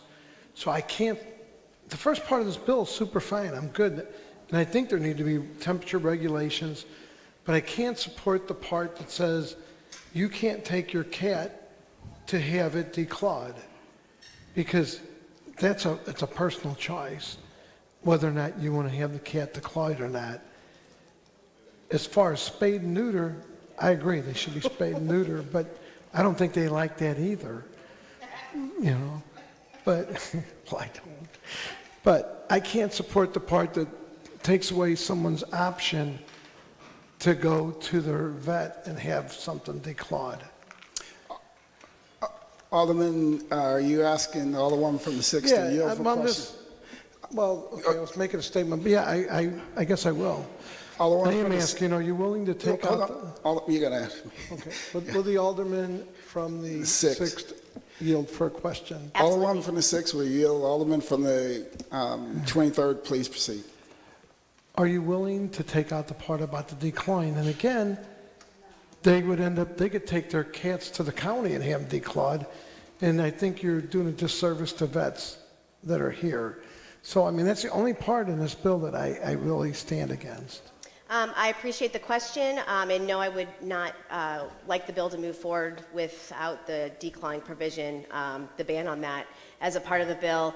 The thought that declawing cats is to anyone's benefit is outdated. All of the most recent research proves that if a cat is declawed, it has a variety of sometimes behavioral issues that are quite more concerning than a cat scratch. I've honestly, in all the research I've done, never heard of anyone getting stitches from a cat scratch, but one thing that can happen from a lion, yes, possibly a lion, that when cats are declawed, they have a tendency, because they don't have any other defense mechanism, to bite more often and with much more force. And in terms of human health, if you have an immunodeficiency or other items like that, the CDC and the National Institutes of Health have actually come out and said that it's in the best interest to not have the cats declawed because of that issue. And also, it causes a number of other issues in terms of long-term pain, persistent pain. If you don't know, it's much more different than just having your nails clipped. It's actually a removal of part of the cat's, it's the top joint in their toes, and that also can cause regrowth, and so disabilities, inability to walk, problems with not using the litter box, more aggressive behavior, and there are very easy ways to remedy that in terms of just keeping your cat claws trimmed appropriately. You can also buy very inexpensive caps to put over your cat's nails to prohibit that behavior. And then there are very reasonably priced alternatives in terms of places where cats are allowed to scratch and pheromones. I've fostered cats, and I also have my own cat, and none of them are declawed. Okay, well, so I won't be able to support the bill, but thank you. All right. Any further discussion? Any further discussion? Any further discussion? Alderwoman from the 6th, you're recognized to close. Thank you, Mr. President. Appreciate, again, the number of co-sponsors I have from my colleagues on the floor and the thoughtful debate that we had about this in committee. And with that, I renew my motion. No, you have to make a motion to perfect the floor substitute as part of your close. Okay, that makes sense. Mr. President, I would like to move to perfect Board Bill 140 committee substitute, floor substitute. It's been moved by the Alderwoman from the 6th, entertained seconded by the Alderwoman from the 28th. It's been thoroughly discussed. It's been moved and seconded that we perfect Board Bill 140 floor substitute. There's been a request for roll call. Madam Clerk, please call the roll. Alderwoman Tyus. Alderwoman Middlebrook. Alderman Bosley. Alderman Moore. Alderwoman Hubbard. Alderwoman Gracia. Aye. Alderman Kotar. Alderwoman Rice.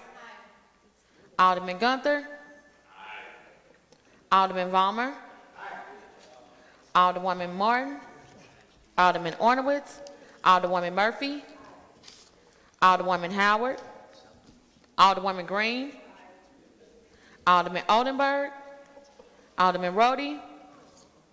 Alderman Todd. Alderwoman Davis. Alderwoman Spencer. Alderman Muhammad. Alderman Boyd. Alderman Vaccaro. Alderman Narayan. Alderman Cohn. Alderwoman Clark Hubbard. Alderwoman Boyd. Alderwoman Navarro. President Reed. Aye. Alderwoman Tyus. Alderman Moore. Alderwoman Martin. Alderman Ornowitz. Alderwoman Howard. Alderman Oldenburg. Alderman Roddy. Alderman Muhammad. Alderman Boyd. Alderman Cohn. 18 aye votes and 1 no vote. By a vote, you sustain the motion of the Alderwoman from the 6th and perfected Board Bill 140 floor substitute. That is the extent of board bills for perfection.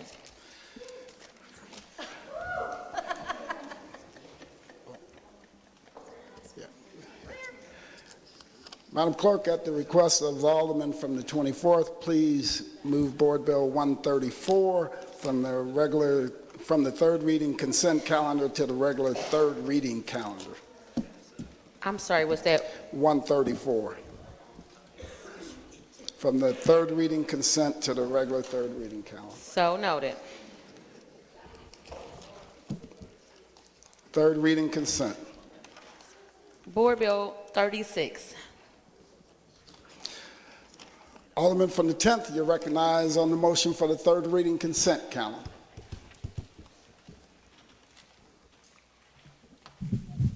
I make a motion to declaw the Alderman from the 23rd.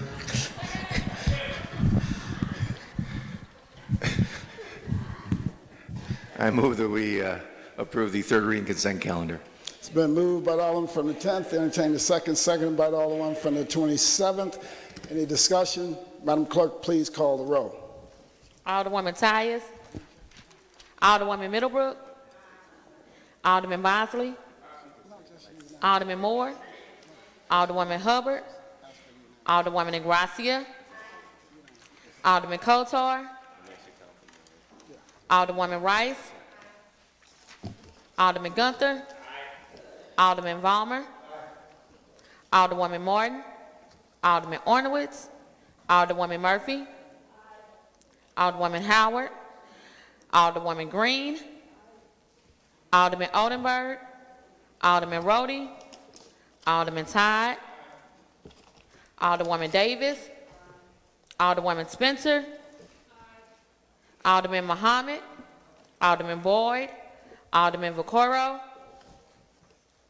Alderman Narayan, Alderman Cohn, Alderwoman Clark Hubbard, Alderwoman Boyd, Alderwoman Navarro, President Reed, Aye. Alderwoman Tyus, Alderman Moore, Alderwoman Hubbard, Alderwoman Martin, Alderman Ornowitz, Alderwoman Howard, Alderman Oldenburg, Alderman Roddy, Alderman Muhammad, Alderman Boyd, Alderman Vaccaro, Alderman Cohn. 18 aye votes. By your vote, you stay in the motion of the Alderman from the 10th and 3rd read and finally pass the aforementioned bills. That is the extent of third reading consent calendar. Third reading and report of engrossments.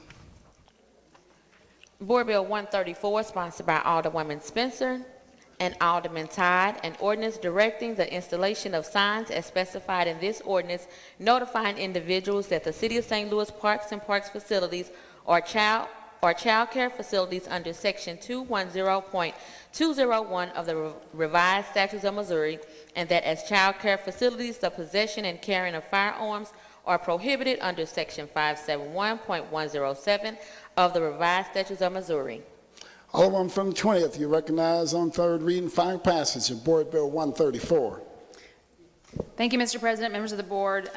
Board Bill 130. You need to make the motion to third reading, final pass. I move that we pass finally pass Board Bill 134. It's been moved by the Alderman from the 20th and seconded by the Alderman from the 18th. Alderwoman, please proceed. Thank you, Mr. President, members of the board. Board Bill 134 is an ordinance directing the installation of signs, specifically in all city parks, to notify individuals that the parks in the city of St. Louis are gun-free zones. And I think we all can recognize that the city of St. Louis is experiencing a health crisis in gun violence. We have far too many guns proliferating at every single aspect of our existence. I'm sad to say that my 8-year-old can tell the difference between a gunshot and a firecracker. And this is no way to live. We all live in fear of guns in every corner of our city. At the very least, our parks should be gun-free zones, areas where our families and our children can experience a safe environment and one that is free of gun violence. We've had several incidences recently where we've had guns in various parks, including parks in the 20th Ward, and therefore, I think that to create a gun-free zone in our park system is one that is responsible and quite relevant and quite necessary at this point. We are up against a state legislature that doesn't understand the difference between gun ownership in a rural part of our state and gun ownership in the city of St. Louis. We need to give our police department the tools they need to intervene in situations that are very dangerous and ones that involve our children. And therefore, Board Bill 134 is a creative way of pushing the limits of our gun laws, and it's time that we do so here in the city of St. Louis. And with that, I ask my colleagues to support our efforts to protect our children and our parks within our city limits. All right, any further? Alderman from the 18th. I support the Alderwoman from the 20th Ward. Our parks should be a place where families can go safely, where we emphasize equipment, baseball bats, any kind of picnics. Guns shouldn't be allowed in any parks. There's no place for guns. This would be just a minor step in emphasizing that what we need to do to reduce violence is not more guns, but to reduce the guns. And so this would be an opportunity for us to take a small step, but an important step. So I'm asking my colleagues, let's just take one small step at a time. And this is an opportunity to keep guns out of our parks for our children, because if we want to stop gun violence and want to stop some of the killing of our children, one way we can stop it, even if it's one is one too many. We need to make sure that we post those signs and keep those guns out so parents won't be threatened, children won't be threatened, and that we are being responsible and making sure that the parks are being used for what we want them to be used for, which is family activities. Thank you. Alderman from the 23rd. I'm actually supporting the bill, but I will have to say the people that legally carry guns may honor that, but now we're making a safe zone for the guys that illegally carry guns to come in to shoot somebody, realizing that they got a pretty open target and nobody else will have a gun. I'll support the bill because it seems like the thing to do, but I don't know that this is actually making a safe zone, because if you ask me, people that legally carry won't carry their guns in the park because they'll honor the sign. But you can't tell me these people that go and do all this mass shooting and all these shootings will say, oh, gee, there's a sign there, I can't shoot anybody here today. I think all we do by these kind of bills is create a safe zone for people to get shot. But I do support the bill because it seems like something you should support, and I'm sure the state will come and beat us up like they always do. All right, thank you. Alderman from the 24th.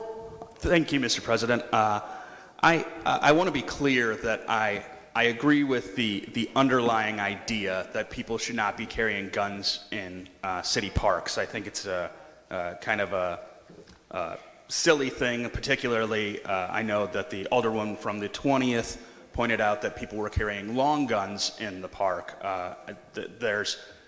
There's not any reason that I see to be carrying a long gun in the park. That being said, I don't believe that this particular bill is the right vehicle to accomplish the goal of getting guns out of our parks. First off, the definitions laid out in the revised Missouri statute of child care facility, it doesn't add up with our common sense definitions of a park. Further, after discussions with the Alderwoman from the 20th, she informed me that she did not intend to get letters from the Department of Health and Senior Services, which are necessary to designate any facility as a child care facility. So we would also immediately be potentially in violation of state law. The Alderwoman from the 6th Ward has a bill to get rid of guns in parks. As any lawyer can tell you, property rights are ultimately a bundle of sticks, and it's well laid out in Missouri state law that if you have a property right in any given parcel of land, that you can say there are no guns allowed here. Ultimately, the Alderwoman from the 6th bill, which is in committee right now, lays out a framework where anyone getting permitting on any field, any parcel of the park, can exclude guns from that. I think that that's much more likely to withstand a legal challenge. As we all know, the gun industry is an incredibly strong industry, lobby, and I imagine that any legislation that we put forward regarding getting guns out of our parks will meet a legal challenge. In fact, currently there's litigation on the matter of guns in parks regarding Forest Park and the zoo, while not in my ward, is adjacent to my ward. And so that's something that I have been following. Ultimately, I think that this bill will come at taxpayer expense, and I don't believe that it's defensible in court until there is a change in our state law in Jefferson City. Ultimately, I think that we need to look towards the current litigation working its way through our courts right now to give us some guidance on this moving forward. And at this point, I cannot support this particular bill on this because I think that we're essentially allocating taxpayer dollars to something that is almost certain to get overturned in the legal challenge that will certainly be coming. So ultimately, I can't support this bill. However, I don't oppose the concept. I just don't believe that this is the vehicle to accomplish the intended goal. Thank you. All right, thank you. Any further discussion? Any further discussion? Alderman from the 3rd. Make this quick for real this time. Heard I had some unsure happy people with the time from last time, so I understand that. We all want to get out of here. I am going to make it brief. I did vote for this in committee, and reason being, I think it's important for everybody to have a voice and be able to speak from their perspective on how important or what is important is needed to change this bill so we all can be on one accord. So, you know, I most certainly voted it out just for that particular perspective so everybody can put their 2 cents in. I also made some statements last time, which I still do agree with. I think that this is another way that we could possibly end up, you know, in some form of a lawsuit if a police officer pulls up and sees individuals out who may potentially not be looking to get in any type of trouble, but, you know, maybe they're just to protect their family. They could eventually have some issues with law enforcement, and it could easily turn into something bigger than what it is. You know, it's as far as bigger than just to, hey, take the gun and put it in the car. If we don't have the state statute realistically being able to back up a piece of legislation of such, I mean, we have people's lives on the line. Unfortunately, we are a city that, I'm not going to say, you know, police officers are trigger happy. We have an interesting environment. We have an environment where the police don't trust the community don't trust the police. So with that, you have tensions that are at an all-time high in individuals that are on 10 with each other. What we don't want to happen is there to be a miscommunication, something ends up ensuing, and like the Alderman Narayan said, we can end up in some sort of a lawsuit or some sort of pending litigation legally based on that action that we may have possibly prevented by ensuring that the hysteria around guns in parks was hashed out before we allowed it to actually get to a point where we call it law. Because some things, as we know, that we allow to come out the Board of Aldermen do get challenged, and we have to revert back, we get sued. So I just want to ensure that we look at everything from a well-rounded perspective. I don't want anybody to end up getting themselves hurt based on this type of legislation that is intended to help every single person who wants to come and enjoy our city park. So I'll make it super brief. Once again, I stand up in, I most certainly am in agreements with the direction of where we are going, and the, you know, 100% in agreements with the intent of the Alderwoman. But as far as the execution and the way that this could end up, just thinking on a hypothetical, we just want to iron those things out so those hypotheticals are something that we know are things that are so minute that they probably will have a 1 in 100 chance of ever happening. So once again, I stand up in, I'm in support of what the Alderwoman is doing and Alderwoman Ingracia, but I am not in support of this particular legislation in its current form. Thank you. All right, thank you. Any further discussion? Any further discussion? Alderwoman from the 20th, you recognize to close. Thank you, Mr. President and members of the board. Is this the ideal vehicle? Of course not. In an ideal world, the state of Missouri would understand the differences between rural Missouri and the city of St. Louis. In an ideal world, the state of Missouri would start to pay attention to the issues that we have here in the city of St. Louis, the economic engine for our state.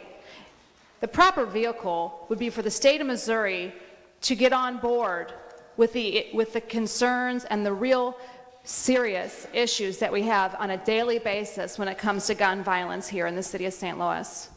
That would be the ideal vehicle. We talked about what it's going to cost the taxpayer. What does it cost the taxpayer to lose human life?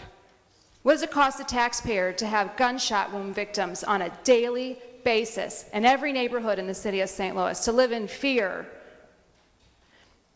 I don't want to live in fear anymore. I don't want to have my child at a park be afraid of a gun. I don't want to call the police and have them tell me on the phone that their hands are tied and they can't respond.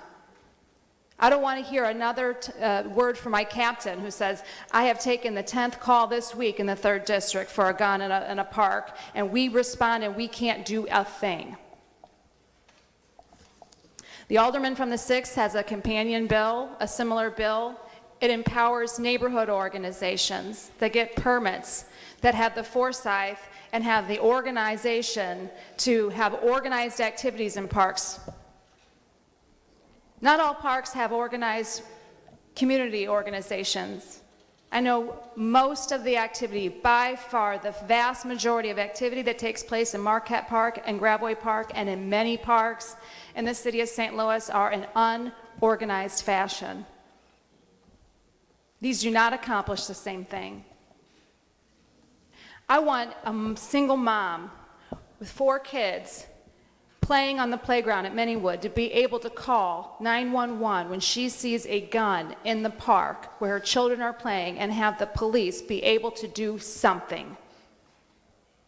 This is a response to our police captains and our officers whose hands are often tied when listening to the cries of very scared parents and children who are doing nothing more than trying to enjoy some sunshine in our parks.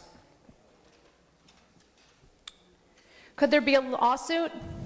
Could there be legal action? Could this be overturned? Sure. Are we operating in a state that has hand-tied us to such extent that we have to find creative solutions to protect our children? Yes. Is that right? Yes. Is that right? Sorry. No, absolutely not.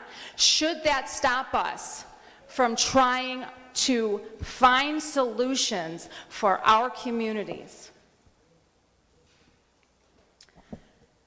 I stand with many organized voices of moms who are demanding that we take action. And where the state of Missouri is failing us, we are going to take the actions that we can. Are they creative? Are they thinking outside the box? Absolutely. Are they perfect? No. But we have to do something.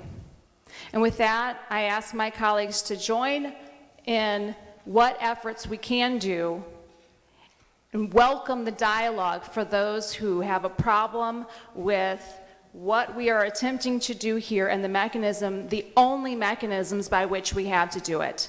With that, I close, Mr. President. All right, it's been moved by the Alderman from the 20th, seconded by the Alderman from the 18th, that we third read and finally pass Board Bill 134. Madam Clerk, please call the roll. Alderwoman Tyus. Alderwoman Middlebrook. Alderman Bosley. Alderman Moore. Alderwoman Hubbard. Alderwoman Ingracia. Alderman Kotar. Alderwoman Rice. Alderman Gunther. Alderman Vollmer. Alderwoman Martin. Alderman Ornowitz. Alderwoman Murphy. Alderwoman Howard. Alderwoman Green. Alderman Oldenburg. Alderman Roddy. Alderman Todd. Alderwoman Davis. Alderwoman Spencer. Alderman Muhammad. Alderman Boyd. Alderman Vaccaro. Alderman Narayan. Alderman Cohn. Alderwoman Clark Hubbard. Alderwoman Boyd. Alderwoman Navarro. President Reed. Alderwoman Tyus. Alderman Bosley. Alderman Moore. Alderwoman Hubbard. Alderwoman Martin. Alderman Ornowitz. Alderwoman Howard. Alderman Oldenburg. Alderman Roddy. Alderman Muhammad. Alderman Boyd. Alderman Cohn. 16 aye votes and 2 no votes. By vote, you sustain the motion of the Alderwoman from the 20th and third read and finally passed Board Bill 134. That is the extent of third reading report of engrossment and final passage. Report of enrollment. Board Bill 134 and Board Bill 134 and Board Bill 36.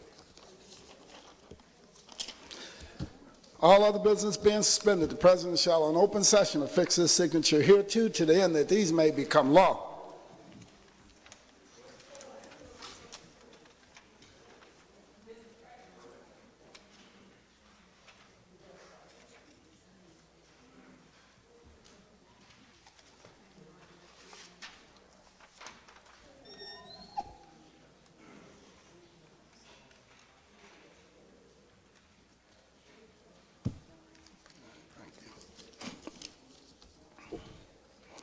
First reading of resolutions. Resolution 189, sponsored by Alderwoman Boyd and Alderwoman Clark Hubbard, Sex Trafficking Awareness Month. Alderwoman from the 27th, you recognize on the first reading of resolution 189. Mr. President, I move for Resolution 189 for unanimous consent. Hearing no objection, please proceed, Alderwoman. Mr. President, Alderwoman Hubbard and myself are deeply concerned in regards to the sex trafficking within the St. Louis city, and we have 62% of human trafficking are African Americans. 52% of all the juvenile prostitutes are African American. 40% of victims of are African American, because that's all I can keep saying. And what's so sad about it, majority of the people that are targeted are young African American women that are targeted in regards to the sex trafficking. The U.S. Department of Justice has identified St. Louis as the major sex trafficking city in the United States. And we feel as women that we need to focus on this in January to bring attention and to start bringing awareness to help people to be able to get out of the sex trafficking and or give them the assistance that they need. All right, thank you. Any further discussion? Alderman from the 23rd. No, I would, two things. One, I'd like to add my name and possibly... Madam Clerk, please make note of that. Possibly see if we can just do that in bank. I know many people have left and come back. Yeah, you can... Well, I'll move to do it in bank, but... It's been moved by the Alderman from the 23rd that we make this in bank. It's been seconded by the Alderman from the 9th. All in favor signify by saying aye. Aye. Opposed, motion carries. Madam Clerk, for the members who have left because of time issues, please notify them so that they can remove their name if they would rather remove their name. So noted. Alderwoman from the 27th, is there anything further? No, thank you, Mr. President. Now I need you to make a motion to adopt Resolution 189. Mr. President, I move to adopt Resolution 189. It's been moved by the Alderman from the 27th, seconded by the Alderman from the 26th, that we adopt Resolution 189. All in favor signify by saying aye. Aye. Opposed, motion carries. That is the extent of first reading of resolutions. We dispense with line item 22, miscellaneous unfinished business. We have none. Announcements. Tuesday, December 10th, Neighborhood Development will have a committee hearing 9 a.m. in the Kennedy Room. Wednesday, December 11th, 10 a.m. HUDZ will have a committee hearing in the Kennedy Room. Rules will have a meeting 10 a.m. in the Leisure Room. Thursday, December 12th, Health and Human Services will have a committee hearing 11 a.m. in the Leisure Room. Friday, December 13th, full board meeting 10 a.m. in the Chambers. That is the extent of the announcements. Alderman from the 24th. Thank you, Mr. President. I just wanted to congratulate Reginald Garth, who works here at City Hall, for becoming the president of St. Louis Young Democrats, and make sure to invite everyone who would like to attend to the Christmas party on Tuesday at 7 o'clock at Brick River Cidery. Thank you. All right, thank you. Alderman from the 7th. Mr. President, members of the board, Chairman Roddy wanted me to announce that at the 10 a.m. HUDZ meeting this coming Wednesday, the 11th, if you have any board bills sitting around that need to be heard in HUDZ, let the clerk know. We're going to have a marathon meeting, so get your bills over there so we can hear them Wednesday. Thank you. All right, thank you. Alderman from the 19th. Thank you, Mr. President, members of the board. I want to announce a Transportation and Commerce Committee meeting on this coming Thursday at 10 a.m. All right, Alderman from the 26th. Members of the board, I would like to announce on tomorrow, Dr. Punch, who I brag on all the time. I'm very proud that she has her business in the 26th ward, and the T for the Stop the Bleed organization is having their holiday party and dance at the T. We're bringing holiday cheer, popcorn, hot chocolate. You can make a gift for your friends and family, dance, and there is a special guest that will be arriving at 5 o'clock. So again, at 5874 Delmar, that's the Stop the Bleed organization. by Dr. Punch. Again, if you don't know her, Google her. Yes, her is on Saturday, December the 7th from 3 to 6 p.m. I hope to see you all there. All right, thank you. Any further announcements? Alderman from the 8th. Thank you, Mr. President. Just wanted to invite everyone out to Grinchmas on South Grand this Saturday. This is a fun tradition where you can get your photo taken with the Grinch, and if that's your holiday spirit, then there you go. And they will be at Apotheosis Comics from 9 to 1, and they're $7 or $5 if you make a donation to the There's the Shriners Hospital for Children. They've got a list of donation items on that. But it's super fun, and they're also doing a hot cocoa crawl around South Grand. So if you weren't able to get out for Small Business Saturday, there's another great reason to come on out. Alderman from the 28th. Thank you, Mr. President. I'd like to invite everyone also on Saturday after you get your picture with the Grinch, come on over to the Central West End for a holiday on the plaza from 1 to 5. You can meet Santa. We'll have pony rides, caroling, some more hot cocoa. It's a great time to enjoy the neighborhood, and then the annual tree lighting will be happening around 5 o'clock. So hope to see you all there. Thank you. All right, any further announcements? Any further? Alderman from the 9th. Thank you, Mr. President. The Alderwoman from the 20th and myself would like to invite everyone once again down to Cherokee Street tomorrow. We have our 12th annual Cherokee Print Bazaar going from 10 to 6 with over 110 local artists selling their wares, as well as the 36th annual Antique Row Cookie Spree going on from 11 to 4. So please come down to Cherokee tomorrow and get cookies and prints. Thank you. All right, any further announcements? Any further announcements? Alderman from the 10th, you recognize on the motion to excuse. Thank you, Mr. President. Members of the board, we like to excuse the alderperson from the 4th Ward for necessary absence. We're excusing the alderman from the 22nd, but we're not sure about him, so we'll let it go this time. Thank you, sir. It's been moved by the alderman from the 10th. Entertain a second on that motion. Heard your voice, but I was used to saying it. Seconded by the alderman from the 3rd. Any discussion? All in favor signify by saying aye. Opposed? Motion carries. Alderman from the 10th, you recognize on the motion to adjourn. Thank you, Mr. President. Members of the board, I move that we adjourn the meeting till next Friday, the 13th of December. Thank you. Moved by the alderman from the 10th. Entertain a second on that motion. Seconded by the alderman from the 3rd. All in favor signify by saying aye. Aye. Opposed? Stand adjourned.